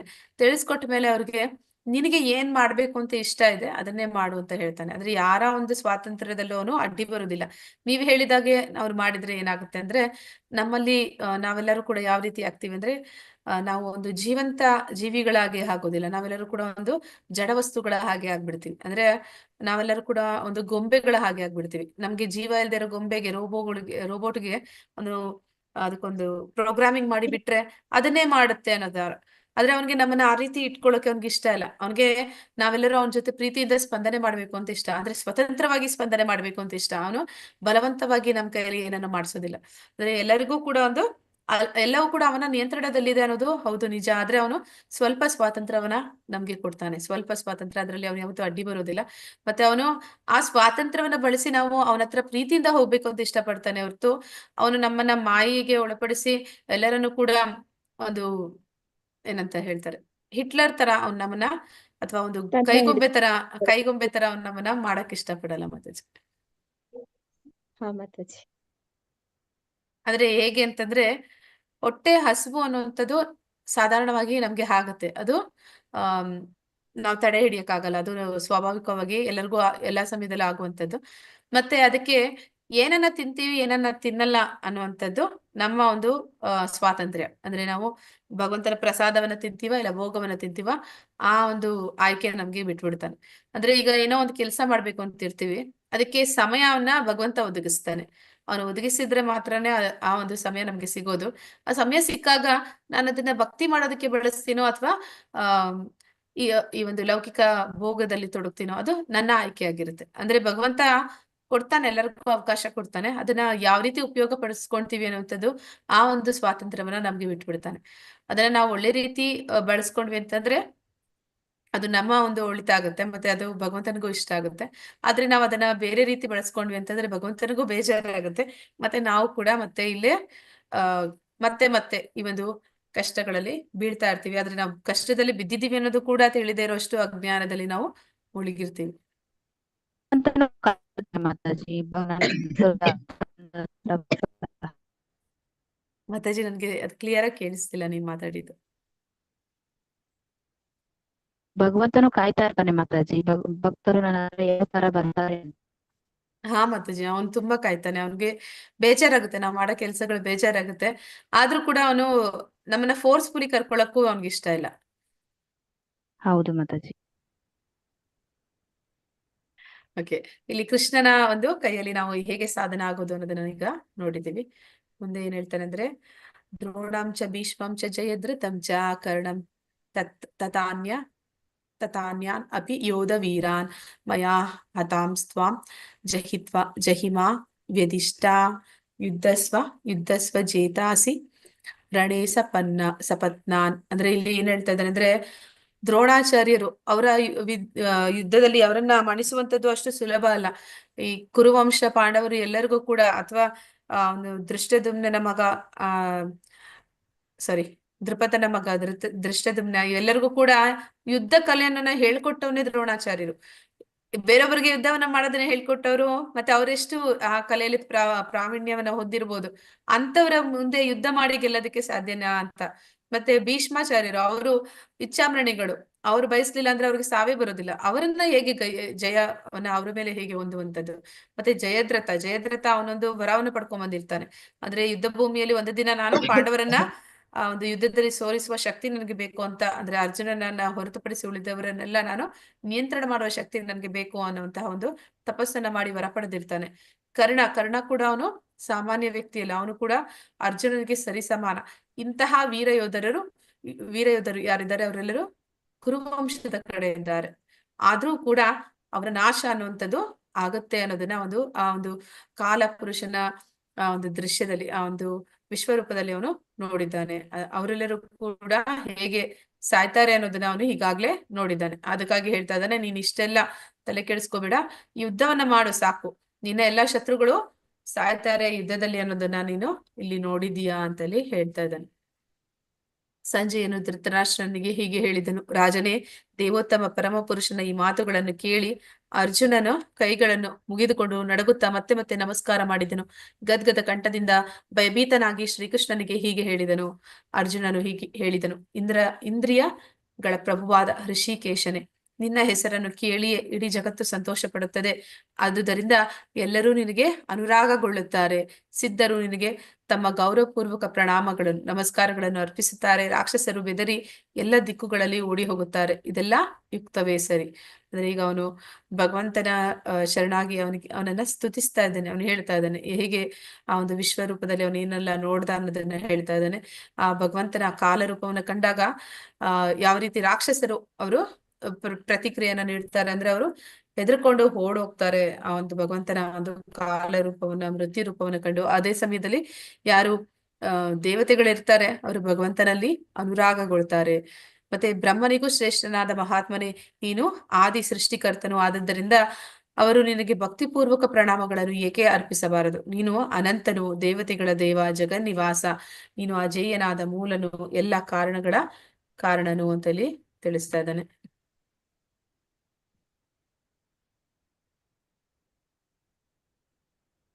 ಈ ಐಹಿಕ ಅಭಿವ್ಯಕ್ತಿಗೆ ಅತೀತನಾದವನು, ಅಂದ್ರೆ ಈ ಭೌತಿಕ ಜಗತ್ತಿಗೆ ಸೇರಿದವನು ನೀನಲ್ಲ. ನೀನು ಸೃಷ್ಟಿ ಎಲ್ಲದರ ಮೂಲ ನೀನು. ಮತ್ತೆ ದೇವತೆಗಳಿಗೂ ಕೂಡ ನೀನೇ ಮೂಲ. ಅವರೆಲ್ಲರೂ ಕೂಡ ಯಾಕೆ ನಿನಗೆ ನಮಸ್ಕಾರ ಶರಣಾಗತಿಯನ್ನ ಹೊಂದಬಾರದು? ಯಾಕಂದ್ರೆ ನೀನು ಆದಿ ಸೃಷ್ಟಿಕರ್ತ ಅಂತ ಇಲ್ಲಿ ಹೇಳ್ತಾ ಇದ್ದಾನೆ. ನೀನು ಆದಿ ದೇವೋತ್ತಮ ಪುರುಷನು, ಪುರಾಣ ಪುರುಷನು, ಈ ಪ್ರಕಟಿತ ವಿಶ್ವದ ಕಟ್ಟಕಡೆಯ ಆಶ್ರಯ ನೀನು, ಎಲ್ಲವನ್ನೂ ತಿಳಿದವನು ನೀನು, ತಿಳಿಯಲು ಸಾಧ್ಯವಿರುವುದೆಲ್ಲ ನೀನೇ, ಭೌತಿಕ ಗುಣಗಳನ್ನು ಮೀರಿದ ಪರಂಧಾಮ ನೀನು, ಈ ಅನಂತ ರೂಪನೇ ಈ ವಿಶ್ವವನ್ನೆಲ್ಲ ನೀನು ವ್ಯಾಪಿಸಿರುವೆ. ಅಂದ್ರೆ ಇವೆಲ್ಲವೂ ಕೂಡ ಭಗವಂತನಿಗೆ ಸ್ತುತಿಗಳನ್ನ ಹೇಳ್ತಿರುವಂತದ್ದು. ಅದನ್ನ ಇಲ್ಲಿ ಸಂಜಯ ಧೃತರಾಷ್ಟ್ರನಿಗೆ ತಿಳಿಸ್ತಾ ಇದ್ದಾನೆ.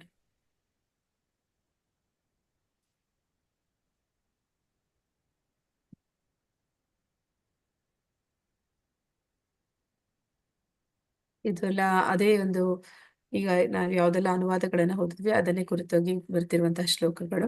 ಅದರಲ್ಲಿ ನಾವು ನೋಡ್ತಾ ಇದ್ವಿ ಹೇಗೆ ಭಗವಂತನನ್ನ ಕಂಡು ಅಲ್ಲಿರುವಂತಹ ದೇವತೆಗಳು ಮತ್ತೆ ರಾಕ್ಷಸರು ಯಾವ ರೀತಿ ಪ್ರತಿಕ್ರಿಯೆಗಳನ್ನ ಕೊಡ್ತಾರೆ ಅನ್ನೋದನ್ನ ಇಲ್ಲಿ ಹೇಳ್ತಾ ಇದ್ದಾರೆ. ಯಾವಾಗ್ಲೂ ಕೂಡ ರಾಕ್ಷಸರು ಭಗವಂತನನ್ನ ಕಂಡಾಗ ಅವನಿಗೆ ಶತ್ರುಗಳಾಗಿರ್ತಾರೆ. ಮತ್ತೆ ಅವನ ಒಂದು ಆ ಕಾಲ ರೂಪವನ್ನ ಕಂಡಾಗ ಅವರು ಹೆದರಿ ಓಡೋಗ್ತಾರೆ ಅನ್ನೋದಕ್ಕೆ ಇಲ್ಲಿ ಒಂದು ದೃಶ್ಯವನ್ನ ತೋರಿಸ್ತಾ ಇದ್ದಾರೆ. ಮತ್ತೆ ಇಲ್ಲಿ ಹೇಳ್ತಿರುವಂತದ್ದು ಆ ಒಂದು ಭೌತಿಕ ಗುಣವನ್ನ ಮೀರಿದವನು, ಅಂದ್ರೆ ಭಗವಂತ ಅವನು ತ್ರಿಗುಣಗಳನ್ನ ಮೀರಿದವನು, ಅವನು ಗುಣಾತೀತ, ಅವನು ಆ ಗುಣಗಳ ನಿಯಂತ್ರಕ, ಪರಂಧಾಮ, ಅನಂತ ರೂಪ, ಮತ್ತೆ ಅವನು ಆ ಈ ವಿಶ್ವವನ್ನು ಹೇಗೆ ಯಾವ ರೀತಿಯಲ್ಲಿ ವ್ಯಾಪಿಸಿದ್ದಾನೆ ಅನ್ನೋಂಥದ್ದನ್ನ ಆ ಒಂದು ವಿಶ್ವರೂಪದ ಮೂಲಕ ಅವನು ನೋಡಿದ್ದನ್ನ ಇಲ್ಲಿ ಹೇಳ್ತಾ ಇದ್ದಾನೆ.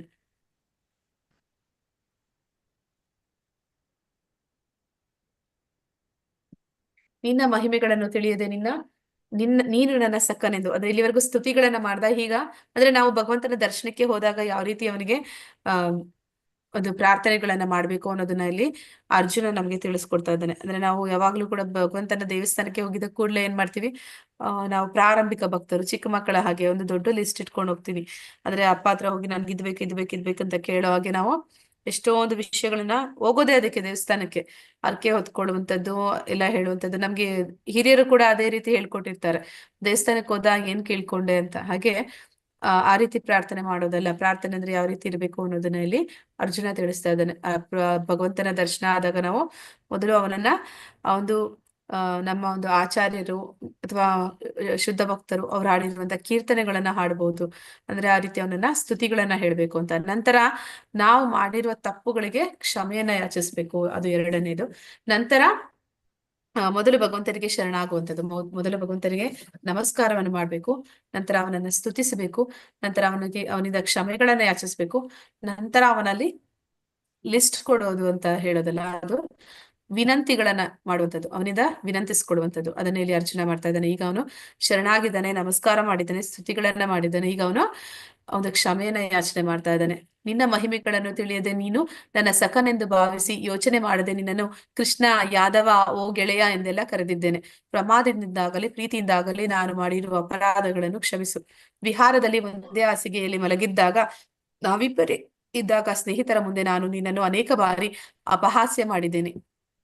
ಅಚ್ಯುತನೆ, ಇವಕ್ಕೆಲ್ಲ ನಾನು ನಿನ್ನ ಕ್ಷಮೆ ಬೇಡುತ್ತೇನೆ. ಈ ಪಾಂಡವರಲ್ಲಿ 5 ಜನರಲ್ಲಿ ಒಂದು ಕೃಷ್ಣನ ಅವತಾರ ಆದಾಗ ಇಬ್ಬರು ಧೃತರಾಷ್ಟ್ರ ಯುಧಿಷ್ಠಿರ ಮತ್ತು ಭೀಮ, ಇವರಿಬ್ಬರು ಕೂಡ ಅರ್ಜುನನಿಗಿಂತ ವಯಸ್ಸಿನಲ್ಲಿ ಹಿರಿಯರು.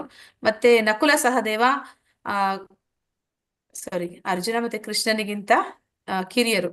ಮತ್ತೆ ಅರ್ಜುನ ಮಾತ್ರ ಸಮವಯಸ್ಕನಾಗಿದ್ದಾನೆ. ಆದ ಕಾರಣ ಇಲ್ಲಿ ಕೃಷ್ಣ ಮತ್ತೆ ಅರ್ಜುನನ ಸಂಬಂಧ ಹೇಗಿತ್ತು ಅಂದ್ರೆ ಸ್ನೇಹಿತರ ಒಂದು ರೀತಿ ಇತ್ತು. ಅವರಿಬ್ಬರು ತಮ್ಮ ಒಂದು ಎಲ್ಲಾ ಭಾವನೆಗಳನ್ನ ಹಂಚ್ಕೊಳ್ತಾ ಇದ್ರು.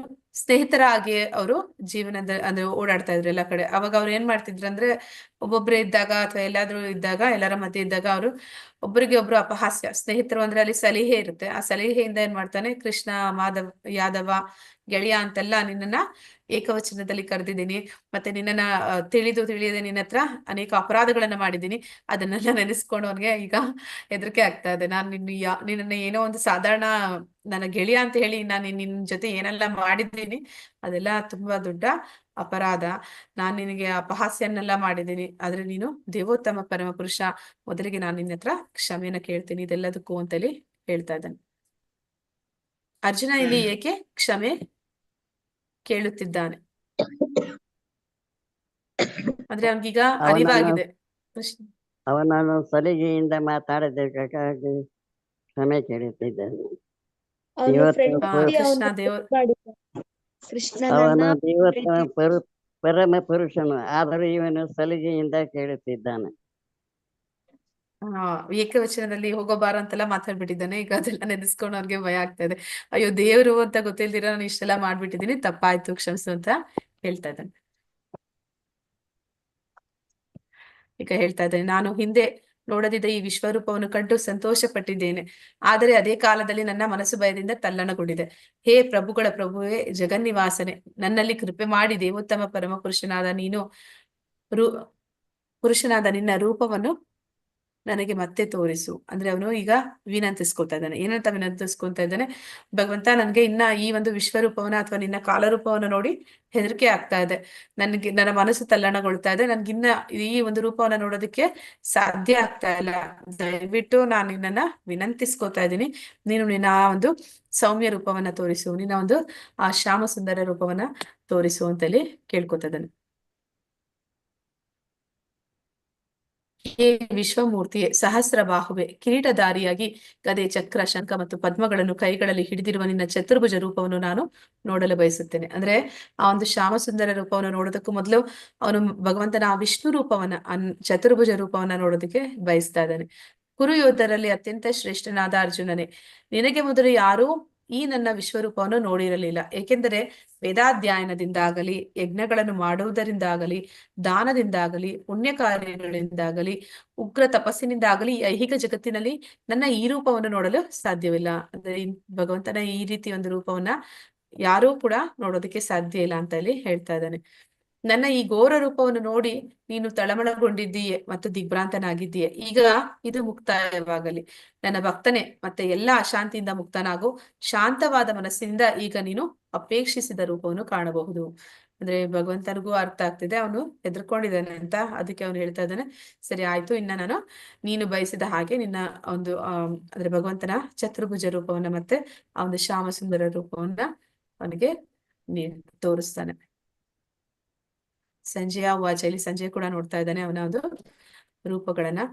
ಏನಂತ ಹೇಳ್ತಾ ಇದ್ದಾನೆ ಸಂಜಯ, ಇತಿ ಅರ್ಜುನಂ ವಾಸುದೇವಸ್ ತಥೋಕ್ತ್ವಾ ಸ್ವಕಂ ರೂಪ ದರ್ಶಯಾಮ್ ಆಸ ಭೂಯಃ ಆಶ್ವಾಸಯಾಮ್ ಆಸ ಚಾಪೀತಮೇನಂ ಭೂತ್ವಾ ಪುನಃ ಸೌಮ್ಯ ವಪುರ್ ಮಹಾತ್ಮ. ಸಂಜಯನು ಧೃತರಾಷ್ಟ್ರನಿಗೆ ಹೇಳಿದನು, ದೇವೋತ್ತಮ ಪರಮಪುರುಷನಾದ ಕೃಷ್ಣನು ಅರ್ಜುನನಿಗೆ ಹೀಗೆ ಹೇಳಿ ತನ್ನ ನಿಜವಾದ ಚತುರ್ಭುಜ ರೂಪವನ್ನು ಕೃಷ್ಣ ತೋರಿದನು ಮತ್ತು ಕಟ್ಟ ಕಡೆಗೆ ತನ್ನ 2 ಕೈಗಳ ರೂಪವನ್ನು ತೋರಿ ಭಯಗೊಂಡಿದ್ದ ಅರ್ಜುನನಿಗೆ ಧೈರ್ಯವನ್ನು ಕೊಟ್ಟನು. ಅಂದ್ರೆ ಆ ಒಂದು ರೂಪ, ಭಗವಂತನ ವಾಸ್ತವ ರೂಪವನ್ನ ನೋಡಿ ಅವನಿಗೆ ಸಮಾಧಾನ ಆಗ್ತಾ ಇದೆ ಅರ್ಜುನನಿಗೆ. ಹೀಗೆ ಕೃಷ್ಣನನ್ನು ಅವನ ಮೂಲ ರೂಪದಲ್ಲಿ ಕಂಡಾಗ ಅರ್ಜುನನು ಹೀಗೆಂದನು, ಓ ಜನಾರ್ದನ, ಇಷ್ಟೊಂದು ಸುಂದರವಾದ ಮಾನವ ಸದೃಶ ರೂಪವನ್ನು ಕಂಡು ನನ್ನ ಮನಸ್ಸು ಸಮಾಧಾನವಾಗಿದೆ. ನನ್ನ ಸಹಜ ಸ್ವಭಾವವು ಹಿಂದಿರುಗಿದೆ. ಅಂದ್ರೆ ಭಗವಂತನ ಅದು ವೈಯಕ್ತಿಕ ರೂಪ. ಆ ರೂಪವನ್ನ ಕಂಡು ಅವನಿಗೆ ಆ ಒಂದು ಭಗವಂತನ ಒಂದು ಶಾಂತ ಸ್ವರೂಪ ಅದನ್ನು ಕಂಡಾಗ ಅಲ್ಲಿ ಅವನಿಗೆ ಸಮಾಧಾನ ಆಗ್ತದೆ. ಅಂದ್ರೆ ಇಲ್ಲಿ ಏನಂತಾರೆ ಅಂದ್ರೆ, ಯಾರು ಪ್ರಾರಂಭಿಕ ಭಕ್ತರಿರ್ತಾರೆ, ಅಂದ್ರೆ ಭಗವಂತ ದೇವೋತ್ತಮ ಪರಮಪುರುಷ ಕೃಷ್ಣನ ಬಗ್ಗೆ ತಿಳಿದೇ ಇರುವಂತವ್ರು, ಮತ್ತೆ ಯಾರು ಭಗವಂತನನ್ನ ನಂಬದೇ ಇರುವಂತಹ ನಾಸ್ತಿಕರು ಇರ್ತಾರೆ, ಅಂತವ್ರಿಗೆ ಈ ವಿಶ್ವರೂಪ ತುಂಬಾ ಅದ್ಭುತ ಅನ್ಸುತ್ತೆ. ಅಂತವ್ರಿಗೆ ಈ ವಿಶ್ವರೂಪವನ್ನ ಕಾಣ್ಬೇಕು ಅನ್ಸುತ್ತೆ. ಅವ್ರಿಗೆ ಇದ್ರಲ್ಲಿ ರುಚಿ ಇರುತ್ತೆ, ಅಂದ್ರೆ ಅದರಲ್ಲಿ ಕಾಣುವಂತ ಆಸಕ್ತಿ ಇರುತ್ತೆ. ಆದ್ರೆ ಯಾರು ಶುದ್ಧ ಭಕ್ತರಿರ್ತಾರೆ ಅವ್ರಿಗೆ ಈ ಒಂದು ವಿಶ್ವರೂಪ ಇಷ್ಟ ಆಗುದಿಲ್ಲ ಅಂತ ಹೇಳ್ತಾರೆ. ಅಂದ್ರೆ ಭಗವಂತನ ಒಂದು ಭಯ ಹುಟ್ಟಿಸುವಂತ ರೂಪ ಅವ್ರಿಗೆ ಇಷ್ಟ ಆಗುದಿಲ್ಲ. ಭಗವಂತನ ಜೊತೆ ಆ ಸಲಿಗೆಯಿಂದ ಇರುವಂತಹ ರೂಪನೇ ಅವ್ರು ಇಷ್ಟಪಡ್ತಾರೆ. ಭಕ್ತರಾದವರು ಭಗವಂತನ ಜೊತೆ ಸಲಿಗೆಯಿಂದ ಇರ್ಬೇಕು ಅಂತ ಅನ್ಕೋತಾರೆ, ಮತ್ತೆ ಅವನ ಜೊತೆ ಒಂದು ಪ್ರೀತಿ ವಿನಿಮಯ ಇರ್ಬೇಕು ಅಂತ ಅನ್ಕೊಳ್ತಾರೆ. ಆ ಭಗವಂತನ ಕಾಲ ರೂಪವನ್ನ ನೋಡಿದಾಗ ಆ ರೀತಿ ಒಂದು ಪ್ರೀತಿ ವಿನಿಮಯ ಬರೋದಿಲ್ಲ. ಆದ ಕಾರಣ ಅವರು ಇಷ್ಟಪಡೋದಿಲ್ಲ. ಭಗವಂತನ ವಿಶ್ವರೂಪ ಐಶ್ವರ್ಯ ಭಾವ ಅವ್ರಿಗೆ ಇಷ್ಟ ಆಗೋದಿಲ್ಲ. ಅವನ ಒಂದು ಆ ಒಂದು ಶ್ಯಾಮ ಸುಂದರ ರೂಪ ಅವ್ರಿಗೆ ಸದಾ ಹಿತವನ್ನ ಕೊಡುವಂತದ್ದು. ಅಂದ್ರೆ ಏನಂತ ಹೇಳ್ತಾರೆ ಅಂದ್ರೆ, ವಿಷ್ಣು ರೂಪಕ್ಕಿಂತಲೂ ಕೂಡ ಕೃಷ್ಣನ ರೂಪ ಇಷ್ಟಪಡ್ತಾರೆ ಭಕ್ತರು ಅಂತ. ವಿಷ್ಣುವಿನ ರೂಪದಲ್ಲೂ ಕೂಡ ಅಲ್ಲಿ ಜನ ಏನ್ ಮಾಡ್ತಾರೆ, ಭಕ್ತರು, ಅವನ ಭಕ್ತರು ಅವನನ್ನು ನೋಡಿದಾಗ ಭಯಭಕ್ತಿಗಳಿಂದ ಅವ್ರಿಗೆ ಶರಣಾಗ್ತಾರೆ. ಅಂದ್ರೆ ಅವನಿಗೆ ಒಂದು ದೀರ್ಘ ದಂಡ ಪ್ರಣಾಮಗಳನ್ನ ಸಲ್ಲಿಸ್ತಾರೆ.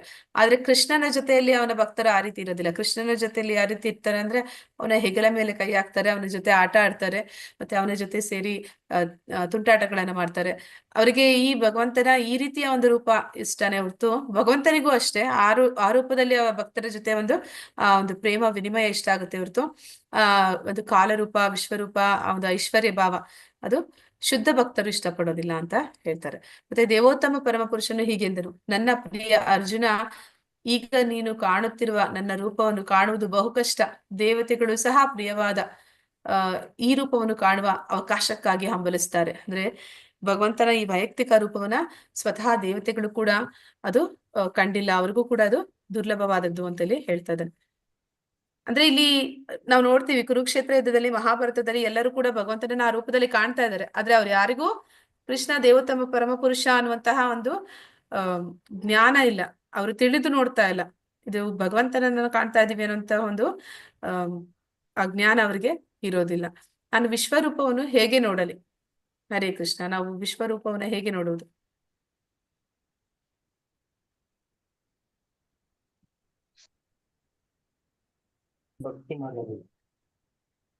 ಭಕ್ತರು ಯಾರು ವಿಶ್ವರೂಪವನ್ನ ಇಷ್ಟಪಡೋದಿಲ್ಲ ಪ್ರಭುಜಿ. ವಿಶ್ವರೂಪವನ್ನ ನಾವು ನೋಡ್ಬೇಕಂದ್ರೆ ಭಗವಂತನ ಕೃಪೆಯಿಂದ, ಅಂದ್ರೆ ಏನಂತ ಹೇಳ್ತಾ ಇಲ್ಲಿ ಹಿಂದಿನ ಶ್ಲೋಕದಲ್ಲಿ, ವಿಶ್ವರೂಪವನ್ನ ನಾವು ನೋಡ್ಬೇಕಂದ್ರೆ ವೇದಾಧ್ಯಯನವನ್ನೋ, ತಪಸ್ಸನ್ನೋ, ಯಜ್ಞವನ್ನೋ, ದಾನವನ್ನೋ ಮಾಡಿ ನಾವು ವಿಶ್ವರೂಪವನ್ನ ಕಾಣೋದಕ್ಕೆ ಸಾಧ್ಯ ಇಲ್ಲ. ಆದ್ರೆ ಅದನ್ನ ನಾವು ಕಾಣ್ಬೇಕು ಅಂದ್ರೆ ಭಗವಂತ ಸ್ವತಃ, ಅಂದ್ರೆ ನಾವು ಅವನ ಶುದ್ಧ ಭಕ್ತರಾಗಿದ್ದು ಭಕ್ತಿಯಲ್ಲಿ ನಮ್ಮ ಭಕ್ತಿಗೆ ಮೆಚ್ಚಿ ಭಗವಂತನೇ ಆ ಒಂದು ರೂಪವನ್ನ ಕರುಣಿಸಿದ್ರೆ ಮಾತ್ರ ನಾವು ಅದನ್ನ ನೋಡೋದಕ್ಕೆ ಸಾಧ್ಯ. ಆಗಿಲ್ಲದಿದ್ರೆ ಯಾರು ಬೇರೆಲ್ಲ ಪ್ರಯಾಸಗಳಿಂದ ಅವನ ಒಂದು ರೂಪವನ್ನ ಕಾಣೋದಕ್ಕೆ ಸಾಧ್ಯ ಇಲ್ಲ ಅಂತ ಹೇಳಿ ಹೇಳ್ತಾ ಇದ್ದಾರೆ. ಭಕ್ತ್ಯಾತು ಅನನ್ಯ ಶಕ್ಯ ಅಹಂ ಏವಂ ವಿದೋ ಅರ್ಜುನ ಜ್ಞಾತುಂ ದೃಷ್ಟುಂ ಚ ತತ್ವೇನ ಪ್ರವಿಷ್ಟುಂ ಚ ಪರಂತಪ.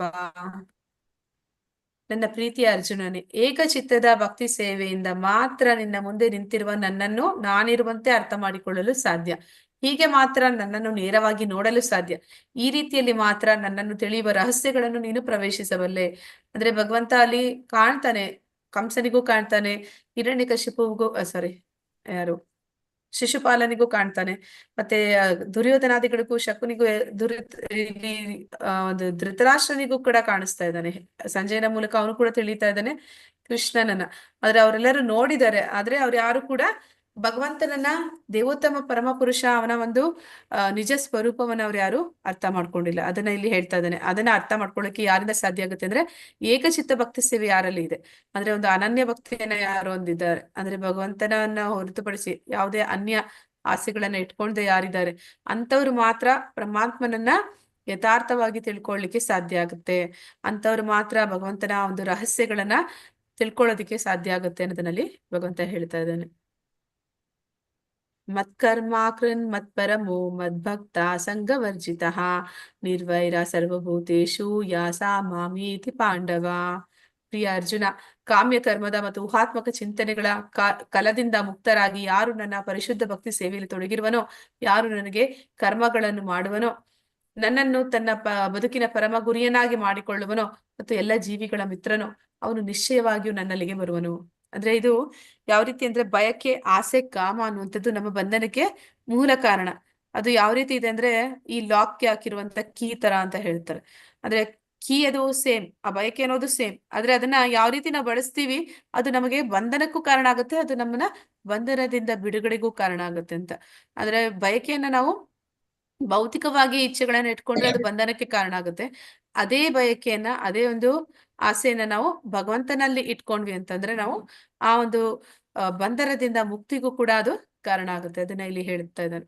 ಕಾಮ್ಯ ಕರ್ಮದ ಮತ್ತೆ ಊಹಾತ್ಮಕ ಚಿಂತನೆಗಳ ಕಲದಿಂದ, ಅಂದ್ರೆ ನಾವು ಯಾವುದೋ ಒಂದು ಇಚ್ಛೆಗಳನ್ನ ಇಟ್ಕೊಂಡು ಕಾರ್ಯವನ್ನ ಮಾಡುವಂಥದ್ದು, ಕರ್ಮದ ಫಲದಲ್ಲಿ ಆಸಕ್ತಿ ಇಟ್ಕೊಂಡು ಕೆಲಸವನ್ನು ಮಾಡುವಂಥದ್ದು, ಅಥವಾ ಊಹಾತ್ಮಕ ಚಿಂತನೆಗಳು ಅಂದ್ರೆ ಜ್ಞಾನವನ್ನು ಬೆಳೆಸ್ಕೊಬೇಕು ಅನ್ನೋ ಪ್ರಯತ್ನವನ್ನು ಮಾಡ್ತಾ ಇರುವಂಥದ್ದು.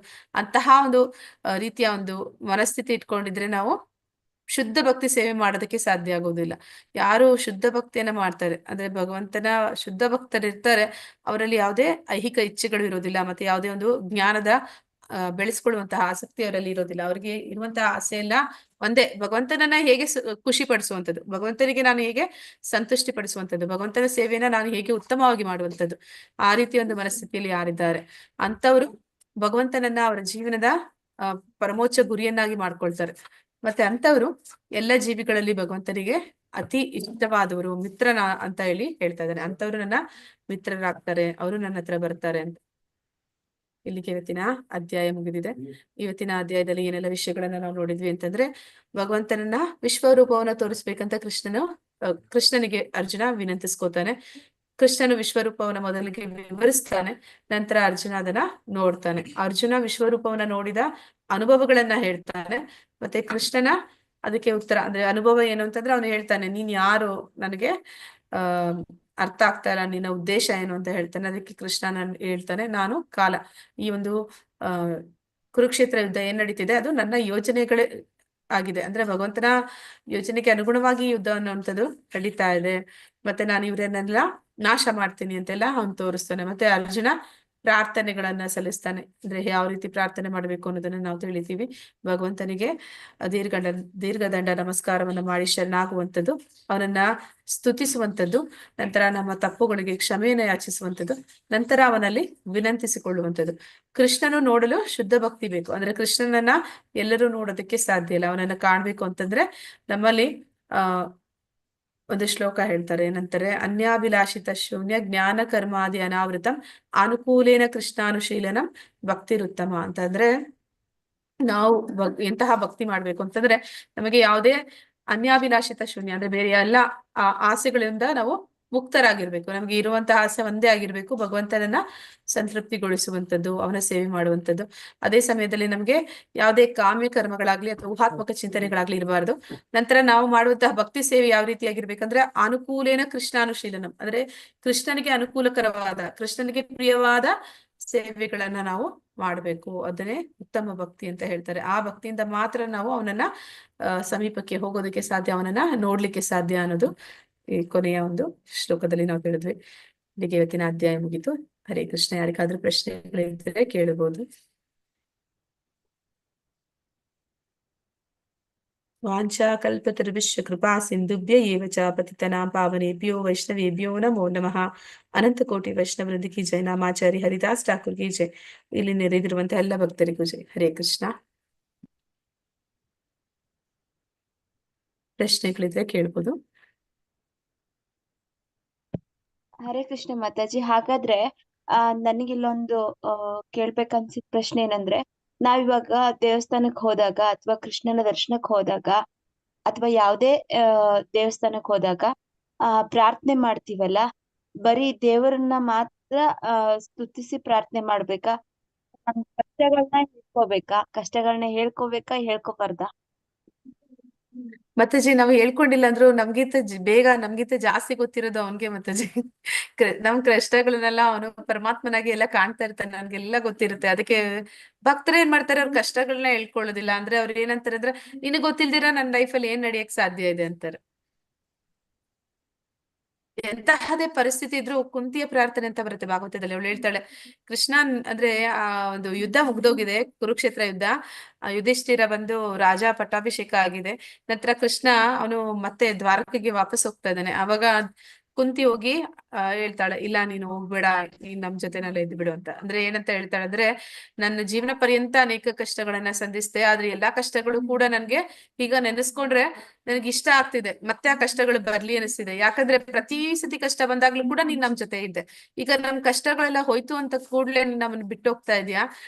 ಆಗಿದ್ರೆ ನನ್ಗೆ ಇನ್ನ ಮತ್ತೆ ಅಂತದೇ ಕಷ್ಟಗಳನ್ನ ಹೆಚ್ಚು ಹೆಚ್ಚು ಕೊಡು, ಆ ಮೂಲಕ ನೀನ್ ನನ್ ಜೊತೆ ಇರು ಅಂತ. ಅಂದ್ರೆ ಕಷ್ಟಗಳು ನಮ್ಗೆ ಏನ್ ಬರುತ್ತೆ ಅದನ್ನ ಭಗವಂತನಿಗೆ ಹೇಳ್ಕೊಳ್ಳೋದಕ್ಕಿಂತ ನಮ್ಗೆ ಯಾರು ಶುದ್ಧ ಭಕ್ತರಿರ್ತಾರೆ ಅವ್ರಿಗೆ ಒಂದು ಕಷ್ಟ ಬರುತ್ತೆ ಅಂತಂದ್ರೆ ಅಲ್ಲಿ ಅದ್ರ ಹಿಂದೆ ಒಂದು ಯಾವ್ದಾದ್ರು ಒಂದು ಒಳ್ಳೆಯ ಕಾರಣ ಇರುತ್ತೆ. ಹಾಗೆ ಯಾರು ಭಕ್ತರಿರ್ತಾರೆ ಕಷ್ಟಗಳು ಬಂದಾಗ ಅವರು ಅದರಿಂದ ಬೇಸರ ಪಟ್ಕೊಳ್ಳೋದಿಲ್ಲ. ಅವರು ಇನ್ನಷ್ಟು ಭಗವಂತನ ಒಂದು ಸಮೀಪ ಆಗ್ತಾರೆ, ಇನ್ನಷ್ಟು ಜಾಸ್ತಿ ಭಗವಂತನ ಜೊತೆ ಅವರ ಒಂದು ಪ್ರೀತಿ ವಿನಿಮಯ ಅನ್ನುವಂಥದ್ದು ಹೆಚ್ಚುತ್ತೆ. ಅದ ಕಾರಣ ಅವ್ರ ಕಷ್ಟಗಳನ್ನ ಬಯಸ್ತಾರೆ. ಮತ್ತೆ ಭಗವಂತನ ಹತ್ರ ಹೋಗಿ ಅವ್ರು ಅದ್ರ ಬಗ್ಗೆ ಏನೋ ಹೇಳೋದಿಲ್ಲ, ನನ್ಗೆ ಇಷ್ಟು ಕಷ್ಟ ಕೊಟ್ಟಿದ್ಯಾ, ಯಾಕೆ ಕೊಟ್ಟೆ, ಆ ರೀತಿ ಎಲ್ಲ ಹೇಳೋದಿಲ್ಲ ಅವರು. ಅವರು ಎಂತಹದೇ ಸಂದರ್ಭ ಬಂದಾಗ್ಲೂ ಕೂಡ ಪರಮಾತ್ಮನನ್ನ ನೆನೆಸ್ತಾರೆ. ಮತ್ತೆ ಅವನ ಒಂದು ಭಕ್ತಿಯರು ಅವ್ರು ಎಷ್ಟು ಮುಳುಗಿರ್ತಾರೆ ಅಂತಂದ್ರೆ ಅವ್ರಿಗೆ ಅವ್ರು ಬಂದಿರೋ ಕಷ್ಟಗಳೇ ಅನ್ಸೋದಿಲ್ಲ.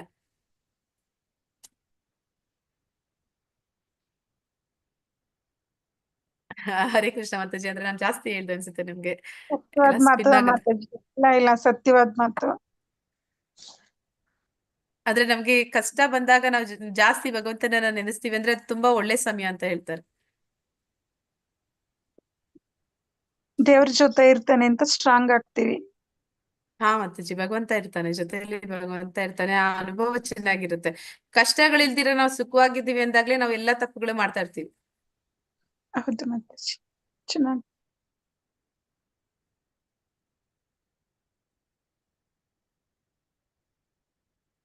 ನೂತನ ವಿಜ್ಞಾಪನೆ ಏನಿದೆ ಅಂತ ಅನ್ನೋದನ್ನು ಮಾಡ್ತದ ಜಗನ್ನಾಥ ವಿಠಲ ಮಾನವ ಜಗನ್ನಾಥ ಕರುಣಾದಯ ಸರಸ್ವರ. ದಿನ ಏನ್ ಹೇಳೋದು ನಾನು ಕಷ್ಟದ ದಿನ ಏನ್ ಮಾಡ್ಕೊಳ್ಳೋದು ನಿನ್ನ ವಿನಂತಿ. ಅದಕ್ಕೆ ನಿನಗೆ ಗೊತ್ತದಲ್ಲ, ನೀನು ನಮ್ಮನ್ನು ಸರಿಯಾದ ಮಾಡ. ಪ್ರಾರ್ಥನೆ ಹೇಳಿದ್ರ ಮಾತಾಜಿ ಪ್ರಭಾವತಿ ಮಾತಾಜಿ? ಧನ್ಯವಾದಗಳು ಮಾತಾಜಿ. ಕ್ವಿಸ್ ಕೇಳೋಣ. ಎಲ್ಲರೂ ಬಿಟ್ಟೋಗಕ್ ಮುಂಚೆ ಎಲ್ಲರೂ ಅಟೆಂಡೆನ್ಸ್ ಹಾಕಿದೀರಾ ಅನ್ಕೋತೀನಿ. ಹಾಕಿಲ್ಲ ಅಂದ್ರೆ ಅಟೆಂಡೆನ್ಸ್ ಹಾಕ್ಬಿಡಿ. ಮತ್ತೆ ಹಾಕಕ್ಕೆ ಬರದೇ ಇರೋರು ನಿಮ್ ನಂಬರ್ ಅಲ್ಲಿ ಮೆಸೇಜ್ ಮಾಡ್ಬಿಡಿ.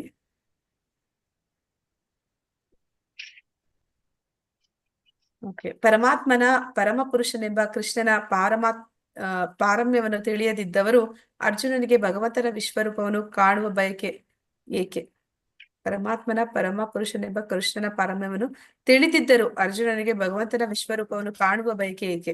ದೃಢೀಕರಣಕ್ಕಾಗಿ ಅವರ ವೈಯಕ್ತಿಕ ಬಯಕೆಯ ಕಾರಣ ಕೃಷ್ಣನ ದೈವತ್ವವನ್ನು ಇತರರಿಗೆ ಮನವರಿಕೆ ಮಾಡುವುದು, ಭಗವಂತನನ್ನ ತೃಪ್ತಿಪಡಿಸುವುದು, ಇವುಗಳಲ್ಲಿ ಯಾವುದು ಇಲ್ಲ.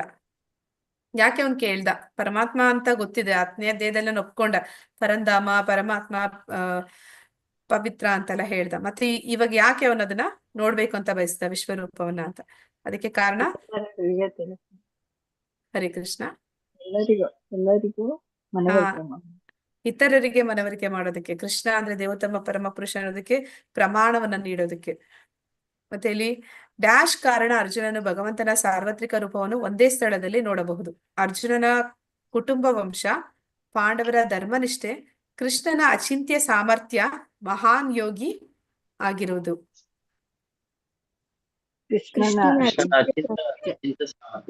ಅವನ ಒಂದು ಊಹಾತ್ಮಿಕ, ನಾವು ಊಹೆಗೂ ನಿಲುಕದೇ ಇರುವಂತಹ ಒಂದು ಶಕ್ತಿ ಅವನದು, ಅವನ ಸಾಮರ್ಥ್ಯ. ಆ ಕಾರಣದಿಂದ ಅರ್ಜುನ ಅವನ ಒಂದು ಆ ವಿಶ್ವರೂಪವನ್ನ ಇದ್ದಲ್ಲಿಯೇ ನೋಡೋದಕ್ಕೆ ಸಾಧ್ಯ ಆಯ್ತು. ಕುರುಕ್ಷೇತ್ರ ಕದನವನ್ನು ಡ್ಯಾಶ್ ಪ್ರಕಾರ ನಡೆಸಲಾಯಿತು. ಕೌರವರು, ಪಾಂಡವರು, ಹಸ್ತಿನಾಪುರದ ರಾಜ್ಯ ನಾಯಕರು, ಭಗವಂತನ ಯೋಜನೆ. ಸಂಜಯನು ಪರಮಾತ್ಮನ ಪ್ರಕಾಶವನ್ನು ಡ್ಯಾಶ್ಗೆ ಹೋಲಿಸುತ್ತಾನೆ. ಬೃಹತ್ ಕ್ರೀಡಾಂಗಣವನ್ನು ಬೆಳಗಿಸುವ ಫ್ಲಡ್ ಲೈಟ್ಗಳು, 100 ಮತ್ತು 1000 ಸೂರ್ಯರು ಆಕಾಶದಲ್ಲಿ ಒಮ್ಮೆಗೆ ಉದಯಿಸುತ್ತಿದ್ದಾರೆ. ನಿರಾಕಾರರು ಕಲ್ಪಿಸಿಕೊಂಡಂತೆ ಬ್ರಹ್ಮನ ತೇಜಸ್ಸು ಮೇಲಿನ ಯಾವುದೂ ಅಲ್ಲ. ಸೂರ್ಯನ ಪ್ರಕಾಶ. ಆಪ್ಷನ್ 3 ಅಲ್ಲ ಆಪ್ಷನ್ 3 ಮಾತಾಜಿ. ಅಲ್ಲ ಮಾತಾಜಿ, 100 1000 ಸೂರ್ಯರು ಆಕಾಶದಲ್ಲಿ ಒಮ್ಮೆ ಉದಯಿಸ್ತಾ ಇದ್ದಾರೆ, ಆ ರೀತಿ ಕಾಣ್ತಾ ಇದ್ದಾನೆ ಭಗವಂತ ಅಂತ ಹೇಳ್ತಾನೆ ಸಂಜಯ. ಡ್ಯಾಶ್ಗೆ ಕೃಷ್ಣನ ದೈವತ್ವವನ್ನು ಸ್ಥಾಪಿಸಲು, ಸಾರ್ವತ್ರಿಕ ರೂಪವನ್ನು ತೋರಿಸಲು ಅರ್ಜುನನು ಕೃಷ್ಣನನ್ನು ಕೇಳಿದನು. ಅಂದ್ರೆ ಯಾರಿಗೆ ದೈವತ್ವವನ್ನ ಸ್ಥಾಪಿಸೋದಕ್ಕೆ ಅವನು ಆ ಒಂದು ರೂಪವನ್ನ, ವಿಶ್ವರೂಪವನ್ನ ಕೇಳಿದ ಅಂತ. ಕೃಷ್ಣನ ಬೋಧನೆಗಳನ್ನು ಯಾರು ಒಪ್ಪದಿರಬಹುದು, ಮತ್ತೆ ಕೃಷ್ಣನನ್ನು ಒಬ್ಬ ಸಾಮಾನ್ಯ ಮನುಷ್ಯ ಎಂದು ಯಾರು ಪರಿಗಣಿಸುತ್ತಾರೋ ಅವರಿಗಾಗಿ, ಮೋಸಗಾರರನ್ನು ದೇವರು ಎಂದು ಯಾರು ತಪ್ಪು ಮಾಡುತ್ತಾರೆ, ಅಂದ್ರೆ ಮೋಸ ಮಾಡಿ ದೇವರು ಅಂತ ತಮ್ಮನ್ನು ತಾವು ಹೇಳ್ಕೊಳ್ತಾರೆ, ಅವರನ್ನ ನಿರೂಪಿಸೋದಕ್ಕೆ, ಮತ್ತೆ ಅವನು ಕೃಷ್ಣನಿಗೆ ಸಮಾಧಾನವಾಗಲು ಎಂದು ಕೃಷ್ಣನಿಗೆ ಸಮಾನ ಅಂತ ಯಾರಾದ್ರೂ ಹೇಳ್ಕೊಳ್ತಾರೆ ಅಂತವರ ಒಂದು ಸವಾಲು ಹಾಕೋದಕ್ಕಾಗಿ ಅವನು ಈ ರೀತಿ ಒಂದು ಸಾರ್ವತ್ರಿಕ ರೂಪವನ್ನು ಕೇಳಿದ, ಅಥವಾ ಮೇಲಿನ ಎಲ್ಲವೂ. ಮೇಬಿ ಎಲ್ಲ ಇರ್ಬೇಕು. ಹೌದು ಮಾತಾಜಿ, ಎಲ್ಲವೂ ಅಂದ್ರೆ ಕೃಷ್ಣನ ಬೋಧನೆಗಳನ್ನು ಒಪ್ಪದೇ ಇರೋರು ಇರ್ತಾರೆ, ನಾಸ್ತಿಕರು ಇರ್ತಾರೆ, ಮತ್ತೆ ಸಾಮಾನ್ಯ ಅಂದ್ರೆ ಕೃಷ್ಣನನ್ನು ಒಬ್ಬ ಸಾಮಾನ್ಯ ಮನುಷ್ಯ ಅಂತ ಅನ್ಕೊಳ್ಳುವಂತವ್ರು ಇರ್ತಾರೆ, ಮತ್ತೆ ಅಥವಾ ಬೇರೆ ಯಾರಾದ್ರೂ ಮುಂದೆ ಭವಿಷ್ಯದಲ್ಲಿ ನಾನು ದೇವ್ರು ಅಂತ ಹೇಳ್ಕೊಳ್ಳೋರು ಬರ್ತಾರೆ, ಅಥವಾ ಯಾರಾದ್ರೂ ನಾನು ಕೂಡ ಕೃಷ್ಣನ ಹಾಗೆ ಆಗ್ಬೋದು ಅಂತ ಅನ್ಕೊಳ್ತಾರೆ. ಅಂತವರಿಗೆ ಸವಾಲ್ ಹಾಕೋದಕ್ಕೋಸ್ಕರ ಇಲ್ಲಿ ಅರ್ಜುನ ಕೇಳ್ತಾನೆ ಆ ಒಂದು ವಿಶ್ವರೂಪವನ್ನ ತೋರಿಸುವಂತ. ನಾವು ಪರಮಪ್ರಭುವಾದ ಕೃಷ್ಣನ ಕರುಣೆಯನ್ನು ಈ ಮೂಲಕ ಆವಾಹಿಸಬಹುದು. ಶರಣಾಗತಿ ಮತ್ತು ಭಕ್ತಿ, ಪ್ರತಿದಿನ ದೇವಾಲಯಗಳಿಗೆ ಭೇಟಿ ನೀಡುವ ಮೂಲಕ, ಶಾಲೆಗಳಿಗೆ ಮಾಸಿಕ ದೇಣಿಗೆ ನೀಡುವ ಮೂಲಕ, ಭಗವದ್ಗೀತೆಯ ಸ್ವಯಂ ಅಧ್ಯಯನದಿಂದ. ಅಂದ್ರೆ ಪರಮಾತ್ಮನನ್ನ ಆಪ್ಷನ್ ನಾವು ಮೊದಲು ಮಾತಾಜಿ. ಶರಣಾಗತಿ ಮತ್ತು ಶರಣಾಗತಿ ಭಕ್ತಿಯ ಮೂಲಕ. ಶುದ್ಧ ಭಕ್ತರು ಯಾವಾಗಲೂ ಯಾವುದಕ್ಕೆ ಆಕರ್ಷಿತರಾಗುತ್ತಾರೆ? ಕೃಷ್ಣನ ಪ್ರೀತಿಯ ವೈಶಿಷ್ಟ್ಯಗಳನ್ನು ಮತ್ತು ಐಶ್ವರ್ಯಗಳ ದೇವರಿಲ್ಲದ ಪ್ರದರ್ಶನದಿಂದ ಅಲ್ಲ. ಕೃಷ್ಣನ ಪ್ರೀತಿಯ ವೈಶಿಷ್ಟ್ಯಗಳು ಮತ್ತು ಐಶ್ವರ್ಯಗಳ ದೇವರಿಲ್ಲದ ಪ್ರದರ್ಶನದಿಂದ, ಕೃಷ್ಣನ ವಿಶ್ವರೂಪ ಅವನ ವೈವಿಧ್ಯಮಯ ಶ್ರೀಮಂತಿಕೆಗಳನ್ನು ಪ್ರದರ್ಶಿಸುತ್ತದೆ. ಎ ಮತ್ತು ಬಿ ಎರಡು ಮೇಲಿನ ಯಾವುದು ಅಲ್ಲ. ಅಂದ್ರೆ ಇಲ್ಲಿ ಶುದ್ಧ ಭಕ್ತರಿಗೆ ಯಾವ್ದು ಇಷ್ಟ ಆಗುತ್ತೆ ಅಂತ, ಅವನ ಒಂದು ವೈಭವ ಐಶ್ವರ್ಯಗಳು ಇಷ್ಟ ಆಗುತ್ತಾ, ಅಥವಾ ಅವನ ಪ್ರೀತಿಯಿಂದ ಅವನನ್ನ ಇಷ್ಟ ಪಡ್ತಾರ ಅಂತ, ಅಥವಾ ಅದು ಮೊದಲನೇ ಆಪ್ಷನ್ ಅದು. ಇನ್ನೊಂದು, ಯಾರು ಭಕ್ತರಿಲ್ಲ ಅಂದ್ರೆ ಯಾರಿನ್ನ ಆರಂಭಿಕ ಭಕ್ತರಿರ್ತಾರೆ ಅವ್ರು ಮಾತ್ರ ಭಗವಂತನ ಒಂದು ವಿಶ್ವರೂಪವನ್ನ, ಶ್ರೀಮಂತಿಕೆಯನ್ನ, ಐಶ್ವರ್ಯವನ್ನ ನೋಡೋದಕ್ಕೆ ಇಷ್ಟಪಡ್ತಾರೆ. ಕೃಷ್ಣನ ಸಾರ್ವತ್ರಿಕ ರೂಪವು ಆಧ್ಯಾತ್ಮಿಕ ಆಕಾಶದಲ್ಲಿ ಶಾಶ್ವತವಾಗಿ ನೆಲೆಗೊಂಡಿದೆಯೇ? ಹೌದು ಅಥವಾ ಇಲ್ಲ? ಬಹುಶಃ ಮೇಲಿನ ಇಲ್ಲ. ಹೌದು. ಅಂದ್ರೆ ಈ ವಿಶ್ವರೂಪ ಅನ್ನುವಂಥದ್ದು ಆಧ್ಯಾತ್ಮಿಕ ಜಗತ್ತಿನಲ್ಲಿ ಇದೆಯಾ ಅಂತ ಕೇಳ್ತಾ ಇದ್ದಾರೆ. ಇದು ನಾನು ಸ್ಟಾರ್ಟಿಂಗ್ ಅಲ್ಲಿ ಹೇಳಿದೆ ಅಲ್ವಾ, ಇದು ಆಧ್ಯಾತ್ಮಿಕ ಜಗತ್ತಿನಲ್ಲಿ ಇರುವಂತದ್ದು ಅಲ್ಲ, ಇದು ಈ ಒಂದು ಐಹಿಕ ಜಗತ್ತಿನ, ಈ ಭೌತಿಕ ಜಗತ್ತಿನ ಅಭಿವ್ಯಕ್ತಿ. ಅಂದ್ರೆ ಈ ಭೌತಿಕ ಜಗತ್ತಿನಲ್ಲಿ ಪರಮಾತ್ಮ ಹೇಗೆ ಅವನು ಇದಾನೆ ಅನ್ನುವಂಥದ್ದನ್ನ ಅವನು ಅರ್ಜುನ ಕೇಳ್ತಾ ಇದ್ದಾನೆ, ಅದನ್ನ ಅವನು ತೋರಿಸ್ತಾ ಇದ್ದಾನೆ. ಆದ್ರೆ ಈ ಐಹಿಕ ಜಗತ್ತು ಅನ್ನೊಂದು, ಭೌತಿಕ ಜಗತ್ತು ಅನ್ನೋದು ಏನಿದೆ ಅದು ಅಶಾಶ್ವತವಾದದ್ದು. ಹೇಗೆ ಅದು ನಾಶ ಹೊಂದುತ್ತೆ, ಹಾಗ ಈ ಒಂದು ಅಭಿವ್ಯಕ್ತಿ ಅದು ಇಲ್ಲವಾಗುತ್ತೆ. ಆದ ಕಾರಣ ಈ ಒಂದು ರೂಪ ಆಧ್ಯಾತ್ಮಿಕ ಜಗತ್ತಿನಲ್ಲಿ ಇರುವಂತದ್ದಲ್ಲ. ಇದಕ್ಕೆ ಉತ್ತರ ಇಲ್ಲ. ಕೃಷ್ಣನ ಸಾರ್ವತ್ರಿಕ ರೂಪವನ್ನು ಯಾರು ನೋಡಬಹುದು? ಅದನ್ನು ನೋಡಲು ಬಯಸುವ ಪ್ರತಿಯೊಬ್ಬರು, ಭಗವಂತನ ಎಲ್ಲಾ ಭಕ್ತರು ತಮ್ಮ ಮನಸ್ಸಿನೊಳಗೆ ನೋಡಬಹುದು. ಕೃಷ್ಣನು ಅದನ್ನು ನೋಡುವ ಶಕ್ತಿಯನ್ನು ನೀಡುವ ಭಗವಂತನ ಭಕ್ತರು ಮಾತ್ರ ನೋಡಬಹುದು. ಯಾರು ಅದನ್ನು ನೋಡಲಾಗುವುದಿಲ್ಲ. ಆಪ್ಷನ್ ಮೊದಲು ಮಾತಾಜಿ. ಅದನ್ನು ನೋಡಲು ಬಯಸುವವರು ಪ್ರತಿಯೊಬ್ಬರು ಅದನ್ನ ನೋಡೋದಕ್ಕೆ ಸಾಧ್ಯ ಆಗುತ್ತಾ ವಿಶ್ವ ರೂಪವನ್ನ? ಇಲ್ಲ ಮಾತಾಜಿ, ದಿವ್ಯ ಒಂದು ಶಕ್ತಿ ಇರೋ ಅಂದ್ರೆ ಪರಮಾತ್ಮನೇ ಕೊಡ್ಬೇಕು. ಕೃಷ್ಣನು ಅದನ್ನು ನೋಡುವ ಶಕ್ತಿಯನ್ನು ಭಕ್ತನಿಗೆ ಕೊಟ್ಟಾಗ ನೋಡೋದಕ್ಕೆ ಸಾಧ್ಯ ಆಗುತ್ತೆ. ಭಕ್ತನು ಯಾವಾಗಲೂ ಕೃಷ್ಣನ ವಿಶ್ವರೂಪವನ್ನು ನೋಡಲು ಉತ್ಸುಕನಾಗಿದ್ದಾನೆ. ಸರಿ ತಪ್ಪು? ಹೌದಾ ಇಲ್ಲ? ಸರಿ ಮಾತಾಜಿ. ನಾ ಹೇಳ್ದೆ, ಶುದ್ಧ ಭಕ್ತರು ಅವನ ಒಂದು ವಿಶ್ವರೂಪವನ್ನು ನೋಡೋದಕ್ಕೆ ಇಷ್ಟಪಡೋದಿಲ್ಲ ಅಂತ. ಅಂದ್ರೆ ಅವನ ಒಂದು ಐಶ್ವರ್ಯ ಭಾವ ಅವ್ರಿಗೆ ಇಷ್ಟ ಆಗೋದಿಲ್ಲ. ಅವನ ಒಂದು ಆ ಒಂದು ಪ್ರೀತಿ ಭಾವ ಅವ್ರಿಗೆ ಇಷ್ಟ ಆಗುತ್ತೆ. ಸ್ವಭಾವನೇ ಇಷ್ಟಪಡ್ತಾರೆ ಮಾತಾಜಿ. ಭಕ್ತರು ಇಷ್ಟಪಡೋದಿಲ್ಲ. ಸ್ವರೂಪದಲ್ಲಿ ತುಂಬಾನೇ ಎಲ್ಲಾ ರೀತಿಯಂತಹ ಕ್ರೋಧ ಇರುವಂತದ್ದು ಎಲ್ಲಾನು ತೋರಿಸಿರೋದ್ರಿಂದ ಅದನ್ನ ನೋಡಿದಾಗ ಭಯಭೀತರಾಗ್ತಾರೆ. ಹಾಗಾಗಿ ಶುದ್ಧ ಭಕ್ತರು ಯಾವಾಗ್ಲೂ ನೋಡೋದು ಸೌಮ್ಯ ಸ್ವಭಾವದ ಕೃಷ್ಣನನ್ನೇ ಇಷ್ಟಪಡ್ತಾರೆ. ಅಂದ್ರೆ ಇದಕ್ಕೆ ಹೋಲಿಕೆ ಕೊಟ್ಟು ಭಾವಾರ್ಥದಲ್ಲಿ ಪ್ರಭುಪಾದರು ಏನಂತ ಹೇಳ್ತಾರೆ ಅಂದ್ರೆ, ಭಗವಂತನ ವಿಷ್ಣು ರೂಪ ಮತ್ತೆ ಭಗವಂತನ ಕೃಷ್ಣನ ರೂಪ ಎರಡಕ್ಕೂ ಏನು ವ್ಯತ್ಯಾಸ ಅಂತ ಹೇಳ್ತಾರೆ ಅಂದ್ರೆ, ಜಡ್ಜು ಅವನು ಕೋರ್ಟ್ ಅಲ್ಲಿ ಇದ್ದಾಗ ಎಲ್ಲರೂ ಕೂಡ ಅವನಿಗೆ, ಕೋರ್ಟ್ ನಲ್ಲಿ ಜಡ್ಜ್ ಬಂದ್ರೆ ಎಲ್ಲರೂ ಏನ್ ಮಾಡ್ತಾರೆ? ಎದುರು ನಿಂತ್ಕೊಂಡು ಗೌರವ ಕೊಡ್ತಾರೆ. ಮತ್ತೆ ಅಲ್ಲಿ ಬಂದಾಗ ಅವ್ರಿಗೆ ಎಲ್ಲ ಲಾಯರ್ಗಳು ಅವರೆಲ್ಲ ಮಾತಾಡುವಾಗಲ ಮೈ ಲಾರ್ಡ್ ಅಂತ ಹೇಳ್ತಾರೆ. ಅಂದ್ರೆ ನನ್ನ ದೇವ್ರು ಅನ್ನೋ ತರ ಅವರು ಸಂಬೋಧನೆ ಮಾಡ್ತಾರೆ. ಅದೇ ಜಡ್ಜು ಮನೆಗೆ ಹೋದ್ರೆ, ಅಂದ್ರೆ ಅವರಿಗೆ ಮೊಮ್ಮಕ್ಕಳಿದ್ರೆ ಮನೆಗೆ ಹೋದ್ರೆ ಆ ಮೊಮ್ಮಕ್ಕಳು ತಾತ ಬಂದ್ರು ಅಂತ ಕೂತ್ಕೊಂಡು ಹೋಗಿ, ನೀನ್ ನನ್ನ ಆನೆ ಆಗ್ಬೇಕು, ನಾನು ನಿನ್ನ ಹೆಗಲ ಮೇಲೆ ಏರ್ತೀನಿ ಅಂತಂದ್ರೆ ಅವ್ರು ಏನ್ ಮಾಡ್ತಾರೆ? ಅವರು ಕೂರಿಸ್ಕೊತಾರೆ. ಅಂದ್ರೆ ಈಗ ತಾತ ಆಗಿ ಹೆಗಲ ಮೇಲೆ ಕೂರಿಸ್ಕೊಳ್ಳೋ ವ್ಯಕ್ತಿ ಇಷ್ಟ ಆಗ್ತಾನ, ಇಲ್ಲ ಜಡ್ಜ್ ಅಲ್ಲಿ ಕೋರ್ಟ್ ಅಲ್ಲಿ ಜಡ್ಜ್ ಆಗಿ ಅವನ ಮುಂದೆ ನಾವು ಹೋಗಿ ಎದ್ರುಕೊಂಡು ಮೈ ಲಾರ್ಡ್ ಅಂತ ಹೇಳುವಂತ ವ್ಯಕ್ತಿ ಇಷ್ಟ ಆಗ್ತಾನೆ? ಇಷ್ಟ ಆಗ್ತಾನೆ ನಿರತರ ಆದಾಗ ಆ ಹುದ್ದೆ ಆ ಭೂಷಣ ಆಗುತ್ತೆ ಮಾತಾಜಿ. ಅದೇ ಅವ್ರ ಸಾಮಾನ್ಯ ವ್ಯಕ್ತಿ ಆದಾಗ ಈ ಒಂದು ವ್ಯಕ್ತಿತ್ವ ಎಲ್ರಿಗೂ ಇಷ್ಟ ಆಗುತ್ತೆ. ಆದ್ರೆ ಭಕ್ತರಿಗೆ ಇದಿಷ್ಟ ಆಗುತ್ತೆ. ಅಂದ್ರೆ ನಾನ್ ನಿನ್ನ ಹತ್ರ ಇರ್ಬೇಕು, ನಿನ್ ಜೊತೆ ಸಾಧಾರಣವಾಗಿ ಆ ಪ್ರೀತಿಯಿಂದ ನಾನು ಸಲಿಗೆಯಿಂದ ನಾನು ಇರಕ್ಕೆ ಇಷ್ಟಪಡ್ತೀನಿ. ಆದ್ರೆ ನಾನು ಭಕ್ತಿ ಭಯ ಅಂತಂದಾಗ ನನಗೂ ಭಗವಂತರಿಗೂ ಸ್ವಲ್ಪ ಡಿಸ್ಟೆನ್ಸ್ ಅನ್ನೋದು ಇರುತ್ತೆ. ಆ ಡಿಸ್ಟೆನ್ಸ್ ಅವ್ರಿಗೆ ಇಷ್ಟ ಆಗಲ್ಲ ಭಕ್ತರಿಗೆ. ಆದ ಕಾರಣ ಅವರು ಭಗವಂತನನ್ನ ಕೃಷ್ಣನ ರೂಪದಲ್ಲಿ ನೋಡೋದಕ್ಕೆ ಜಾಸ್ತಿ ಇಷ್ಟಪಡ್ತಾರೆ ವಿಷ್ಣು ರೂಪಕ್ಕಿಂತ. ಓಕೆ, ಯಾರಿಗಾದ್ರೂ ಏನಾದ್ರೂ ಪ್ರಶ್ನೆಗಳಿದ್ರೆ ಕೇಳ್ಬೋದು, ಇಲ್ಲಾಂದ್ರೆ ಇವತ್ತಿನ ಸೆಷನ್ ಎಂಡ್ ಮಾಡೋಣ. ಎಲ್ಲರೂ ಇಲ್ಲಿವರೆಗೂ ತಾಳ್ಮೆಯಿಂದ ಕೂತು ಕೇಳಿದಕ್ಕೆ ತುಂಬಾ ತುಂಬಾ ಧನ್ಯವಾದಗಳು. ಜ್ಯೋತಿಶ್ರೀ ಮಾತಾಜಿ ಧನ್ಯವಾದಗಳು ಮಾತಾಜಿ. ಹರೇ ಕೃಷ್ಣ ಮಾತಾಜಿ. ಹರೇ ಕೃಷ್ಣ. ತುಂಬಾ ತುಂಬಾ ಧನ್ಯವಾದಗಳು ಮಾತಾಜಿ. ವಿಶ್ವರೂಪ ದರ್ಶನ ನಮ್ಗೆ ಪೂರ್ತಿಯಾಗಿ ತಿಳಿಸ್ಕೊಟ್ರೆ ನಿಮ್ಗೂ ಸಹ ಧನ್ಯವಾದಗಳು ಮಾತಾಜಿ. ಹರೇ ಕೃಷ್ಣ ಮಾತಾಜಿ. ನಾನೆಲ್ಲಿ ಹೇಳಿದೆ, ಅಲ್ಲಿ ಪ್ರಭುಪಾದ್ರು ಏನ್ ಕೊಟ್ಟಿದ್ದಾರೆ, ಕೃಷ್ಣ ಏನ್ ಹೇಳಿದಾನೆ ಅದನ್ನ ನಾವು ಬರೀ ರಿಪೀಟ್ ಮಾಡಿದ್ವಿ ಅಷ್ಟೇ ಮಾತಾಜಿ. ಆದ್ರೂ ಇಷ್ಟೊತ್ತರೆಗೂ ಒಂದೇ ಸಮಯ ಮಾತಾಡ್ತಾ ಹೇಳ್ಬೇಕು ಅಂದ್ರೆ ಕಷ್ಟ ಐತೆ ಮಾತಾಜಿ. ಅದು ಶಕ್ತಿ ನಿಮಗೆ ಅದೇ ಭಗವಂತನೇ ಕೊಟ್ಟಿರೋದು. ಅಂದ್ರೆ ಅನ್ಸೋದಿಲ್ಲ ಮಾತಾಜಿ, ಯಾರಾದ್ರೂ ಇಷ್ಟಪಟ್ಟು ಕೇಳ್ತಾ ಇದಾರೆ ಅಂದಾಗ ನನ್ಗೆ ಸಮಯ ಹೋಯ್ತು, ನಾನು ಇಷ್ಟೊತ್ತು ಹೇಳ್ದೆ ಅಂತ ಅನ್ಸೋದೇ ಇಲ್ಲ. ಜಸ್ಟ್ ಮಾತಾಡ್ದಂಗಿರುತ್ತೆ, ಚೆನ್ನಾಗಿರುತ್ತೆ. ಮಾತಾಜಿ ಅದಂತೂ ನಿಜ. ಇಂಟ್ರಾಕ್ಷನ್ ಇದ್ರೆ ಚೆನ್ನಾಗಿರುತ್ತೆ ಮಾತಾಜಿ. ಒಬ್ರೇ ಮಾತಾಡ್ತಾ ಇದ್ರೆ ಸ್ವಲ್ಪ ಅನ್ಸುತ್ತೆ, ಅಯ್ಯೋ ಎಷ್ಟೊತ್ತು ಮಾತಾಡದೆ ಅನ್ಸುತ್ತೆ. ಮಾತಾಜಿ ಯಾರಾದ್ರೂ ಪ್ರಶ್ನೆ ಕೇಳ್ತಾ ಇದ್ರೆ ಅಥವಾ ಮಧ್ಯದಲ್ಲಿ ಏನಾದ್ರೂ ಒಂದು ವಿಚಾರಗಳನ್ನ ಎತ್ತಿದಾಗ ಆ ಕೃಷ್ಣನ್ ಬಗ್ಗೆ, ಅವಾಗ ನೀವು ಅದ್ರ ಬಗ್ಗೆ ವಿವರಣೆ ಕೊಟ್ಟಾಗ ಒಂಥರ ನಮ್ಗೂ ಕ್ಯೂರಿಯಾಸಿಟಿ, ನೀವ್ ಹೇಳೋದಕ್ಕೂ ಸಹ ನೀವು ಉತ್ಸುಕರಾಗ್ತೀರಾ. ಅದ್ ನಮ್ಗಿನ್ನೂ ಇಷ್ಟ ಆಗತ್ತೆ. ಮಾತಾಜಿ ಅದು ಆತರ ಏನು ಇಂಟ್ರಾಕ್ಷನ್ ಇಲ್ಲ ಅಂದ್ರೆ ಹೆಂಗ್ ಅನ್ಸುತ್ತೆ ಅಂದ್ರೆ, ಈಗ ನನ್ ಮುಂದೆ ಲ್ಯಾಪ್ಟಾಪ್ ಮಾತ್ರ ಇದೆ, ನಾನು ಗೋಡೆ ಮುಂದೆ ಮಾತಾಡ್ತಾ ಇದ್ದೀನಿ ಏನೋ ಅನಿಸ್ಬಿಡುತ್ತೆ. ಯಾರು ಮಾತಾಡ್ತೀರಾ, ಸುಮ್ನೆ ಕೇಳ್ತಾ ಇದ್ರೆ. ಮಾತಾಜಿ ಥ್ಯಾಂಕ್ ಯು ಮಾತಾಜಿ. ನೀವು ತುಂಬಾ ಚೆನ್ನಾಗಿ ವಿವರಣೆ ಕೊಡ್ತೀರಾ. ನಮ್ಗೂ ಅದಿಷ್ಟ ಆಗುತ್ತೆ. ಧನ್ಯವಾದಗಳು ಮಾತಾಜಿ. ಹರೇ ಕೃಷ್ಣ. ನೀವ್ಯಾರು ಪ್ರೇರಣೆ ಕೊಟ್ಟಿಲ್ಲ ಅಂದ್ರೆ ನನ್ಗೆ ಈ ಕ್ಲಾಸ್ ಅಲ್ಲಿ ಕೂತು ಮಾತಾಡೋದಕ್ಕೆ ಅವಕಾಶನೂ ಸಿಗೋದಿಲ್ಲ. ನಿಮ್ಗೆ ಅದಕ್ಕೆ ತುಂಬಾ ತುಂಬಾ ಥ್ಯಾಂಕ್ಸ್ ಹೇಳ್ಬೇಕು. ಹರೇ ಕೃಷ್ಣ. ಧನ್ಯವಾದಗಳು ಮಾತಾಜಿ. ಧನ್ಯವಾದಗಳು ಮಾತಾಜಿ. ಹರೇ ಕೃಷ್ಣ ಎಲ್ಲರಿಗೂ. ಹರೇ ಕೃಷ್ಣ ಮಾತಾಜಿ. ಹರೇ ಕೃಷ್ಣ ಮಾತಾಜಿ. ಹರೇ ಕೃಷ್ಣ.